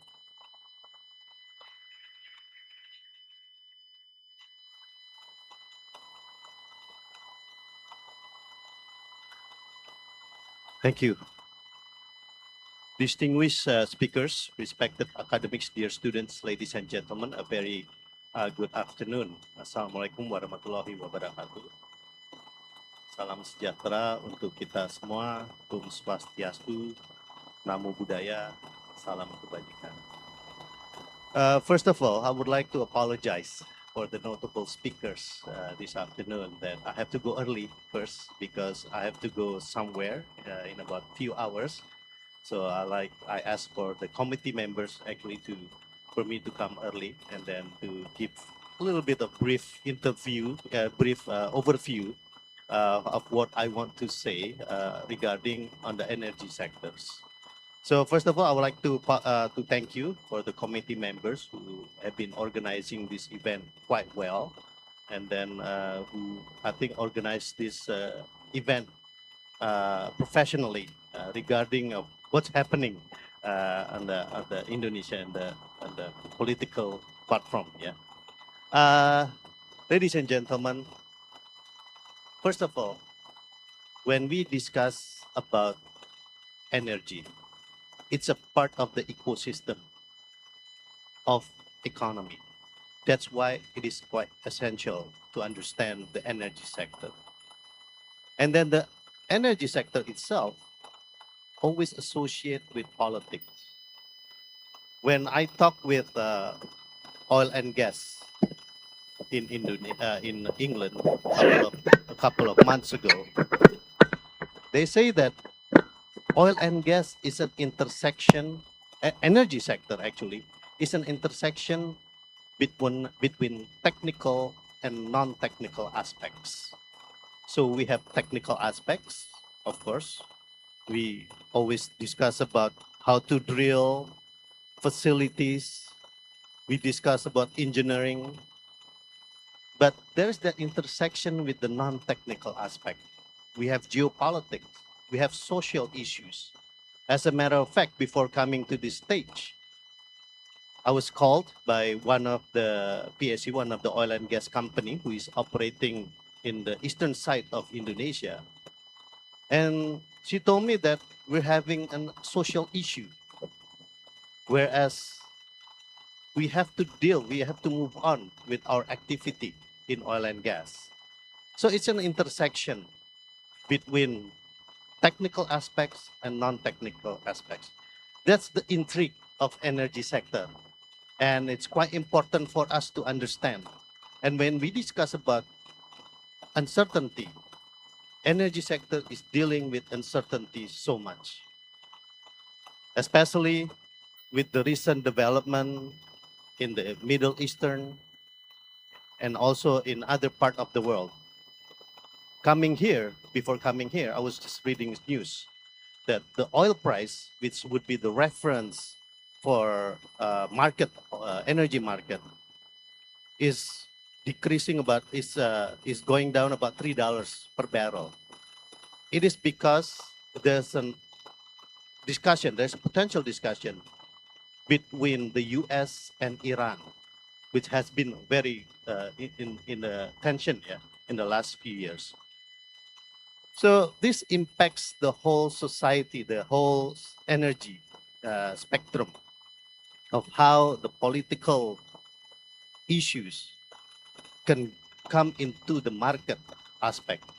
I'm also a professor, not professor, I'm also a lecturer in economy. So we understand what we're discussing about efficiency, about market, about monopoly, etc.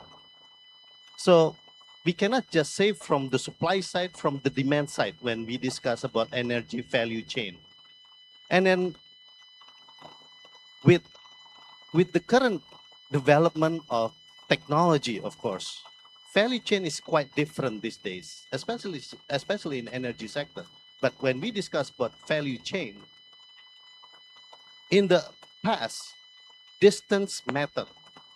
Where it comes from, you develop your facility, for example, not just in energy sector, but in other sectors, manufacturing sectors, and other sectors, agricultural sectors.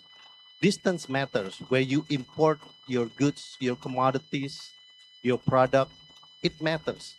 But these days, it's a little bit different with the availability of technology. With the computerization, you can get value chain from anywhere more efficiently. When in the economy, we discuss about efficiency. We want to discuss about efficiency. But these days, value chain really is impacted by the political issue.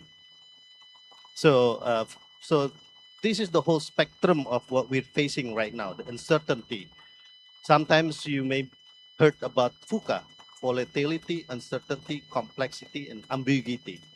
It's not like in the past. When I was in 1980s, when I was still 10 years old, 15 years old, what we worried about the global tension is between the US and the the Uni-Soviet, the USSR at that time. Yeah. They are in the race for nuclear power. That's what we're facing. We know who they are. We know where the missiles will come from if they choose to launch a nuclear warhead. But these days, it's quite different. We don't know who's the actor. And even if we know, it could come from different part of the world. So this is the uncertainty, the ambiguity, the complexity that we're facing these days. And as Butitis mentioned, regarding we have to meet the future.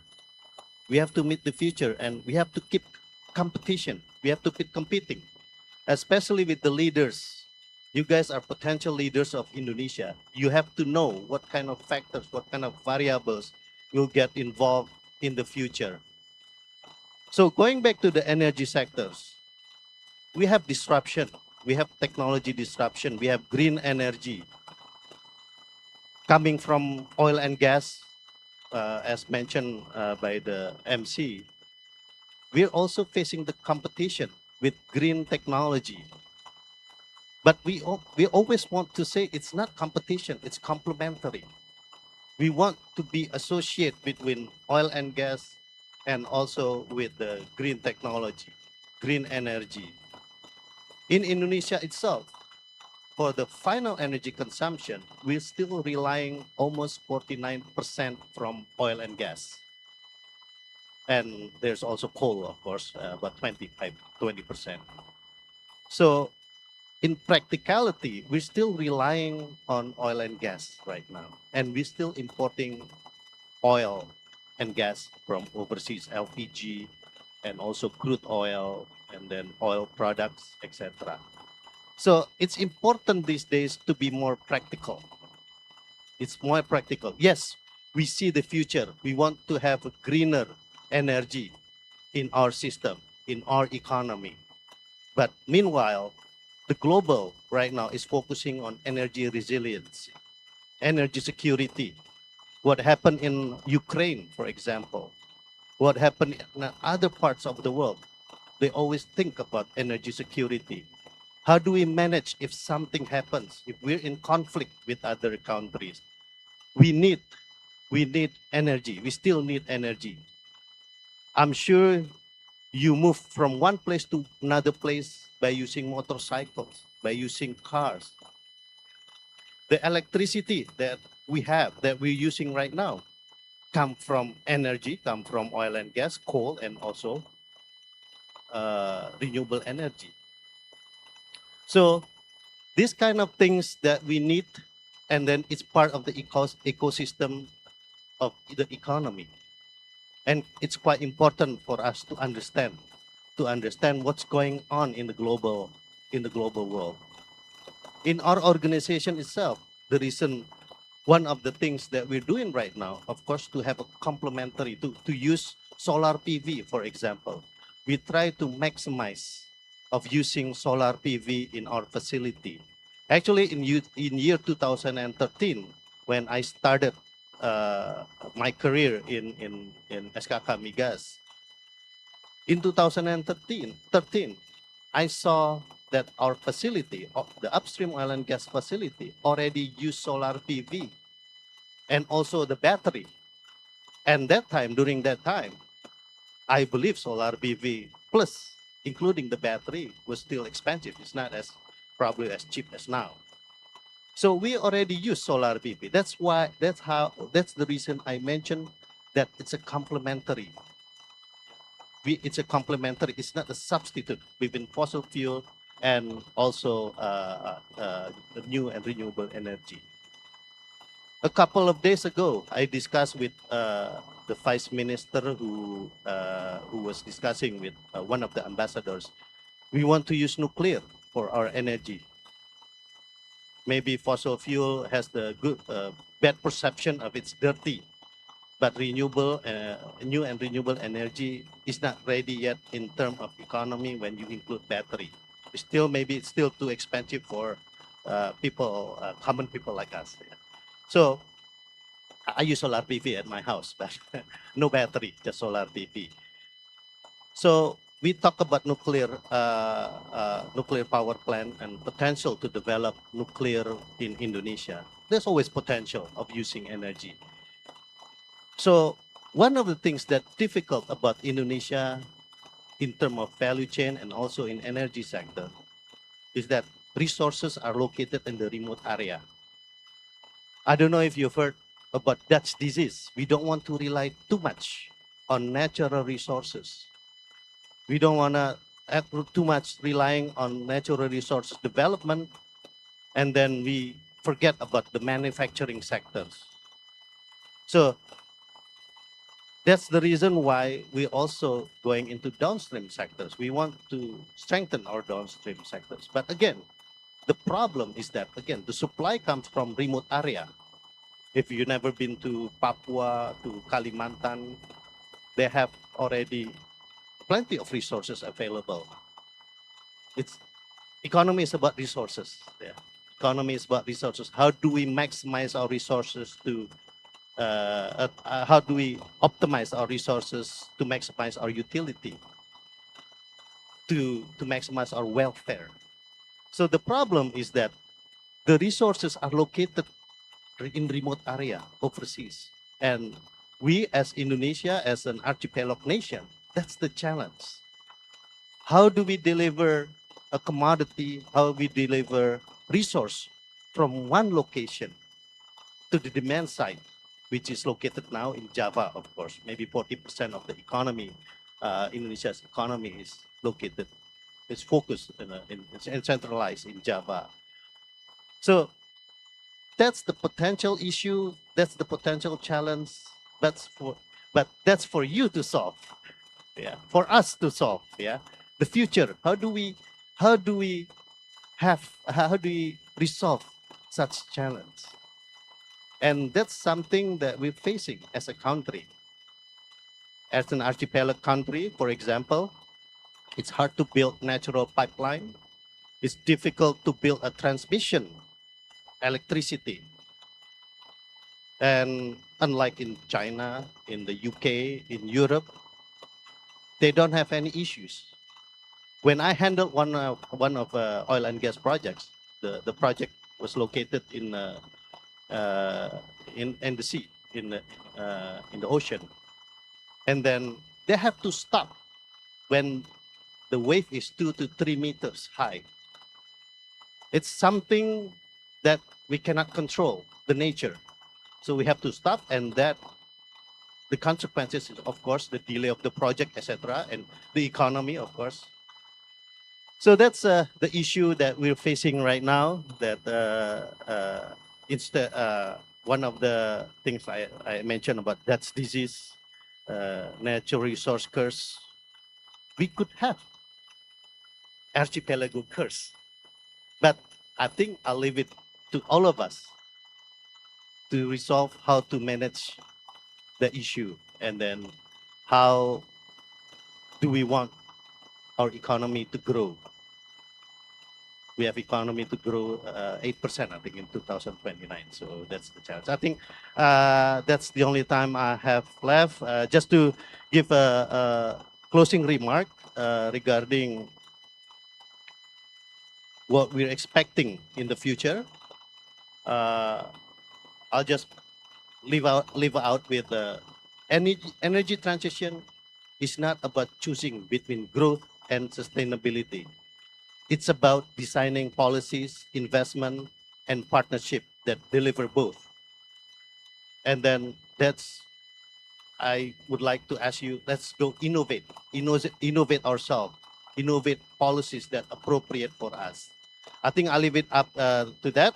So I hope in today's discussion will inspire concrete collaboration among government, industries, and young leaders like you. Thank you so much. Thank you for inviting us. Wassalamualaikum warahmatullahi wabarakatuh.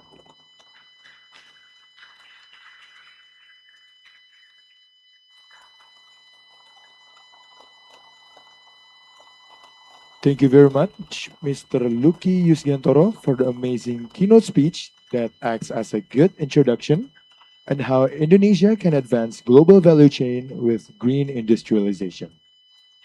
Now, before we continue to the moderated session, we would like to give an appreciation to our keynote speaker.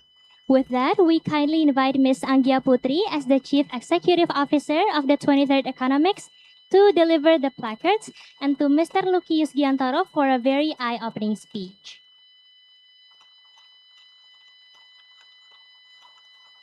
As the placard is being presented, please give one more time a round of applause to Mr. Lucky Yusgiantoro for his remarkable keynote address and for being with us today. Yes, we would now like to invite Mr. Lucky and our committee representative to kindly face the camera for the official documentation. Thank you so much.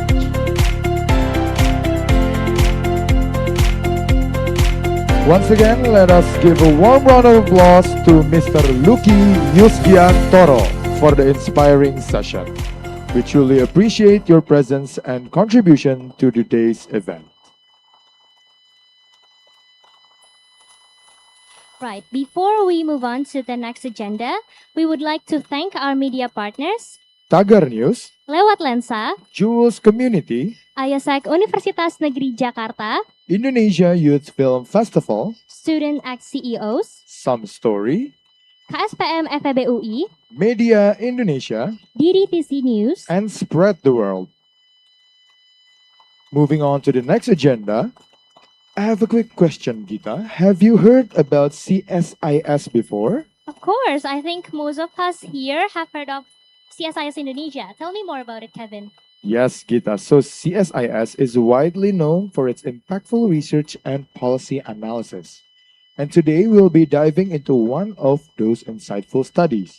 Yes, ladies and gentlemen, now we will proceed with the CSIS paper presentation by Mr. Adinova Fauri as the economic researcher at the Center for Strategic and International Studies, or CSIS, as one of the Indonesia's leading independent policy research institutions focusing on economic, political, and social strategic issues. So without any further ado, please welcome Mr. Adinova Fauri to the stage.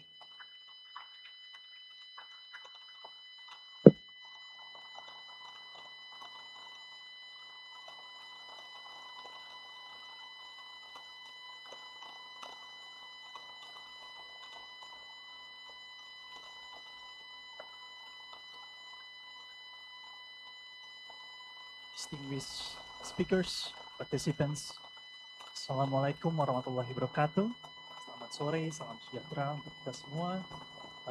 First of all, I would like to say thank for the organizers for today's seminar, 23rd Economics and also Canopy FEBUI, for hosting this very important international seminars to spur the public debates, and also for inviting us, CSIS, to collaborate to co-host this event. And it also provides an opportunity for us to share the latest of our research related to the greening value chains in the context of EV industries. Can we move to the next slides, please? Thank you.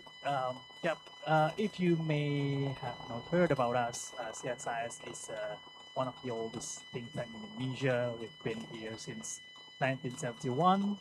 Our focus is mostly on the economics, research, and also politics and international relations.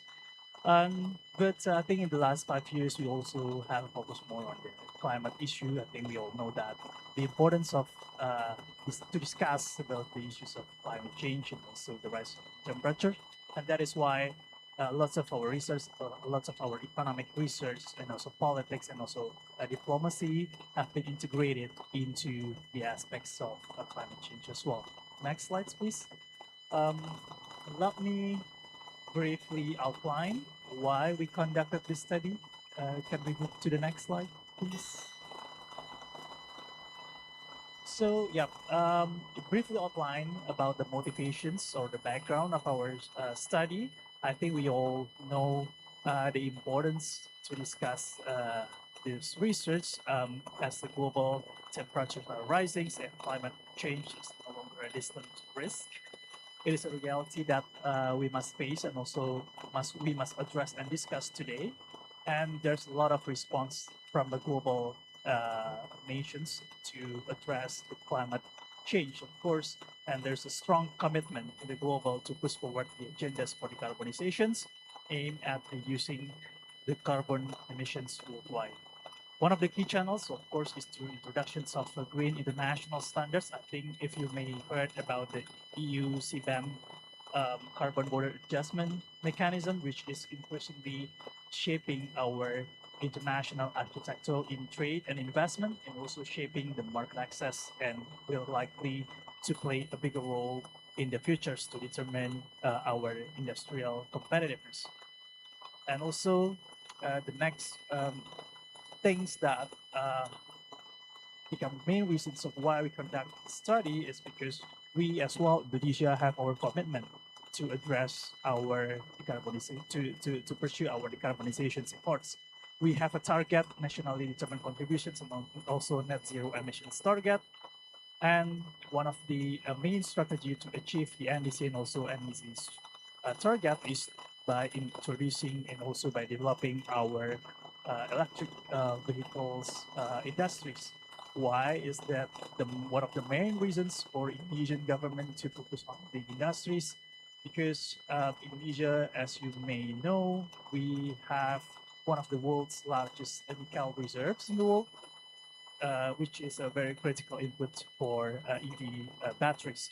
And this has led to the government to pursue the ambitions and to position Indonesia as the hub for a battery and also EV productions. Of course, there are some important challenges because currently Indonesia's electricity mix is still heavily reliant on coal-fired power plant, which reduces the environmental benefits of EV production. As a result, battery electric vehicles may be less green than expected. So, and it's complicate things in the futures because if we aim to have market access internationally, but our EV is not as green as expected, then we will have an issue regarding our competitiveness in the future. Can we move on to the next slide, please? This is a greener value chain framework. Of course, there are so many frameworks that you can take from the literature, and it's not only about how we are greening our manufacturing process, but also from our procurement and also logistic and also energy or input sourcing. That is also something that is important to address because if we only deal with the manufacturing process, then I think it will be very hard for Indonesia to achieve our NEC and also NDC targets, as especially related to the energy input. We still very much rely on a very emission intensive industries. But one of the most important things that I wanted to discuss about the green value chain framework is about not only the environmental benefits that it brings from the greener value chain framework, but also the economic benefits, as a greener value chain will have economic benefits to reduce compliance penalties because of the climate-related regulations, and also to strengthen and also increase competitiveness and open up a new market access, especially to the EU and also other global north with very much higher greener standards international. But of course, there is a risk in adopting greener value chain, especially for emission-intensive industries, because there is clear production costs that have to be borne by the industries. Can we move to the next slide, please? Another framework that I wanted to introduce is about the global landscape, so and also global architectures. As we know that the current green standards are reshaping the international economic architectures. I think we can distinguish into two main instruments in here. The first one consists of mandatory measures backed by penalties and also legally binding process.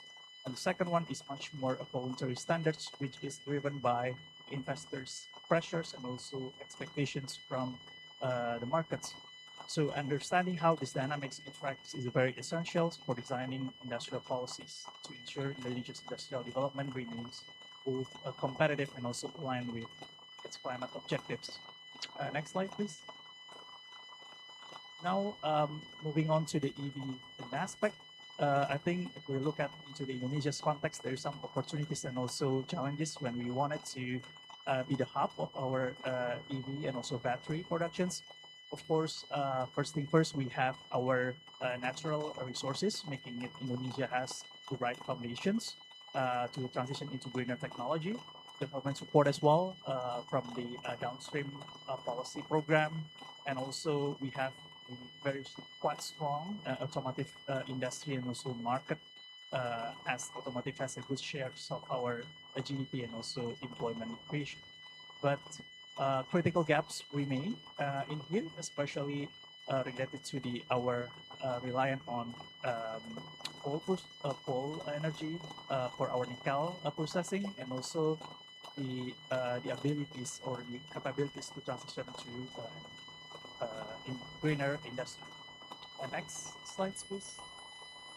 This is some figures to give you more perspectives on how currently the global market landscape is shifted.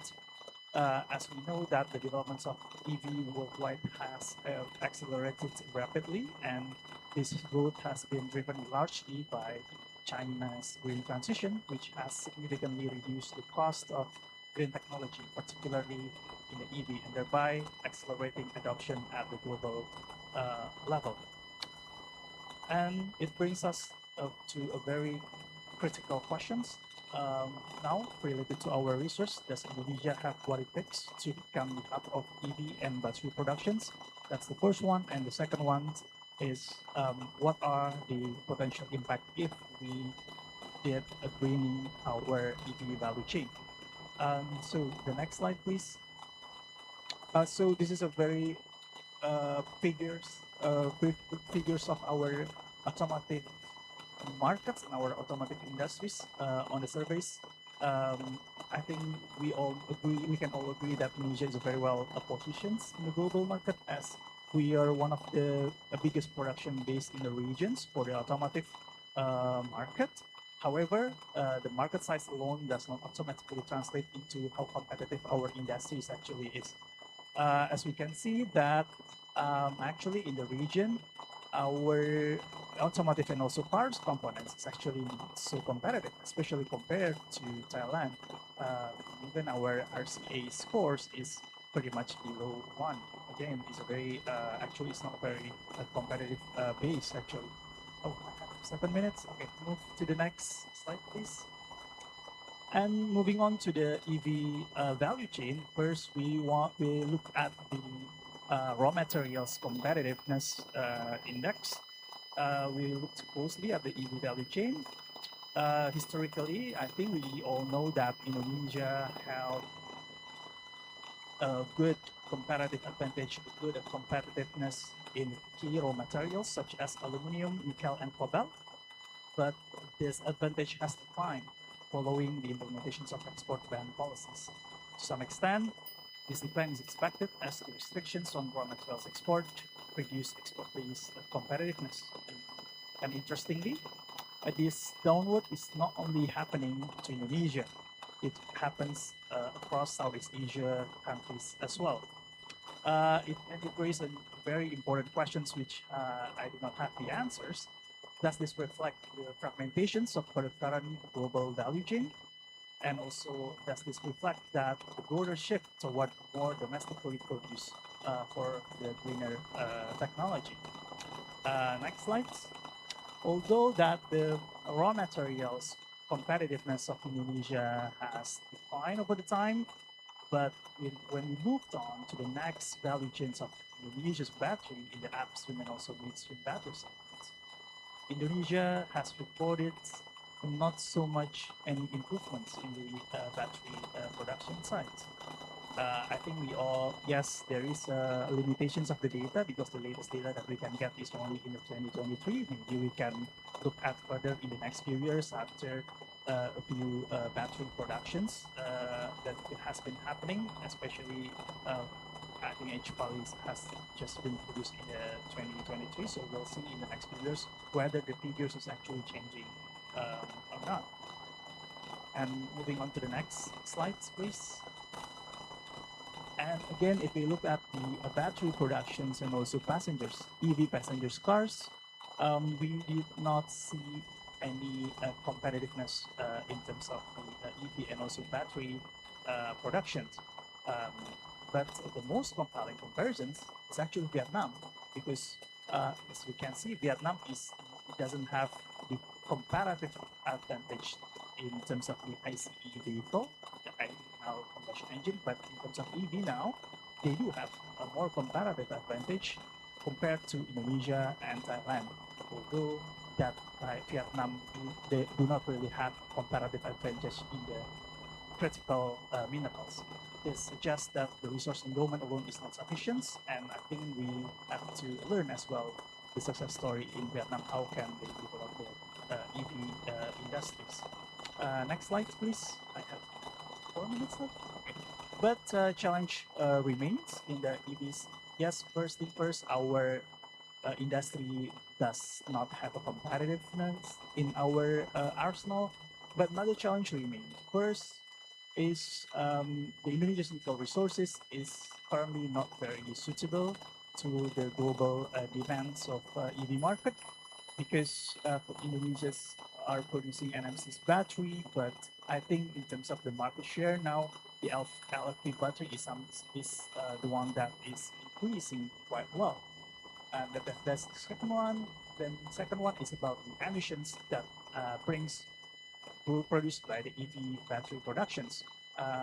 As EV might potentially have a higher emissions rather than internal combustion engine vehicle if the energy used to produce the battery is not really great. So of course there is potential solutions by greening the grid, and so we'll see what are our assessments look at. Next slides, please. Okay, this is just next slides. Yes, next slide.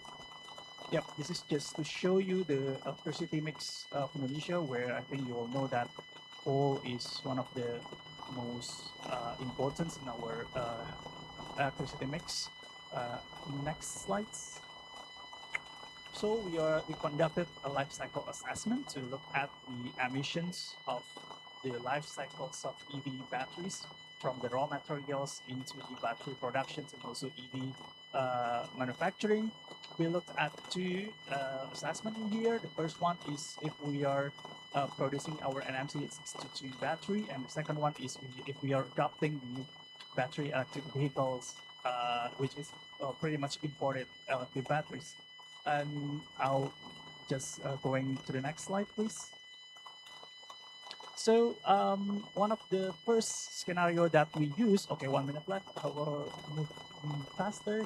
The first one is we are greening the grid, our electricity grid, by using our RUPTL scenario into 2030 and 2034.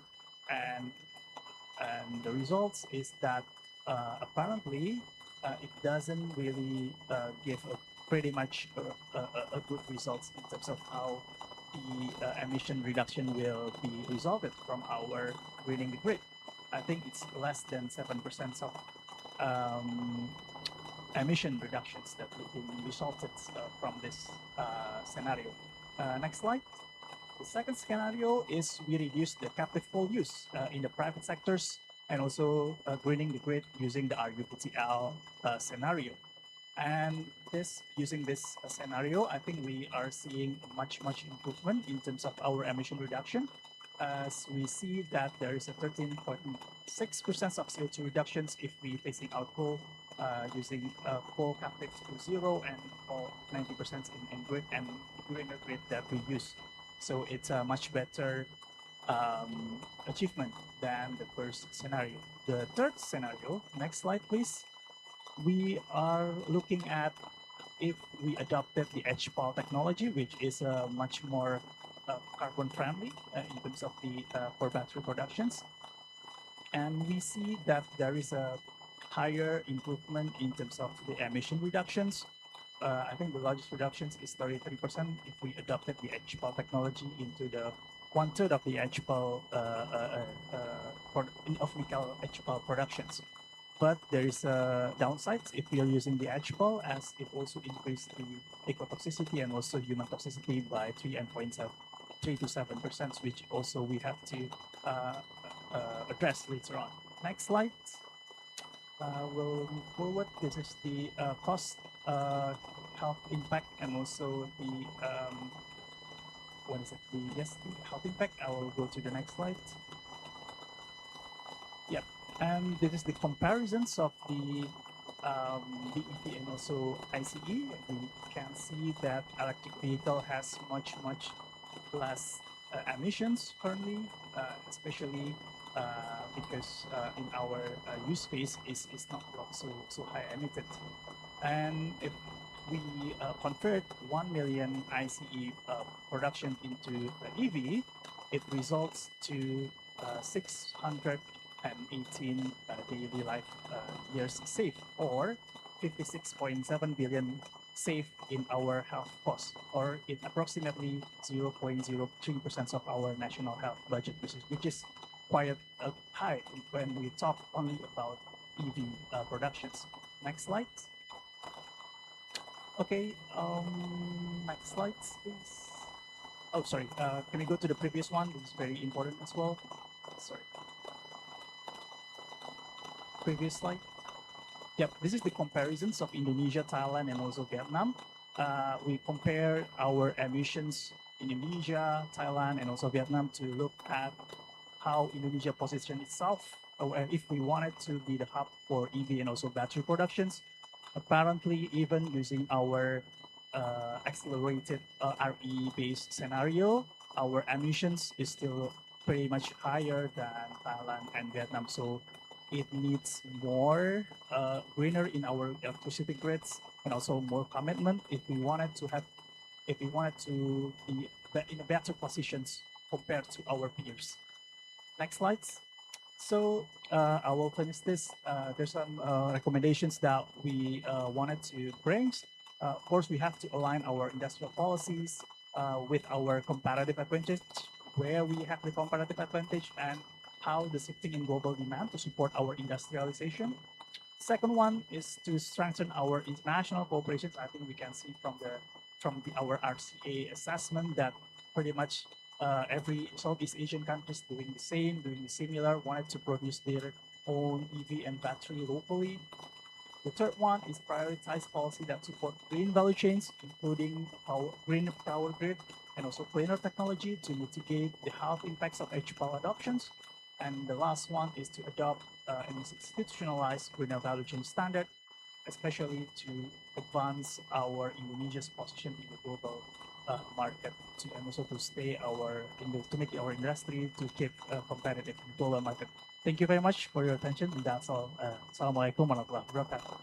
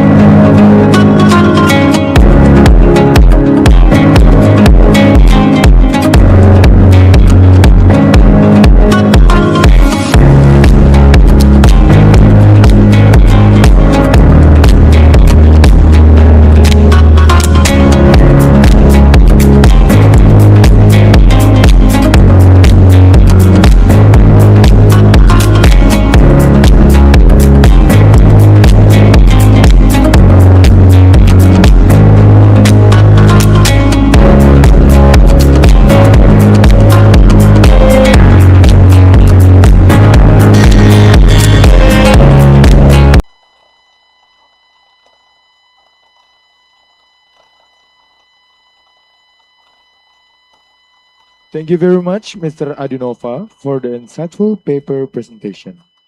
We truly appreciate the valuable perspectives you have shared with us today. And we also appreciate the depth of analysis and the valuable perspective you shared with us.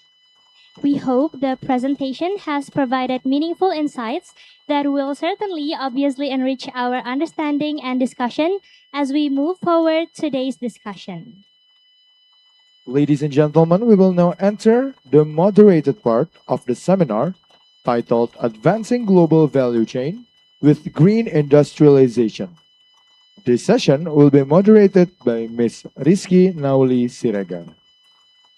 Rizky Nauli Siregar is an economist and academic currently serving as assistant professor at the Department of Economics, Universitas Indonesia, vice director of the graduate program in economics, and researcher at LPM FEBUI. She holds a PhD in economics from the University of California, Davis, and has prior academic and policy experience at the University of Mainz. The Indonesian Ministry of Tourism and Creative Economy, USAID supported programs, and JPAL. Her research focuses on international trade, development, and labor economics, with publication in leading academic journals and policy outlets. And she is actively engaged in policy relevant research, teaching, and also international academic collaboration. Now, we will gladly hand over the next session to our moderator, Ms. Rizky Nauli Siregar, who welcome you to the stage.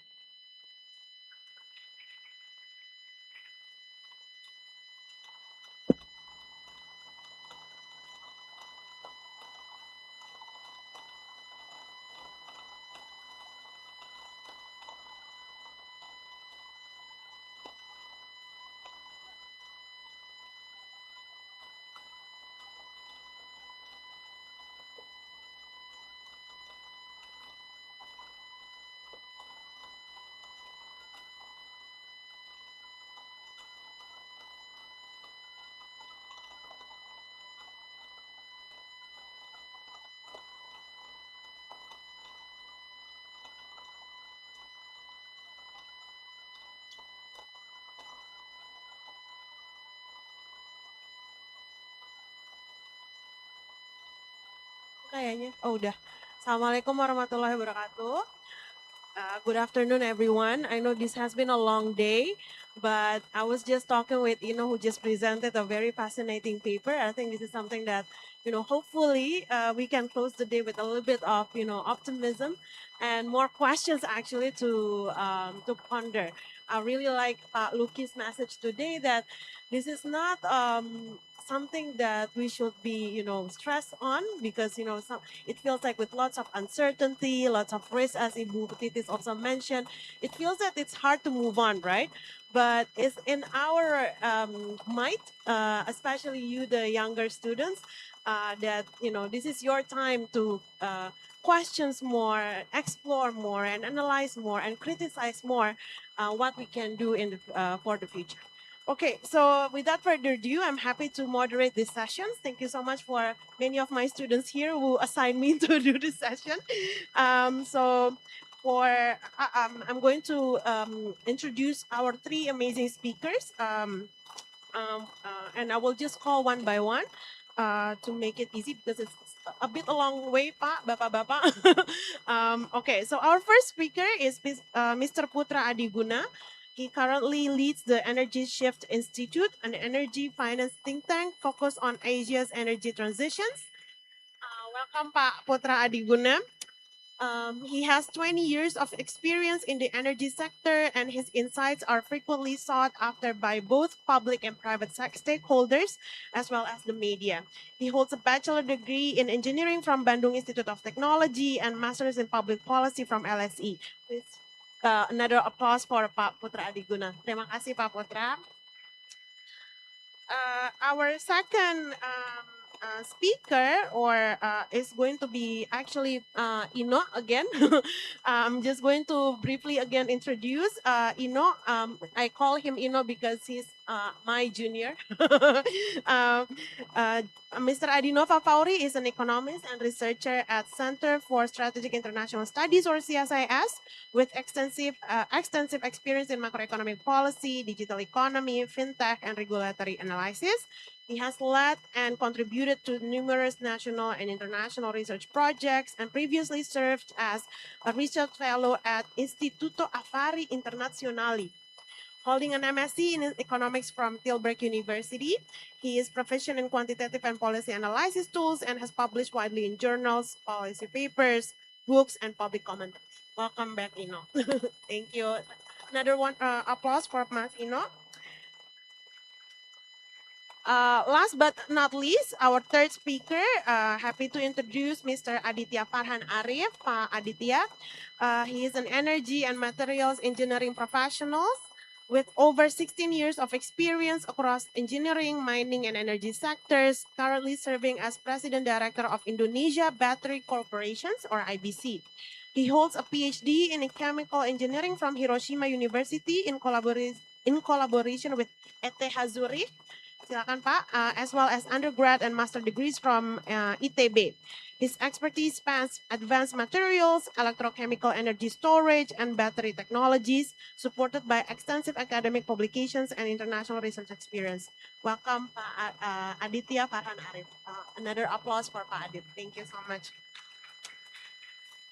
So I'm happy to be, I think we have a very comprehensive panel, as we have the industry representative, the think tank representative, and also the policy, aside from the economics think tank representative. So hopefully we can have a more kind of like a well-rounded discussion today.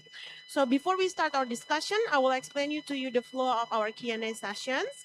Our Q&A, during the Q&A, participants are allowed to raise their hands to ask questions directly. Participants will be chosen directly by the moderator, so I will be the one who choose. It's a bit hard to actually see, so I will ask the panitia untuk bantu ya nanti ya. Agak gelap nih dari sini, nggak kelihatan kalau ada yang raise hand. So I think before I'm going to open to the floor, I'm just going to give like three triggering questions, or opening questions. I think I will start from I actually just told him just after the presentation, this is very fascinating. You should be more spicy in your message. I think if you realize, one of the latest key takeaway from the report is that if we want to reduce emission, despite if we use EV in our kind of like transportation mix, the biggest portion of the reduction will come from use, right? Meaning that it's not enough that you change your vehicle from fuel-based to electrical vehicle, but also the country needs to also change their energy mix to less coal dependent, right? So I would like you to kind of like provide some idea on like what's the challenge in this and how we can see whether that will be also critical in our competitiveness in global value chains of the EV. I'm going to just like lay out the questions to Ino first, and then to maybe Pak Aditya Arif nih, as firms or private sector representative. What kind of barriers that make it difficult for firms? I mean, you are in the field, right? To meet global green standards. Is it that is this international standard something that impede our ability to compete, or this is something that is actually an opportunity for the firms to also access new market? I think that's going to be my first question to Pa Aditya. And for Pa Putra, given your energy transitions kind of like experience, what kind of policy or regulation that can accelerate the adoption of clean technologies? So is it more about, we lack the funding, or is it more there is regulatory barriers that distort incentive in clean technologies? So I'm happy to give the floor to which one who was going to answer first? Oh, okay, silakan Ino.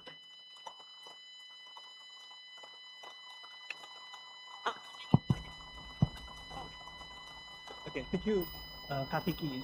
I also address her as Ka because as my seniors in here, not in the physics but in FABOE. It's a very great questions to us. I think that's one of the main takeaway from our research that how we can. I think the main things is to have a energy transitions. Even if we talk about how we can develop our low carbon technologies such as EVs and also batteries in our for our economic development and also for our green agenda. But I think the energy transition is one of the key important message that we have to address. So I think so many challenges that we have to address. I think we can always talk about how we phase out our coal, which is very expensive things currently. But also there's also another ideas how to accelerate our solar PV and also BESS storage adoptions to be higher than as expected. There's so many scenarios how we can pretty much accelerate the adoptions of our renewables. Of course, one of the things is that whether or not we can relax our local content requirements for our to ease our adoptions in our solar PV. But there's also another points of views that say that if we wanted to produce locally, then how to find the right balance in relaxing our local content, because currently China's technology has been very cheap basically, and it's easier for us to get the cheaper technologies through China if we wanted to relax our policies in that aspect. But of course, there's a global conflict now with China and also the US, and it's very important things to address. Sorry, maybe you need to explain a bit for some audience here. What is local content requirement? Yeah, I think Being a docent here. Yes, so Lecturer mode. Well, a local content requirement is something that it's one of the industrial policy that heavily used in not only in Indonesia actually, in globally. It's basically there is some percentage or proportions of a goods components that has to be produced domestically, and that is something that I think usually some of the government in our government looking at as pretty much conflicting ideas how we can really develop our industries, but also accelerating the adoptions of green technology. So that is something that I think because most of the audience in here are the students of FABUE, I think. So I think that is some ideas for your thesis, how to find the right balance, what are the impacts of local contents in our green technology development so far. So that's one of the important things that we have to address in our way or in our strategy to develop our green technology. Let's stop here. Okay, Pak. Okay, the question was about the barrier how to meet the private sector. So actually, well, there are a lot of problems in order to achieve the standards. The first is that we want our product to be competitive in terms of the price, and as Pak Anino has mentioned earlier, that in order to decarbonize the CO2 emission that we produce during the production of the green metals, it is an expensive technology. If we replace coal, I'll just give you an example. Well, before being assigned to IBC, I was part of Mine ID. So I was in the Mine ID is a SOE for mineral sectors.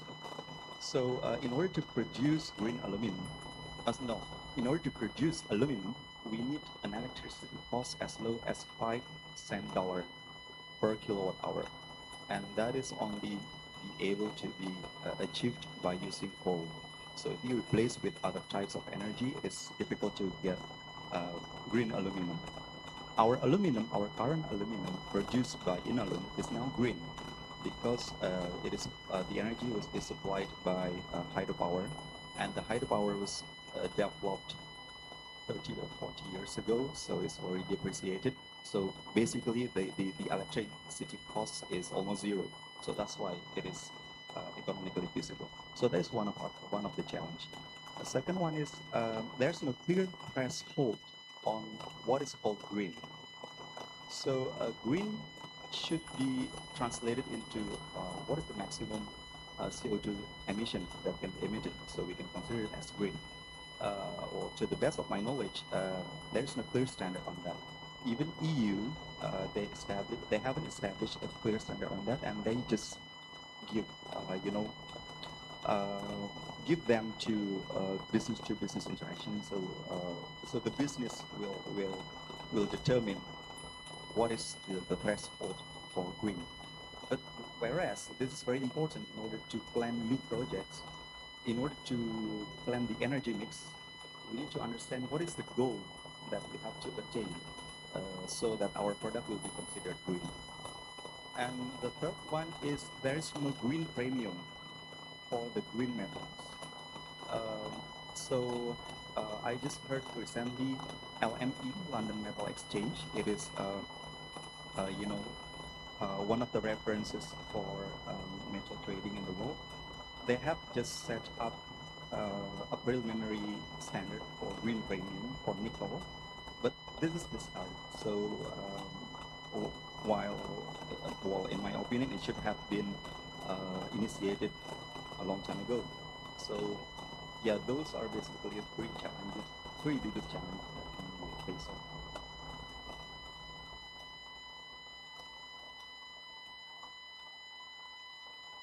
Selamat sore, Assalamualaikum warahmatullahi wabarakatuh. Mbak Rizky, to answer your question, firstly, this is 4:30 p.m. in a dark, air-conditioned room, so thank you for staying here with us. I think hopefully you guys can stay awake. So before I answer your question, since many of you are economists to be, I'd like to come with 3 data points. The first one is that Indonesia's biggest solar power plants that we have in Cirata today, India built the same capacity every 5 days. Point number 1. Point number 2, the peak of conventional car sales in the world happened in 2017, which means that all the growth since then has been accommodated by EV, which is very important to what Martino and as well Pak Aditya just said. So, and lastly, and I think a lot of you economists need to pay attention.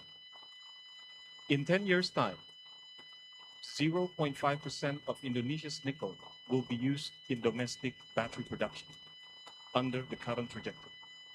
So when you hear the word downstreaming, pay attention on the numbers. Because these 3 big trends is happening globally, regionally, and domestically in Indonesia. I think oftentimes we get caught in the news, people see the headlines, and then we kind of forget where we actually are. We still have a lot of homework, which we hope that, colleagues from IBC will also do a lot of hard work on that side. Now, to your question about what is Indonesia's barrier on greening many things, I think number 1 is the political commitment. So today, for those of you who are probably familiar, we're the world's biggest coal exporter.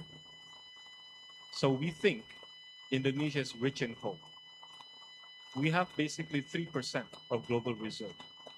So the pattern of Indonesia's export is not the same as China or India. So what I'm trying to say is that in China and India, coal is growing, but the clean energy is also rapidly growing.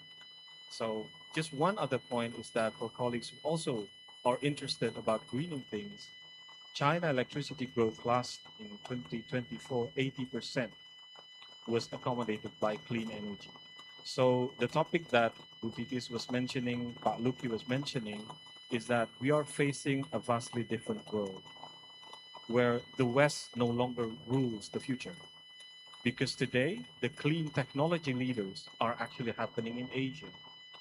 in China, South Korea, Japan, and so forth. So I think we are trying to deal with a world that is going to be vastly different. And if Indonesia still latch its mindset as a big coal exporter, therefore we need to keep coal electricity price cheap, the world is changing. So I think that is an opening message. Basically, it's opening on the mindset and the political willingness to look at what's happening abroad. Let me stop. Thank you. Are very fascinating. I didn't know many of these facts actually, and how it kind of gave us like a cold shower where we are compared to the rest of the world, and knowing that things are changing also even in the world, that the hegemony of the Western world is now kind of like false and being challenged by Asia. So I'm going to move to the second trigger questions. I didn't realize that they put it up there. So we know that many governments still depend, the pace of these energy transitions and green industrializations heavily rely on this technological breakthrough, right? And as you mentioned, Pa, now this technological progress even actually happening closer to home, right, to Indonesia. So with maybe some distortion that kind of the same with us.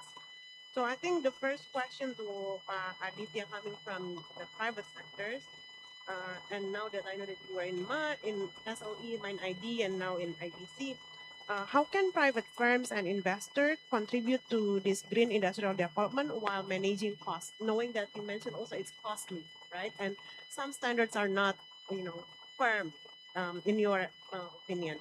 So managing all those many costs, policy uncertainty, and return expectation, how do firms contribute to still, adopting green industrial development? Yeah, well, to answer that question, there are a lot of opportunities to use good collaboration with foreign partners. Yeah, practically that's what I do is doing. So we try to maximize the value add from our vehicle by collaborating with global battery manufacturers. But then another challenge arises. So because the technology is not owned by ourselves, but we only have the resource. So practically the market is not driven by us. It's driven by the technology owner. So in as a pragmatic solution, that's a good solution in my opinion. But in the long run, I think we need to shift not only. I mean, our mindset is not only just collaborating and implement those technologies to Indonesia, but at the same time, we also need to push the innovation based on our resources. So, one of the examples why we don't use solar PV extensively, it is because the limitation of our geographical condition. So solar PV is only effective approximately 4 hours per day in Indonesia because we are a tropical country. There are a lot of clouds, and UV intensity is not as high as that in China. I thought being tropical, then the intensity will be high. No, okay. This is economists not knowing the physics part. Okay. Yeah. So, yeah, we feel that in a tropical country, there are only 2 seasons, and the air is hot, humid, but the UV intensity is not as high as that for example, in China. So that's why in China, they developed a lot of solar PV with their new technology. But actually, there are some technology of solar PV that are potentially applied in Indonesia, but we haven't developed that yet. So yeah, that kind of example, that is just one of the examples. So yes, I agree that we have to initiate a collaboration between Indonesia and also foreign partners within government and industry. But we need to think further in the long run how to build a resilient energy supply chain and value chain based on our local resources. That's what I think. Okay, thank you. That's very also eye-opening. Maybe to add on Putra ya, tadi you mentioned that, for example, how India fare and China also becoming the leader in this in this green industry development. What policy or market conditions that are most important in there that we can take as a lessons learned to adopt clean technologies and also to keep projects to be financially attractive for private enterprises, and still fueled by innovation. I think that's another thing that we need to think. Yeah, thank you. And I think Pak Aditya point about solar potential is very valid. Obviously, we cannot copy China. We cannot copy CCP to Jakarta. We don't want that. So because the difference in China and Indonesia, obviously, they have a 100-year plan. We have probably like a 2-year plan ahead of us. So it's a bit different. I think key number one is really get a level playing field. Right now, coal in Indonesia is artificially controlled in terms of pricing. The impact of this is that if you put the coal so cheap, everything else will become so hard to compete. We can talk all day about this. There's a reason what subsidies and whatnot. But here's what I'd like the colleagues here to think about. Never compare Indonesia with Europe. It's pointless, right? Why are we comparing Indonesia with Germany, Sweden, Norway? Compare Indonesia with Vietnam, Thailand, Malaysia, and India. Yes, there is the archipelago versus the continental. It's a bit different. But there is a lot of development happening outside of Indonesia because we think we're so rich in coal. So the way we think about the coal sector is a bit harmful in where the future will be. Let me give you an example. In 2021, Xi Jinping in China say we will stop overseas coal financing. So the question today is really, if Indonesia want to build more power plants, what kind of power plants it will be? As Mas Aditya mentioned, it may not just only solar, maybe it's geothermal, maybe it's other things. So we cannot copy what everybody else do. But I think the first step is really to acknowledge that when the world moves, Indonesia needs to move. And today, we're still really haven't started the train. So I think we need to continue and emphasize that we need to do more in terms of political commitment. One closing point is that we know that PLN is a very important state-owned enterprise, right? As a think tank, I'm free to say many things, so I can say this.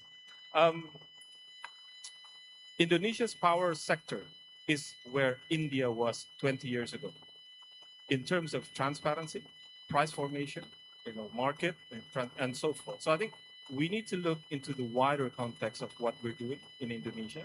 I know people, whenever they talk about PLN, they will come back into two things. Number one is electricity price. Number two is UUD, Pasal 33. But here's the thing. The world is changing, and we need to think very hard about how we implement Pasal 33 for the benefit of Indonesia as a whole. And not only, strictly saying this, but without looking outside what's happening. Let me close there. Thank you. Very nice. So I think that was also a very kind of like a nice wake-up call that, we cannot be complacent, right? While we know that we are so rich in natural resources, but that's not enough. I think that's kind of like the key message from both of you. So I think to move on to the next questions, and in terms of what kind of policy that can benefit, that we can ask for in improving the situations. So many governments still depend on fossil fuels to ensure immediate energy needs, even as they pledge ambitious net zero targets. For Pa Aditya, what do you think? How can businesses work with governments to support transition away from fossil fuels that is commercially sustainable and socially responsible? And for what policy approaches can help developing countries balance short-term energy security, long-term emissions reduction, and social considerations during the energy transitions? Whoever write these questions, I think can be a dissertation. But I think, this is a good time to, solicit ideas, right? And last but not least, to Pak Putra, from energy system and investment perspective, how can developing countries gradually reduce reliance on fossil fuels while shifting investment toward cleaner energy sources? I know you mentioned already about the reform in power sector, but if you have more that we can add on as regulation, that would be great. Whoever, Okay. Okay, so it's a very tough questions to address. I think if we know the answers, then we will be on the right track. Yeah? We will not having these discussions basically. But I think one of the another ideas that I wanted to put in this forum is that using the price mechanisms to also shift the current conditions, because currently, yes, we do have our carbon price mechanisms in our markets, but I think currently the price of the carbon market is still very low. If I'm not mistaken, it's around $2 or $3 ton per CO2. Of course, we cannot compare it with EU and also global north countries, which I think is set now around 90 ton per CO2 emissions. But I think $2 per ton per CO2 emissions is very cheap, and also it doesn't really give an incentives for private sectors to move from coal to renewables or green technologies currently. So that is something that we have to think about, the price mechanisms that we can bring to the table.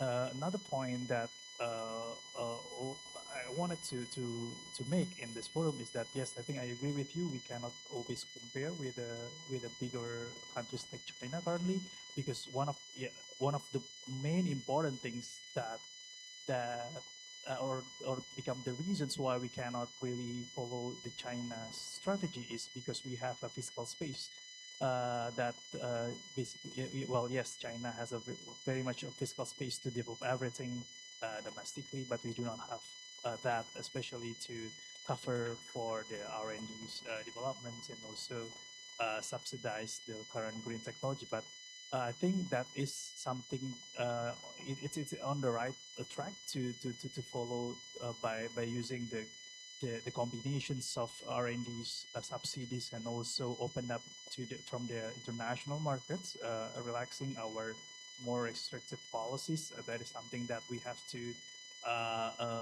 follow, and also to discuss further. I think, yes, there is a conflict between whether or not we wanted to accelerate our green transitions or industrial development. There's always a conflict to that. But I think if we wanted to also focus on the technological transfers aspects, which of course will lead to industrial development, I think that is something that we can also do to bridge the gap between the industrial development and also green technology adoptions. So that is first thing. And also, I think using the subsidy to the market, to the industry to press to give a pressures to the price of the green technology is something that we also have to look further to reduce the potential impact to the social and also to the household income also.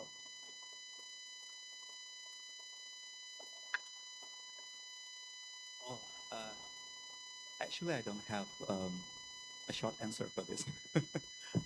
Yeah, Another dissertation. Yeah. Maybe the PhD, yeah. Let the students make the dissertation in the future. Yeah. So basically, what we want to have, I mean, the collaboration between the private sector and the government should be, I think, well, first the government should have a consistent policies which enable,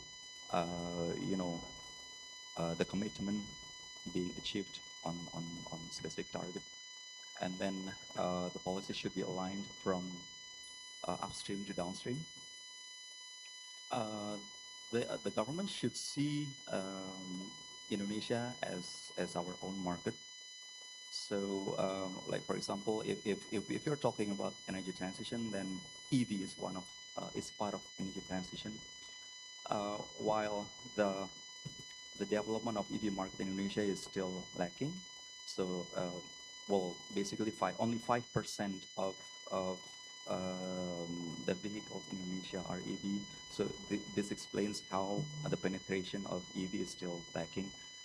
Not to mention the EV that utilizes nickel-based battery. That is another issue. And also, we need to ensure that the energy transition is giving affordable energy to the society through the policies. I think not only through the incentives, but also through many supports, like for example, support for technological development, support for local content. So such kind of support is required, and the business sector is willing to adapt to that policies as long as it's not, it's logical from the business viewpoint.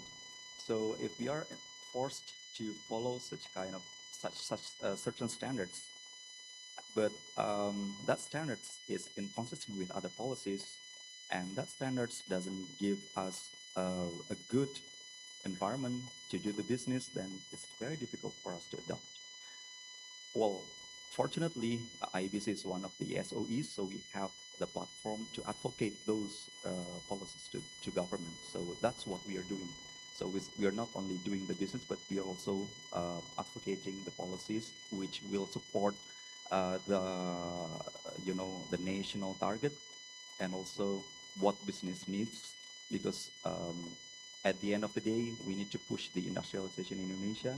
So we need to find a balance between the energy transition issues, the growth of the industry, and also the downstream projects of our natural resources. So, well, I hope that answers. Thank you. So the question was about what policy was it that works? I think for Indonesia specifically, it's not really a policy. It's just making sure that the plan that we have. So for those of you who aren't familiar, Indonesia has what is called RUPTL. That's the National Business Plan for the electricity sector. Within that document, you will see 1,000 projects. The problem is nobody knows which one of those projects will be executed within the near term. So I think for Indonesia, talking about policy signal, I think Mas Aditya highlighted very important part. We know there's a lot of challenge, but what people are looking for is the signal. If you're a multi-billion-dollar investor, you're just looking for the signal. They may not, okay, this may not be 6 months, but it may be 1 to 2 years. So really what I've been trying to stress is really don't look into the 10-year timeline. Really look about what project that Indonesia will deliver within the next 18 months. Because in many energy discussion, people keep on saying, we need financing. I'm usually one of those that push back. A lot of economists here, I push back. When you say you need financing, what exactly do you mean? Do you want free money because it doesn't exist? Do you want concessional capital because there's only like 4% of global concessional capital? Or what exactly do you mean? So I think this kind of definition also needs to be clear. There will be a lot of nuances talking about de-risking capital and things like that. But I think I was speaking with one of the world's largest infrastructure fund globally. The comments that they have is this: if you have the project, we have the money. So there is no funding issues, but there is a lot of project delivery challenges that many investors are looking forward to. Yes, there is a lot of nuances, but I think if I'm going to pack, what is the recommendation? Just make sure, list those projects that Indonesia can deliver within those 2 years, because that is really what the investment are looking for. Because the investors will not stay around forever. I'm sure Mas Ino and Mas Aditya will also say, they will wait for some times, but if they find an opportunity in Thailand and Vietnam, they will move to Vietnam very easily, right? And I think the flip-flop of signal coming from Indonesia need to have a more clear long-term direction. Let me stop there. Thank you, Barisa. Okay, I want to be more spicy, but I'm afraid to say what I was. If Pak Luki is here, maybe we should ask Pak Luki what's happening with our fuel policy flip-flop in the past couple of months. I think that's kind of like the tip of the iceberg of as you mentioned, the signal that is, not credible enough. I think before going to the Q&A, I think this is a good, key takeaways from this round questions, that good signals include, for example, setting the price right? Coherent regulation. And last but not least, it's not only about, whether there is no financing, it's about whether there is credible projects that is performing, right? So how can we connect all these dots is what matters in the ecosystem of the energy ecosystem. Okay, I'm going to open Q&A sessions, and I just heard from the panitia that they have a token of a great appreciation if you ask. So I'm going to ask for maybe 2 questions. Okay, one over here. I see one hand, and then another one here. If I don't, yeah, if I. Oh, many of them. Okay, I cannot see Mbak Panitia. Can you help? I think I'll just ask Panitia to pick. So one, yes, Bapak, Mas yang satu ini.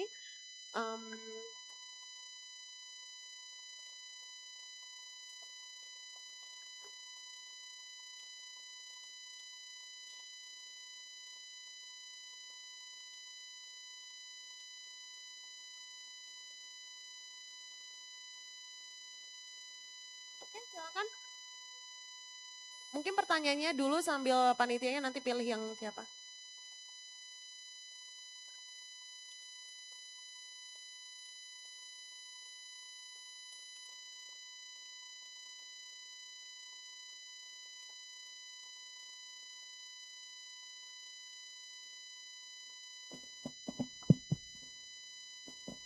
Okay, thank you for the opportunity. My name is Elpi Saputra, and I'm from Bung Hatta University, Faculty Economic and Business. I'm sorry if my English bad. I have many questions for speaker. The first one about what are the implications of the global shift towards nationalism and protectionism for Indonesia trade and investment policies, and how can it adapt to these changes? And the second, how can Indonesia contribute to shaping global norms and standards in areas like human rights, labor, and environmental protection? Okay. Thank you. Okay, very good questions. Silakan dipilih panitia. Saya nggak begitu lihat, ini gelap sekali. Satu mungkin dari sebelah sana ya, and then one more from this side. Ada katanya boleh 3 pertanyaan.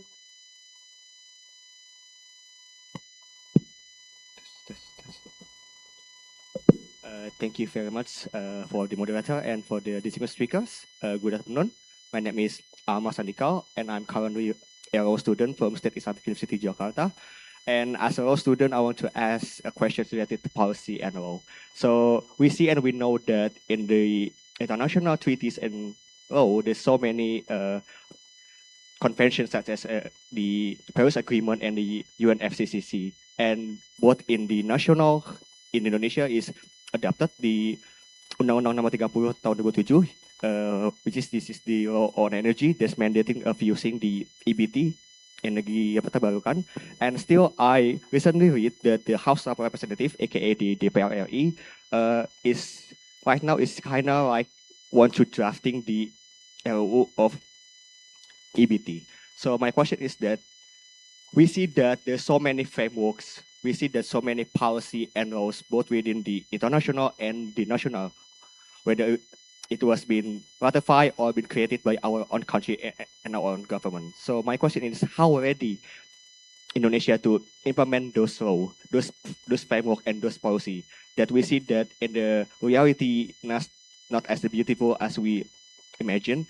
There's lack of movement, lack of action, and even lack of political will. So my question again, how ready Indonesia to implement those mandates and ensuring a just transition in the clean energy? Thank you. Okay, one more question.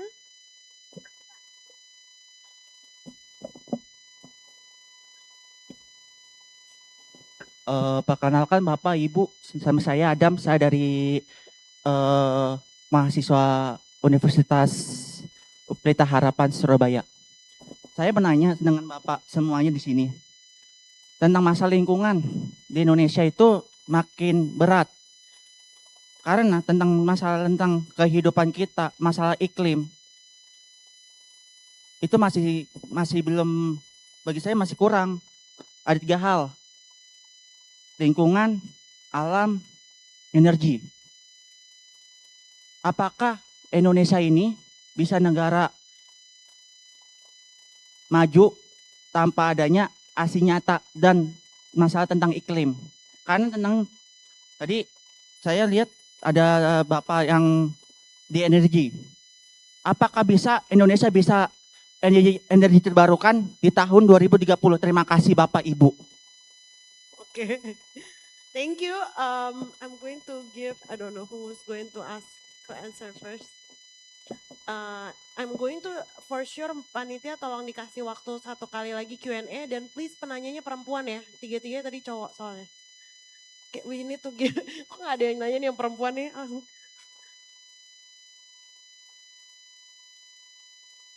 Oke, siapa? Ino duluan. Oke. Ini karena adik kelas bisa nyuruh-nyuruh aku. Okay, I'll respond to the questions. I think the first one is how do Indonesia responds towards the shifting global norms towards more protectionisms. I think Indonesia does the same now because we are now getting more protectionist as well in our policies. I think we can see, for example, the export ban for our nickel ore is one of the examples uh, of giving of the protectionist policy. Local content is also one of them, and so many policies produced by Indonesian government are currently moving towards protectionisms. But yeah, this is something that we have to deal with, the fragmentations of the global landscapes currently. And there is, of course, some implications towards this, especially because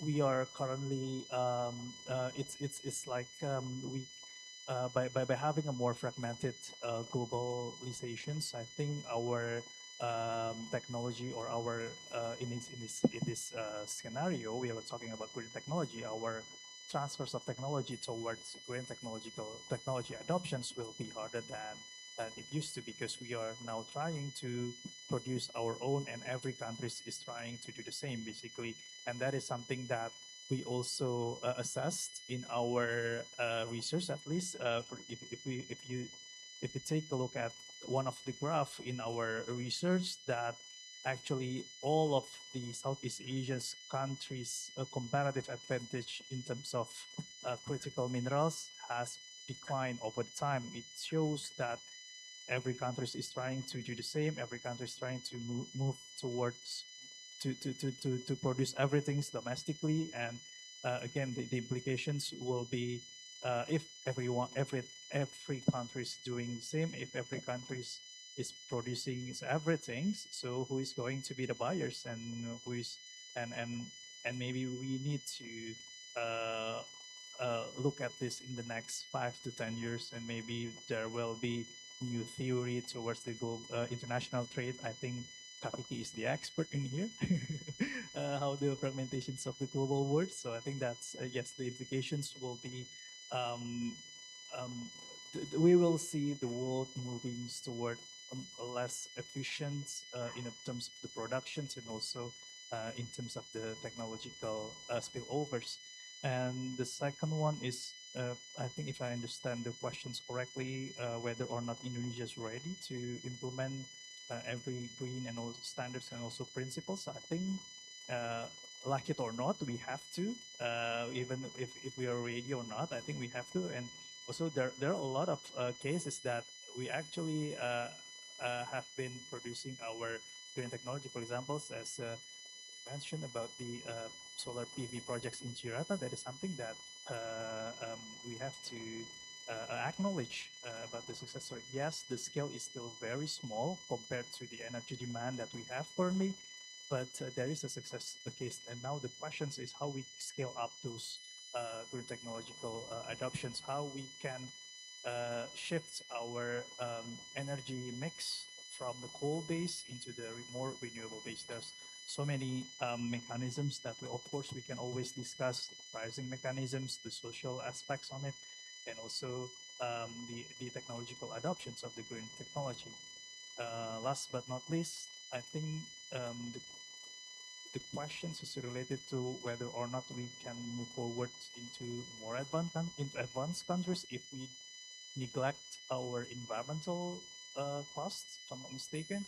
Um, it's a yes and no, but I think currently international standards, or also the global norms in the international world currently has recognized the green standards and incorporated into in our trade and also investment principles. So I think if we really neglecting our environmental cost, it will be costly in terms of our industrial competitiveness, in terms of market access to the international market. Yes, currently it's only EU that implementing those type of standards, but UK is starting to have the similar green standards, and we'll see if China is doing the same. Then we have to really follow the green and also environmental standards, because China is basically our main trading partners, and if not, then it will hurt Indonesia's economy. Basically, I'll stop.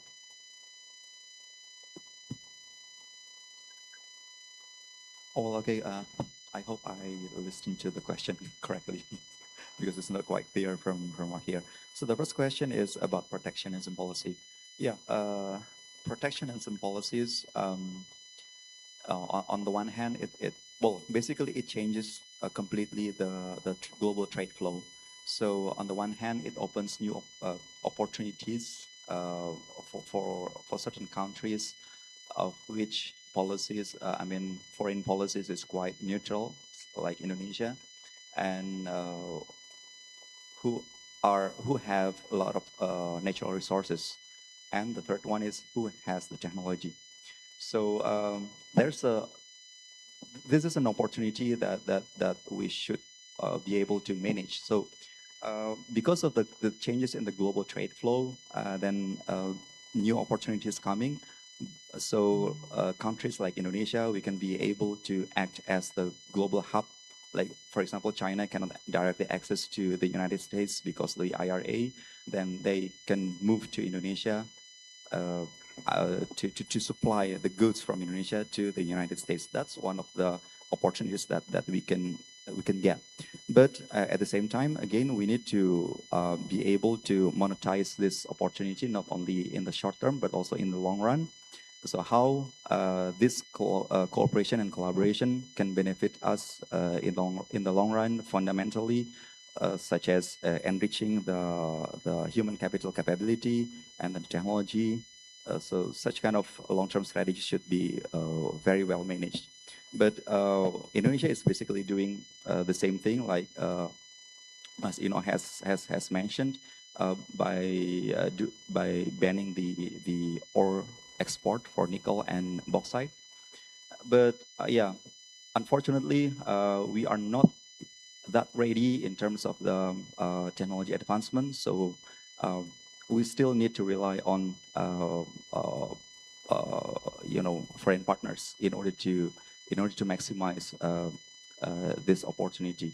So in short, yeah, protectionism policy is something that gives us many opportunities, but we need to be able to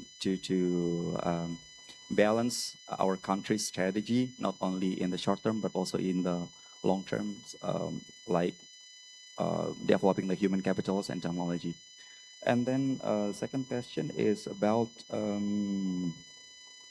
how Indonesia implements so many framework regulated by the government. So, from the industry viewpoint, I don't think that we are ready to have a radical move or transition from the current business to the green business. The industry still needs to adapt, but the industry has the capital. So as long as the regulation is clear, we have a clear framework, regulatory framework, and then followed with consistent and coherent policies, I think industry is ready to shift because we have the capital. And also the policy should also protect the investment. So, with the current business, as I mentioned earlier, our product could not be competitive if we directly move or transition from the BAU to the green business. I think one of the problems is that our industry is not that efficient.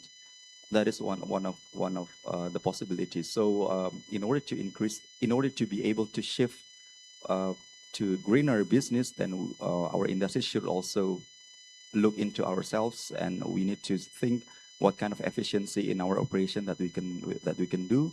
So when we need to transition to the greener business, which might be slightly more expensive for now, we can still be competitive. So that's why innovation is very important to support this shift. And then, are we ready to implement the renewable energy in 2030? I think that's not my my end to answer this question, but I think we still need to go through a lot of process. The policies, the regulations should be clear, and then we will transition slowly but sure towards that direction. Because our government stated that we have this kind of net zero target and so on, but other policies have not yet supported that initiatives yet. So we really need to think about this wholesome. So it cannot be, what we call that, segmented. Yes, fragmented. So our policies now still fragmented. So we need to improve that clearly. So. So firstly, I think we need to appreciate, I can't hear your name, but the question from us in the back in UPH Surabaya, I think we're seeing a trend in the kind of questions that we're seeing with the younger generations. They ask more questions about environments and so forth. I'll actually be delivering a class about donut economics at ITB. Like, why does ITB people want to know about donut economics? Like, nobody actually knows. But I think here's my quick answer. One word that we cannot avoid is the word trade-off. I think everybody wants to avoid that word. To give you a bit of a background, my typical week usually begin with requests to meet banking, environmental activists. We will have a meeting like in next 2 days, talking with the people directly in Morowali and so forth. So we live in both sides of the equations. But I think the problem is that the discussion about the green transition, people tend to go very polarized. It reached to the point where we want no emissions, no development, or we want business as usual, extract everything. So I think the word about trade-off will need to be very clear, put up front. And I think all of you guys here as an economist is in a good position to start talking about it. One last point is that I don't think Indonesia will ever follow the European development standard. But at the same time, we see what happened when Sulawesi gets developed with no standard. So the debates about whether we should follow IFC performance standard, which is up in the sky, or zero standard, which is what we see today, is a very unproductive discussion. I think all of us in this room need to shape the discussion to hit somewhere in the middle. We don't know what it looked like.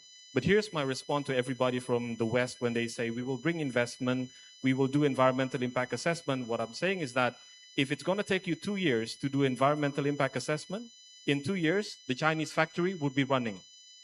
So we need to find a compromise balancing point. It's not going to be easy, but I think this is where a lot of the young generation here is in a good position to do. Thank you very much. A space for one more question. Please raise your hand if you have any questions. Saya nggak kelihatan jujur ini, very dark. Silakan panitianya yang pilih aja. Good afternoon. My name is Jauza. I'm currently an international relations undergraduate student from Universitas Gadjah Mada. My question will be related to the last record question, whereas I'll be focusing on Indonesian policies. Hence the question. We know that dependence on coal industry limits how environmentally friendly green technologies can truly be, especially that being Indonesian as an emerging leader, especially in Southeast Asia in green technologies. So what patterns in policies, trade agreements, fundamental Indonesian economic drive, narrative, etc., are currently sustaining this contradiction?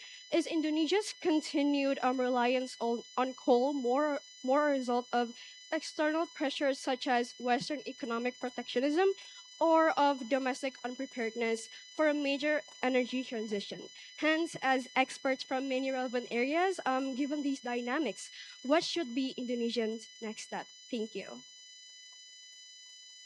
Saya jujur nggak kedengeran juga. So, can you repeat like the questions only? And you can also use Indonesia if it's easier, but just the questions. Pelan-pelan. What patterns? Mungkin lebih dekat kali. Mungkin Okay. karena itu kali. Okay. Dideketin aja. Am I audible for you now? Yes. Okay, great. Better. Okay, so we know that Indonesia is highly dependent on coal industries despite the growing green technology industries. So what patterns and policies, trade agreements, fundamental Indonesian economic drive, narratives, etc. are currently sustaining this contradiction? Is Indonesia's continued reliance on coal industry more a result of external pressures such as Western economic protectionism or of domestic unpreparedness for a major energy transition? And as experts, given these dynamics, what should be Indonesia's next steps? Okay. Trade-off between external forces and Indonesia's domestic conditions, especially on coal dependencies. And what should we, where should we navigate? How we should navigate? I think that's kind of the question. Okay, I cannot answer everything, but let me begin with one data point.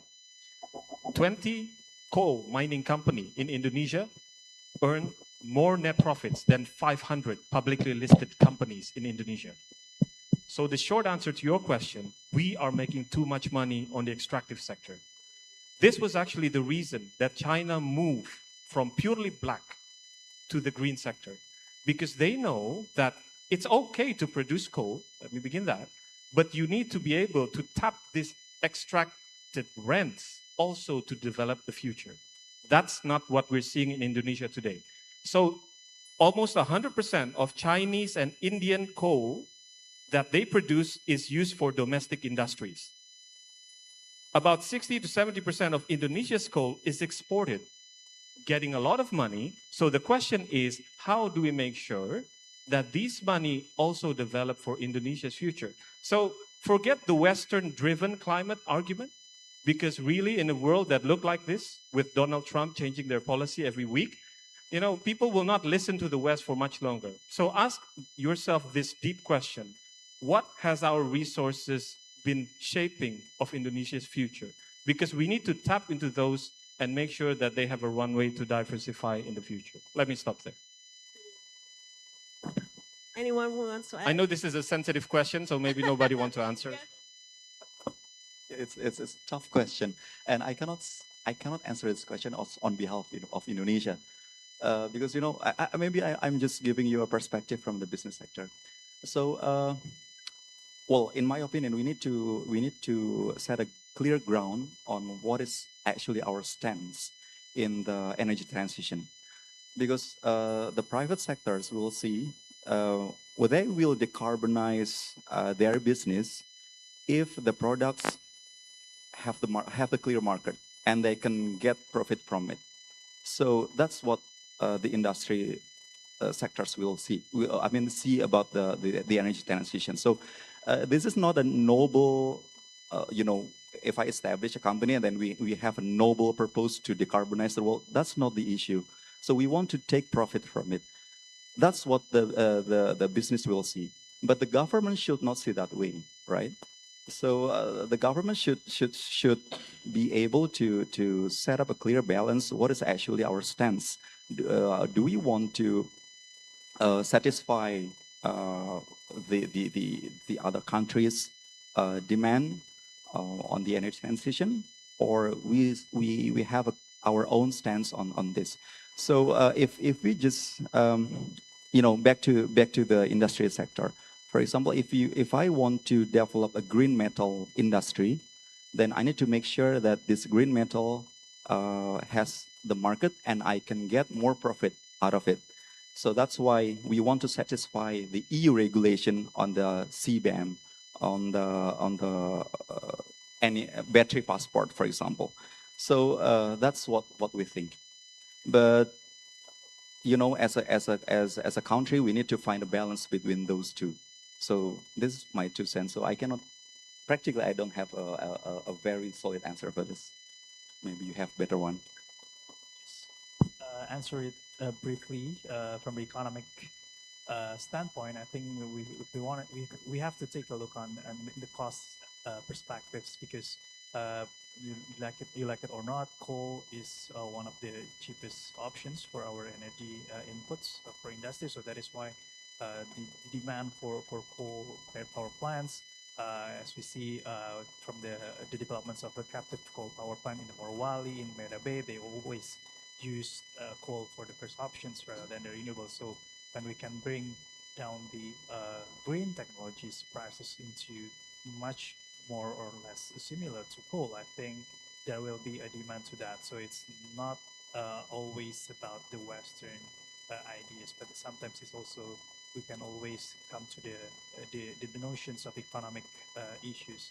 And I would also wanted to give my 2 cents about whether this is more or less a Western ideas or not, because I think, as you mentioned earlier, now the leading countries for green technology is actually China. It's not EU or it's not in US. So if China wanted to adopt a stricter green regulations, it's no longer a Western ideas. It's China's ideas now. So we have to take a look, and we have to think deeper what is exactly what we wanted to achieve in our country, and whether how we can really incorporate our green goals, our climate agenda into Indonesia's development agenda. So that will stop here. Sounds good. All very great questions. Seriously, if we have more time, and if we can be more um, um, intimate, like it's kind of like we have a barrier with the audience. It's for I don't know whether you can see us very bright, but we do not see you really clearly. I think just to wrap up our current discussion is there are several, I think, points, at least 2 points that I can take away. First, the challenge is real and vivid, right? And there are so many ideas that we should explore, and not necessarily that we have to follow a certain way of doing things. I think that's one of the key takeaways. The second one, given that we are very rich in natural resources, both sides of the story is of we can profit from it, but also have the cost coming from exploiting all these extractive industries is also present. So how we can set the signal right through prices, how we internalize all these externalities will be very challenging. The challenge that we need to solve. So to close up, we are going to present you door prize of Casio FX82 CW. I don't know. Please stand up, as we will have a documentation session with our attendees. Panitia mau gimana ini? Stand up atau dipanggil? Okay. People are distributing it. Okay, good. This is from the sponsors. Thank you so much. Okay, can I close the session, Panitia? Okay. So thank you everyone for your all amazing questions. Unfortunately, we cannot honor all of your questions. Thank you for our remarkable speakers for the fruitful and insightful discussion. I will hand back the event to the Master of Ceremony. Thank you so much, everyone. And please, an applause for all of these amazing speakers. Thank you.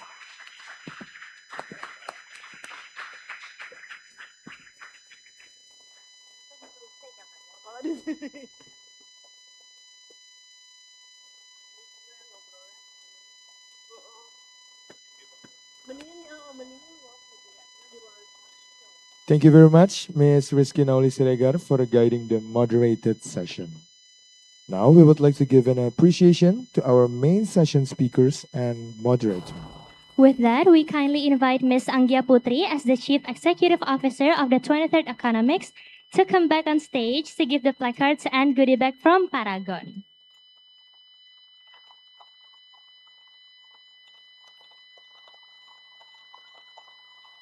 Yes, and for our first moderated session speaker, we invite Mr. Putra Adiguna to receive the placard and a goodie bag from Paragon.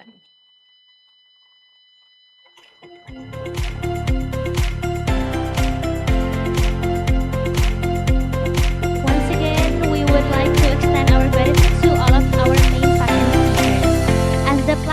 and goodie bag from Paragon is being presented, let us once again show our appreciation with a round of applause for Mr. Putra Adiguna.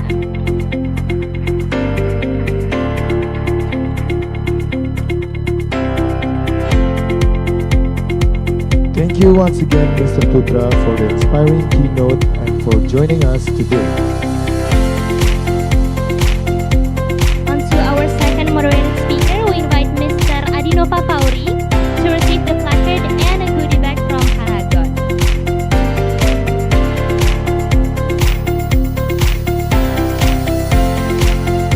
Please join me in giving another round of applause as the placard and goodie bag from Paragon is presented to Mr. Adinova Fauri.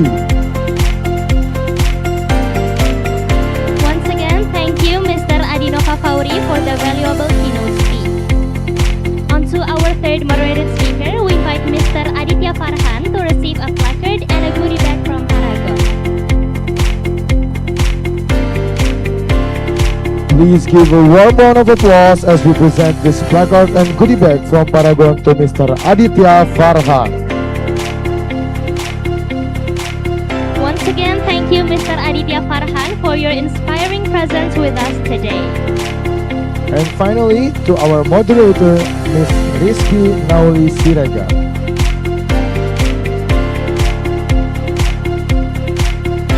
As the placard and goodie bag is being presented, we would like to extend our deepest gratitude once more. And we will begin the documentation in 3, 2, 1. Okay, once again, we would like to express our most sincere appreciation to our exceptional moderator and main session speaker. But before we leave the stage, we would like to commemorate this event together with a documentation session with all moderator session speakers.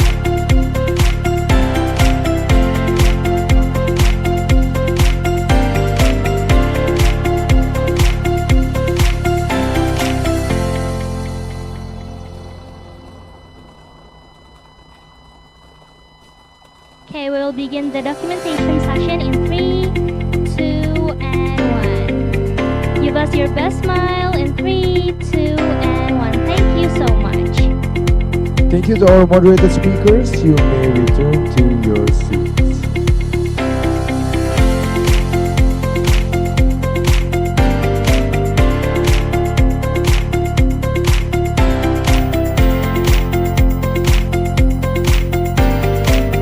Thank you so much for our moderator and main session speakers.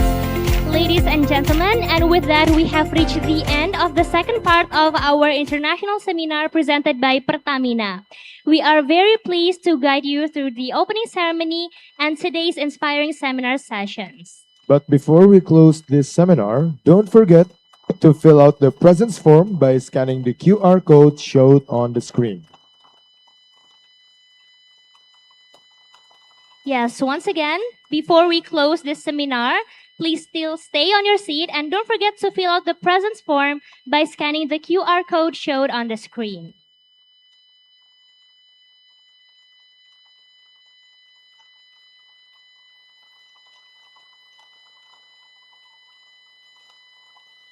The 23rd Economix was able to be held because of the support from our sponsors, PT Pertamina, PT Perkebunan Nusantara 4 Palpco, Center for Strategic and International Studies Indonesia, PT Bank Negara Indonesia, Sinarmas, PT Telekomunikasi Seluler Telkomsel, PT PLN, PT Bank Mandiri, PT Mandiri Manajemen Investasi, PT Kustodian Central Efek Indonesia, PT Medco Energi Internasional, PT Jasa Marga, Iluni FEBUI, PT Jakarta Industrial Estate Pulau Gadung, PT Antam, Bank Syariah Indonesia, dan Perhutani.